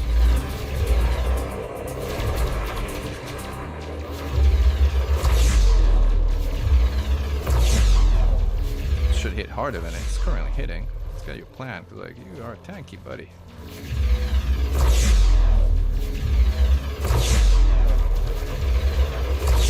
That your plant is not.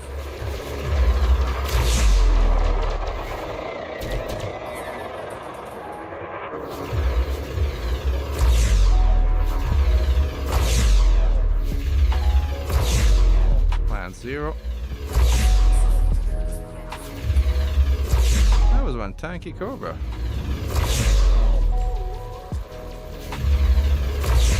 Boom. Or a crappy bounty too.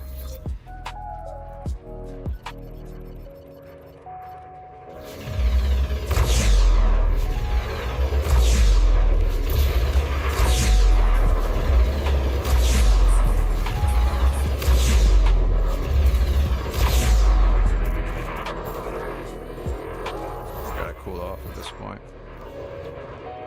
It's running way too hot.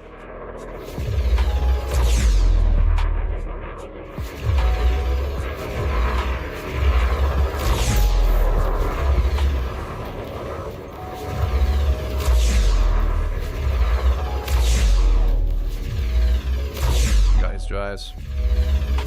And this is what happens when you get his drives.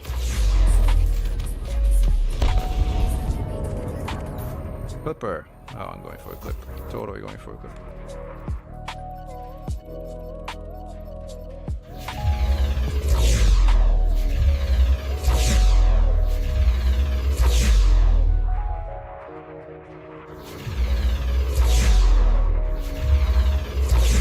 Ooh, that clipper's made of paper. Clipper is not clipper anymore.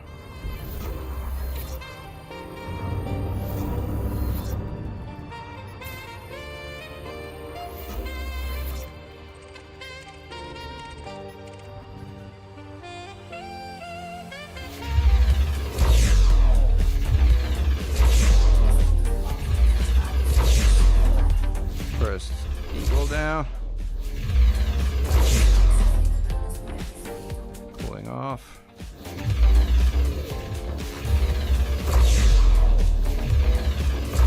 Second eagle down. And then there's this guy. Now those. How are we doing on bounties? We should be almost there.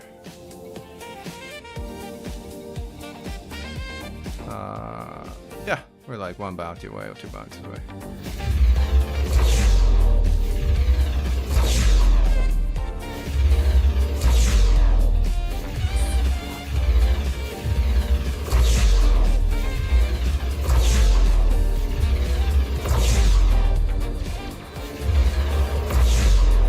Nice, thank you for returning and showing me your broadside. For a good hit there.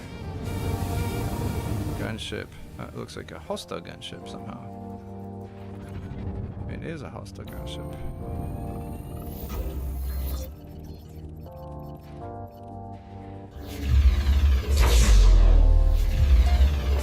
Gunships are dangerous, but they're slow.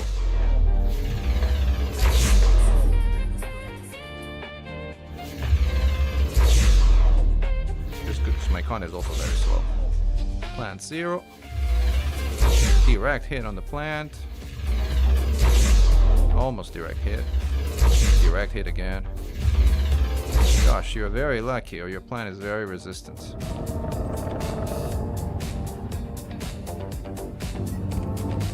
Got a fire assault ship. Are we done with the bounties? Come on.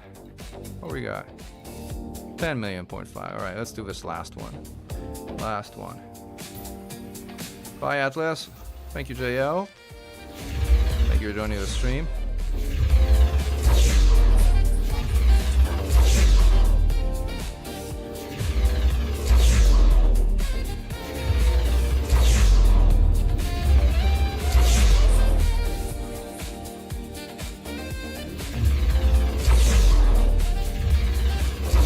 Ooh, almost. Plant 0, plant 0. Direct plant hit, and he's down. Alright, let's make a trek back. Fangs in, set a course. Good thing is this ship has enough fuel to go pretty much anywhere, more or less. Unless we've used all the fuel for shooting, but no, we haven't. We used like less than half. So we're good. Good to go.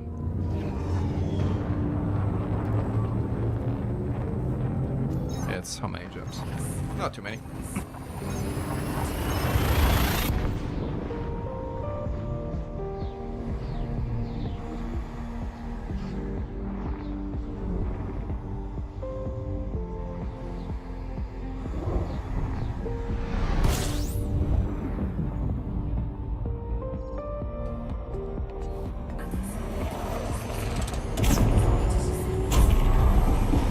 Shouldn't do too much Super Cruise overcharge because I don't know how much fuel I have. It's enough for 6 jumps, more than enough. More than enough.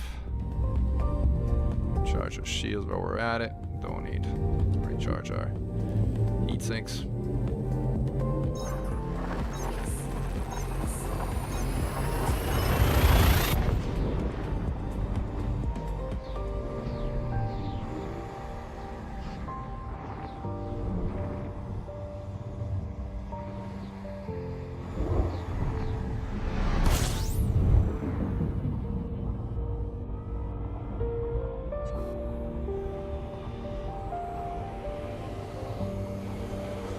BGS work, not more about number of interaction than actual bounties value. Yeah, no, it's bounties value.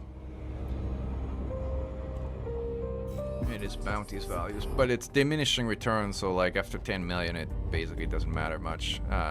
What matters is if more commanders do it. If more commanders drop their bonds, then that helps, but like a single commander, but it's fine.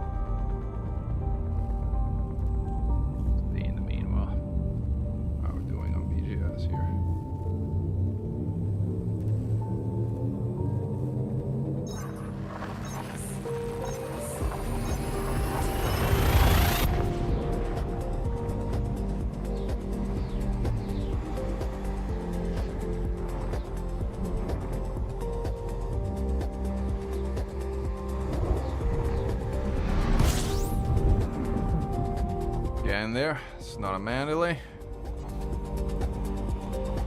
That's not too bad for a combat ship. Unlike an FDL.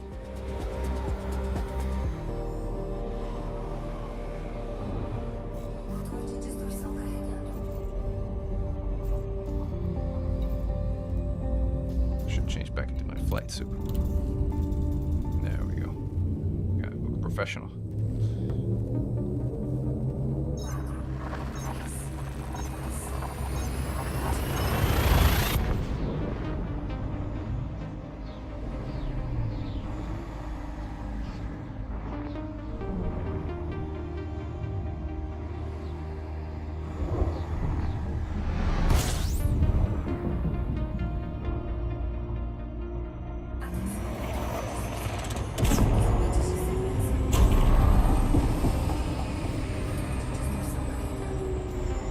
Jumps, and we're back to base.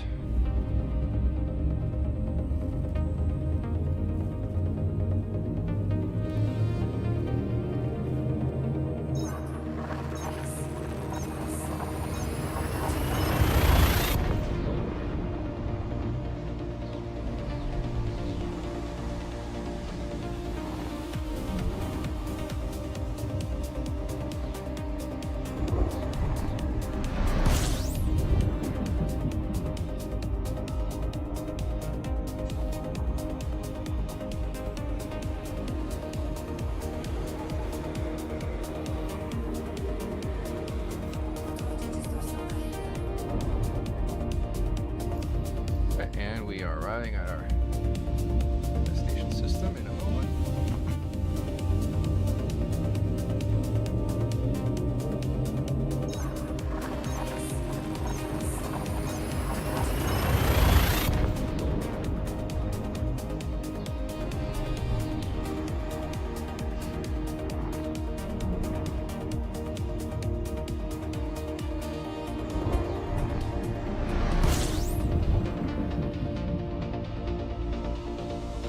Carrier time. We're done with our railcon does business today. Switch back to our Mandalay for the last couple of shores. How do elite ships accelerate sideways? They're not thrusters in that direction of 90 of them. I don't know, some kind of magnetic repulsion thingy. I would guess. All head cannon, obviously.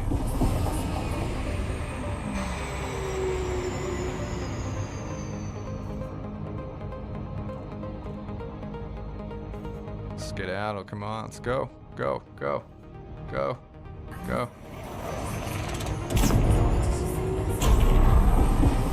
Alright. Here we are.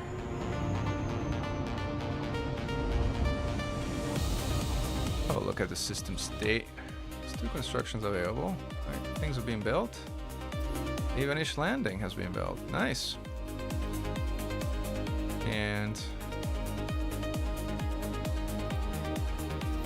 2 security installations are still in progress.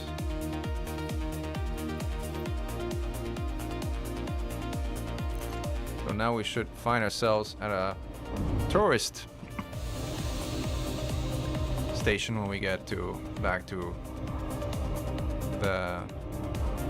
Whoa, a little too hot here.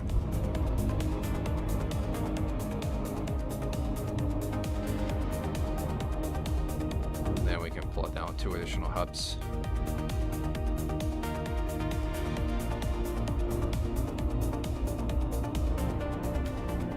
While we're out here.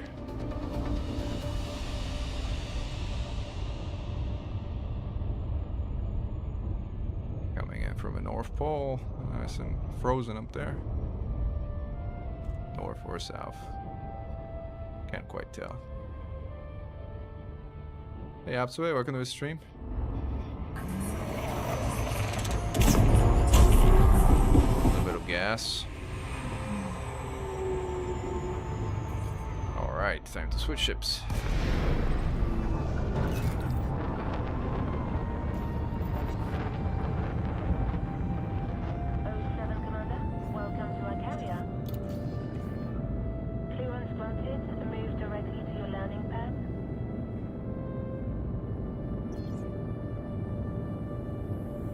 think we'll have another half an hour or so, and then we'll wrap. Like, we'll complete the BGS activities we're doing by turning in the bonds at the other station. We'll plot down 2 refinery hubs down at the refinery station that we're building, and then that, I think, will cover most of the things we want to do today.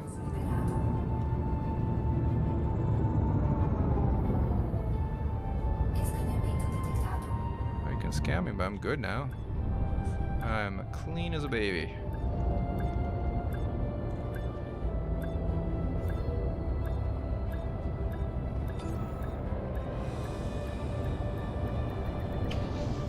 Alright, repairs, restocks, advanced maintenance, and back into the Mandy we go.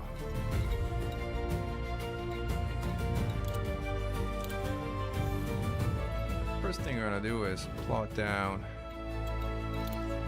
2 refinery hubs at this planet here. Question is, where do we plot them? I think, I don't know. Question is, where do we want to ultimately plot the tier 3 port? I give up some indication where we want the hubs to.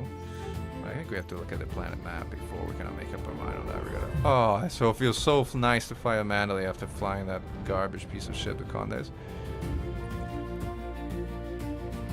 Set a target. Let's go.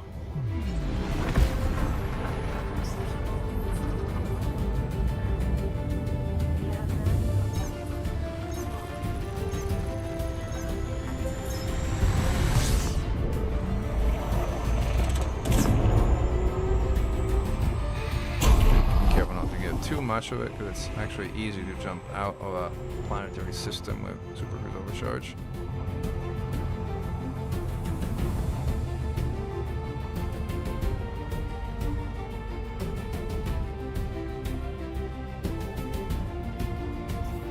Ooh.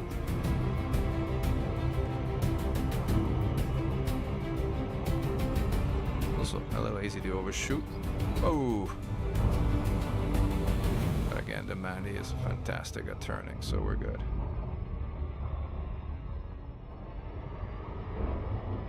Let's go find a spot for our 2 refinery hubs.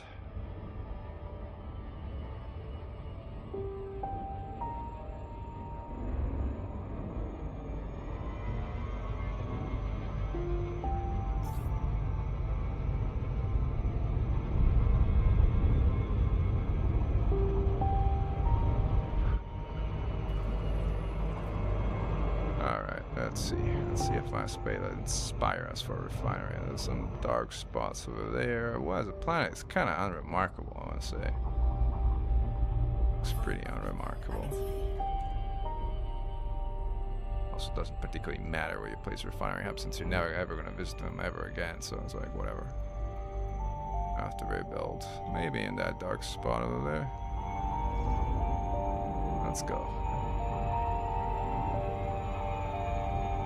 Coming in too hot now. It's annoying. I have to level up. Otherwise I'm gonna crash. And that is also deeply annoying.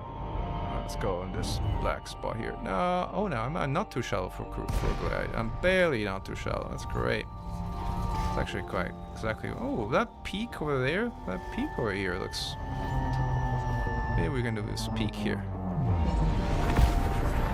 Or one of them.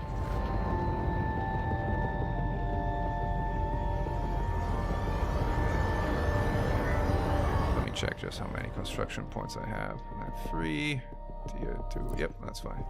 I gotta be good.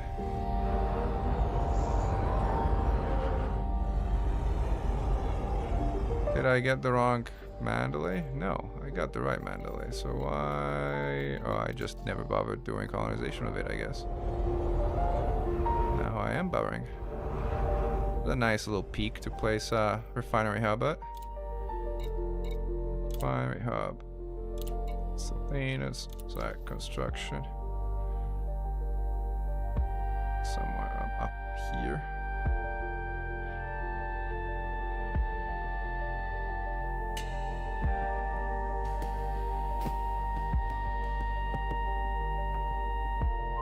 this is it.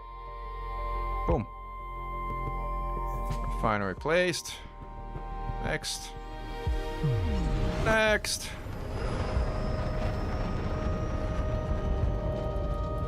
No keybind for the construction thing. It's number 5. Oh, I had it. If you're talking about specific keybind, that might be. I don't know if there is, but like since they don't lose it all that often, I think it's okay to kind of just use the file group. I think that might be a keybind for it though. You're right. Let's get out a little bit out of here.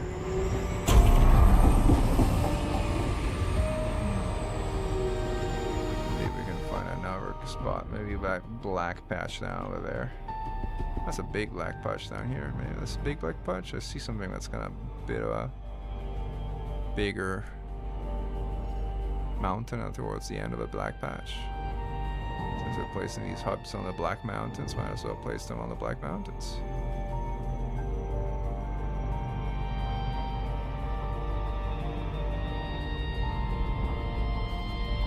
Am I far enough from like the other place? I hope so.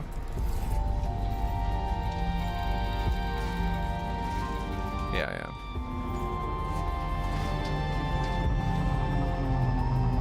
My question is, which one was the tall one? This, that one looks like the tallest.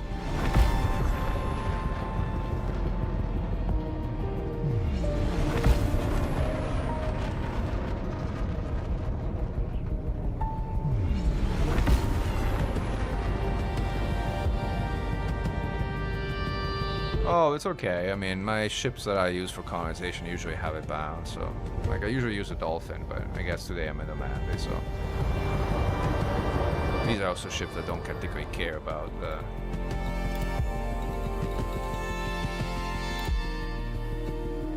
Elanus. Intégrité de la coque compromise. Integrate that cup companies, like, from what? What did I do? What did I do? Alright, 5 punched in. 2 hubs down. I think that's it as far as facilities to lay down now is concerned. Let's double check. Yeah, construction available is 0. What's being built, I think, is these 2 facilities out here and the Orbis out here. Not here, this one, I mean. Yeah, perfect. And another refine, another thing, and we're done with the system. That's good. Let's go and turn in our bonds. Yeah, XI bonds. This other system that we're playing with. Obviously, it's behind us, so we have to kind of skedaddle first.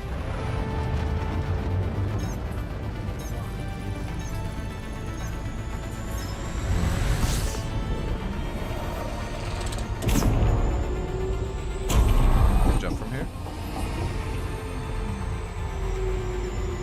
Okay.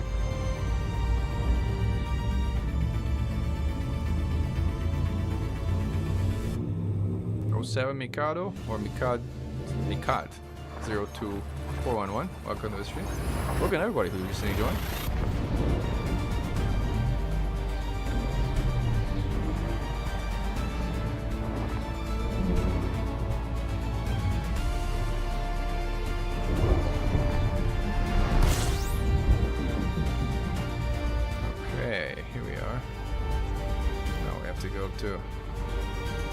Where did I go? Did I go to the wrong system? Yeah, I think I went to the wrong system. That's silly me. Silly me.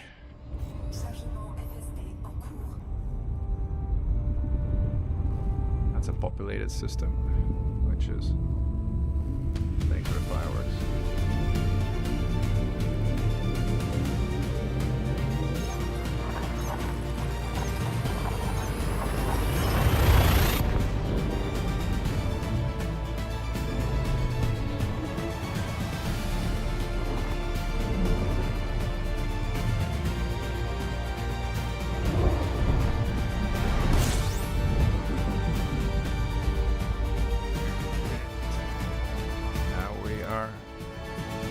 Spot.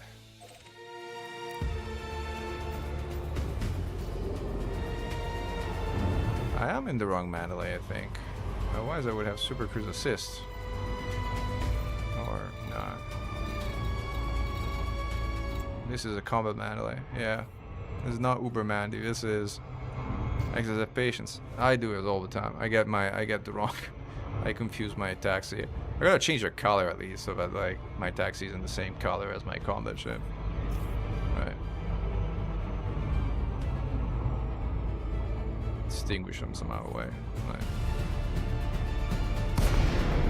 still works, but it means I have to talk manually. No big deal.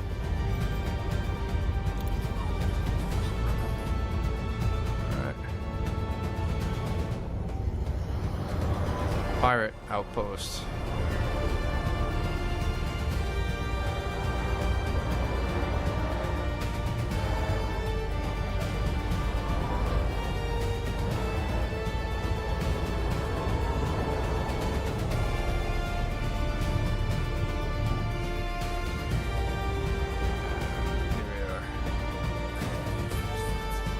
This is where we turn in our XI bounty vouchers.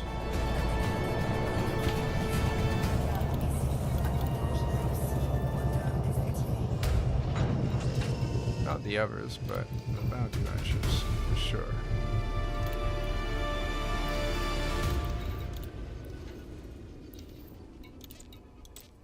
Bounty vouchers.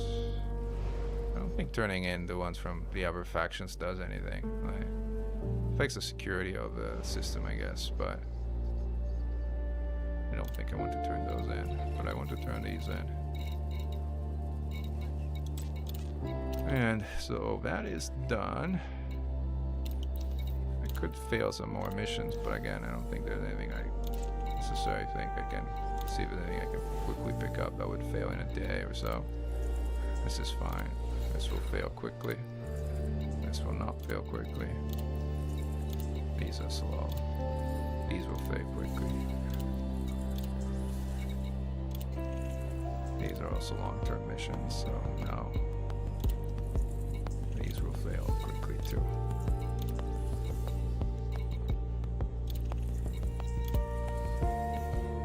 Again, the purpose of these is to pick them up to let them expire, so they count as failed for the purpose of influence.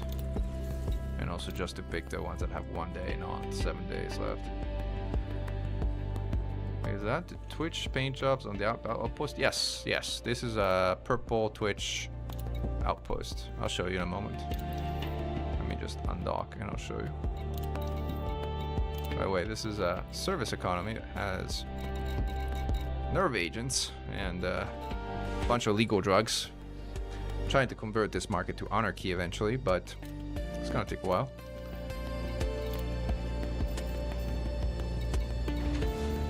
I'll show you the purple outpost. We always have a course back to down here.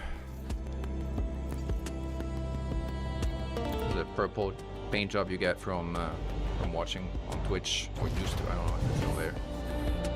I should, but I don't. Maybe on the side with the sun, so you can just see the color. There you go. That's a purple outpost. Whether you like it or not, you decide, but that's what it is. Alright. Back to Sino F DTO D729.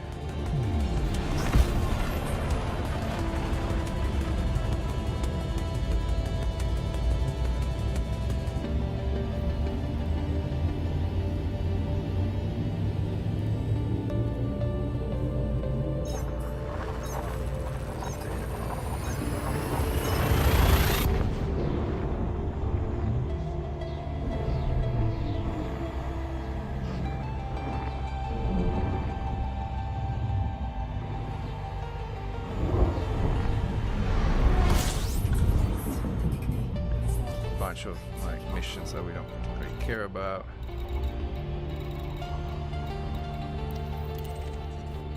Wrong one. Right one. Okay.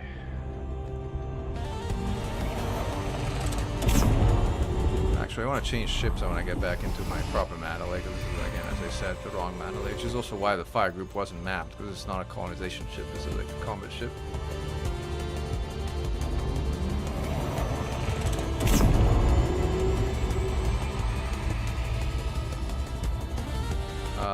Jack-o'-lantern station paint job drop. Was that really a thing? Like, I didn't realize. Otherwise, I might have figured something out, but I didn't realize that it was giving away. You know, are you talking about past years?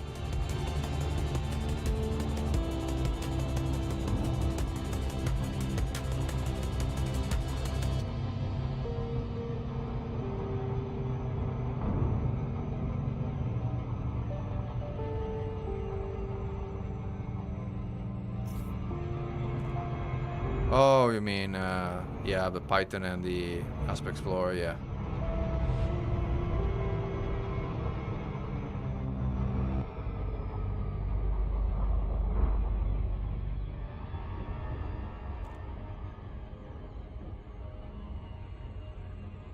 The other day we're gonna go into the same spot. We're heading to Garden Wharf, which is like the station right next to where Carrier's parked.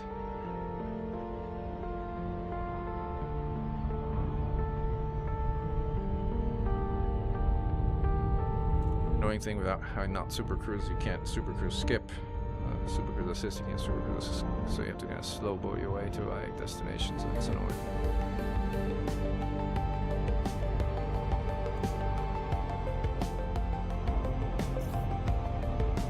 Alright, almost there.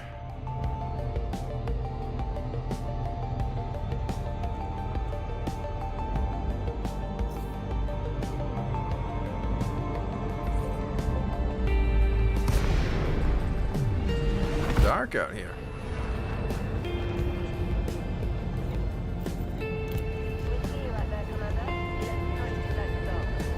Also on the wrong side of Carrier.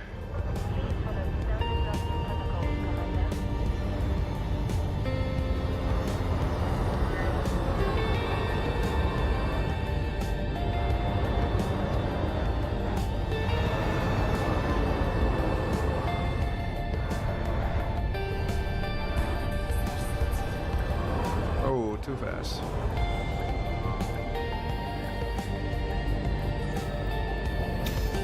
Cool. Alright, swap to the right Mandalay. Maybe even change the paint job to the right Mandalay, so I'm not getting confused. It's the thing is, you can't really see the paint job in here anyway, so it doesn't make a big difference.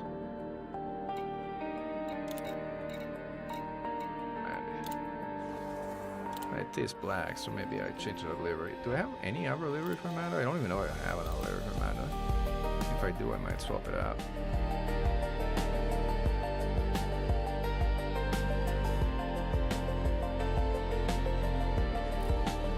I have Griffin Contrast Green.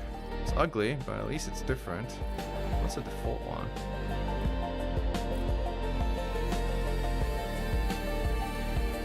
I guess I would use the Griffin Contrast Green. Hey, thanks everyone for a follow. Alright. Time bonus. Not relevant, not relevant. Let's head back to the Guardian of our station.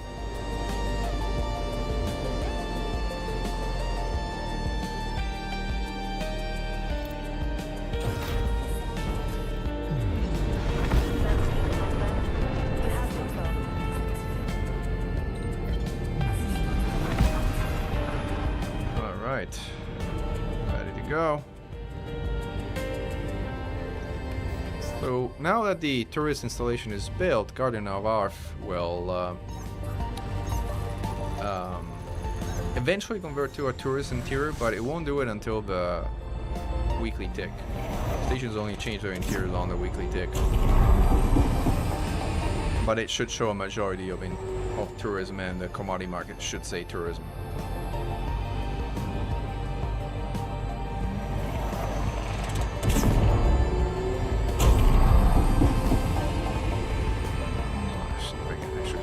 Time? Yes, I could.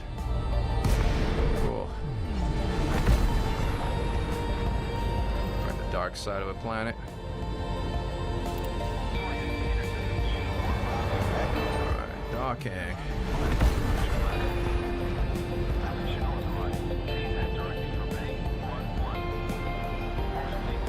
Still notoriety 10, which is annoying, but whatever.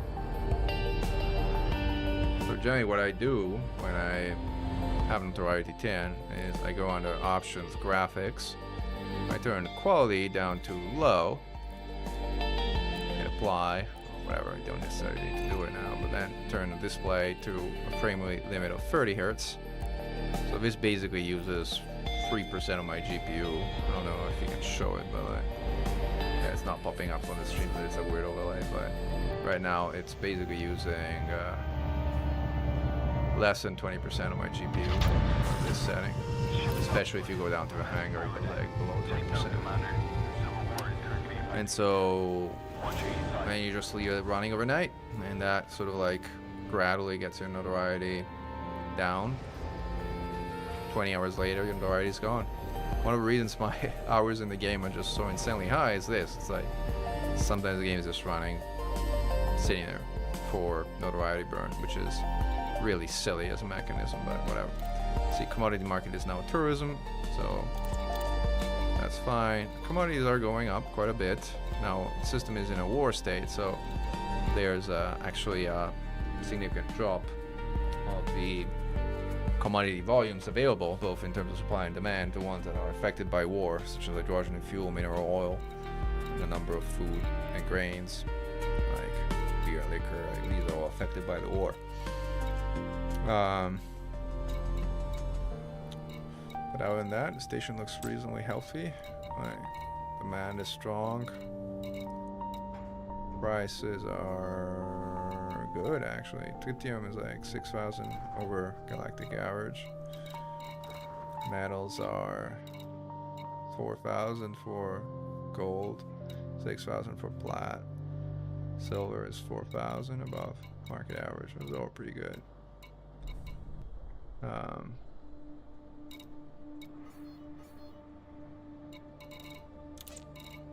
Pretty good. And again, as I mentioned, the station will convert to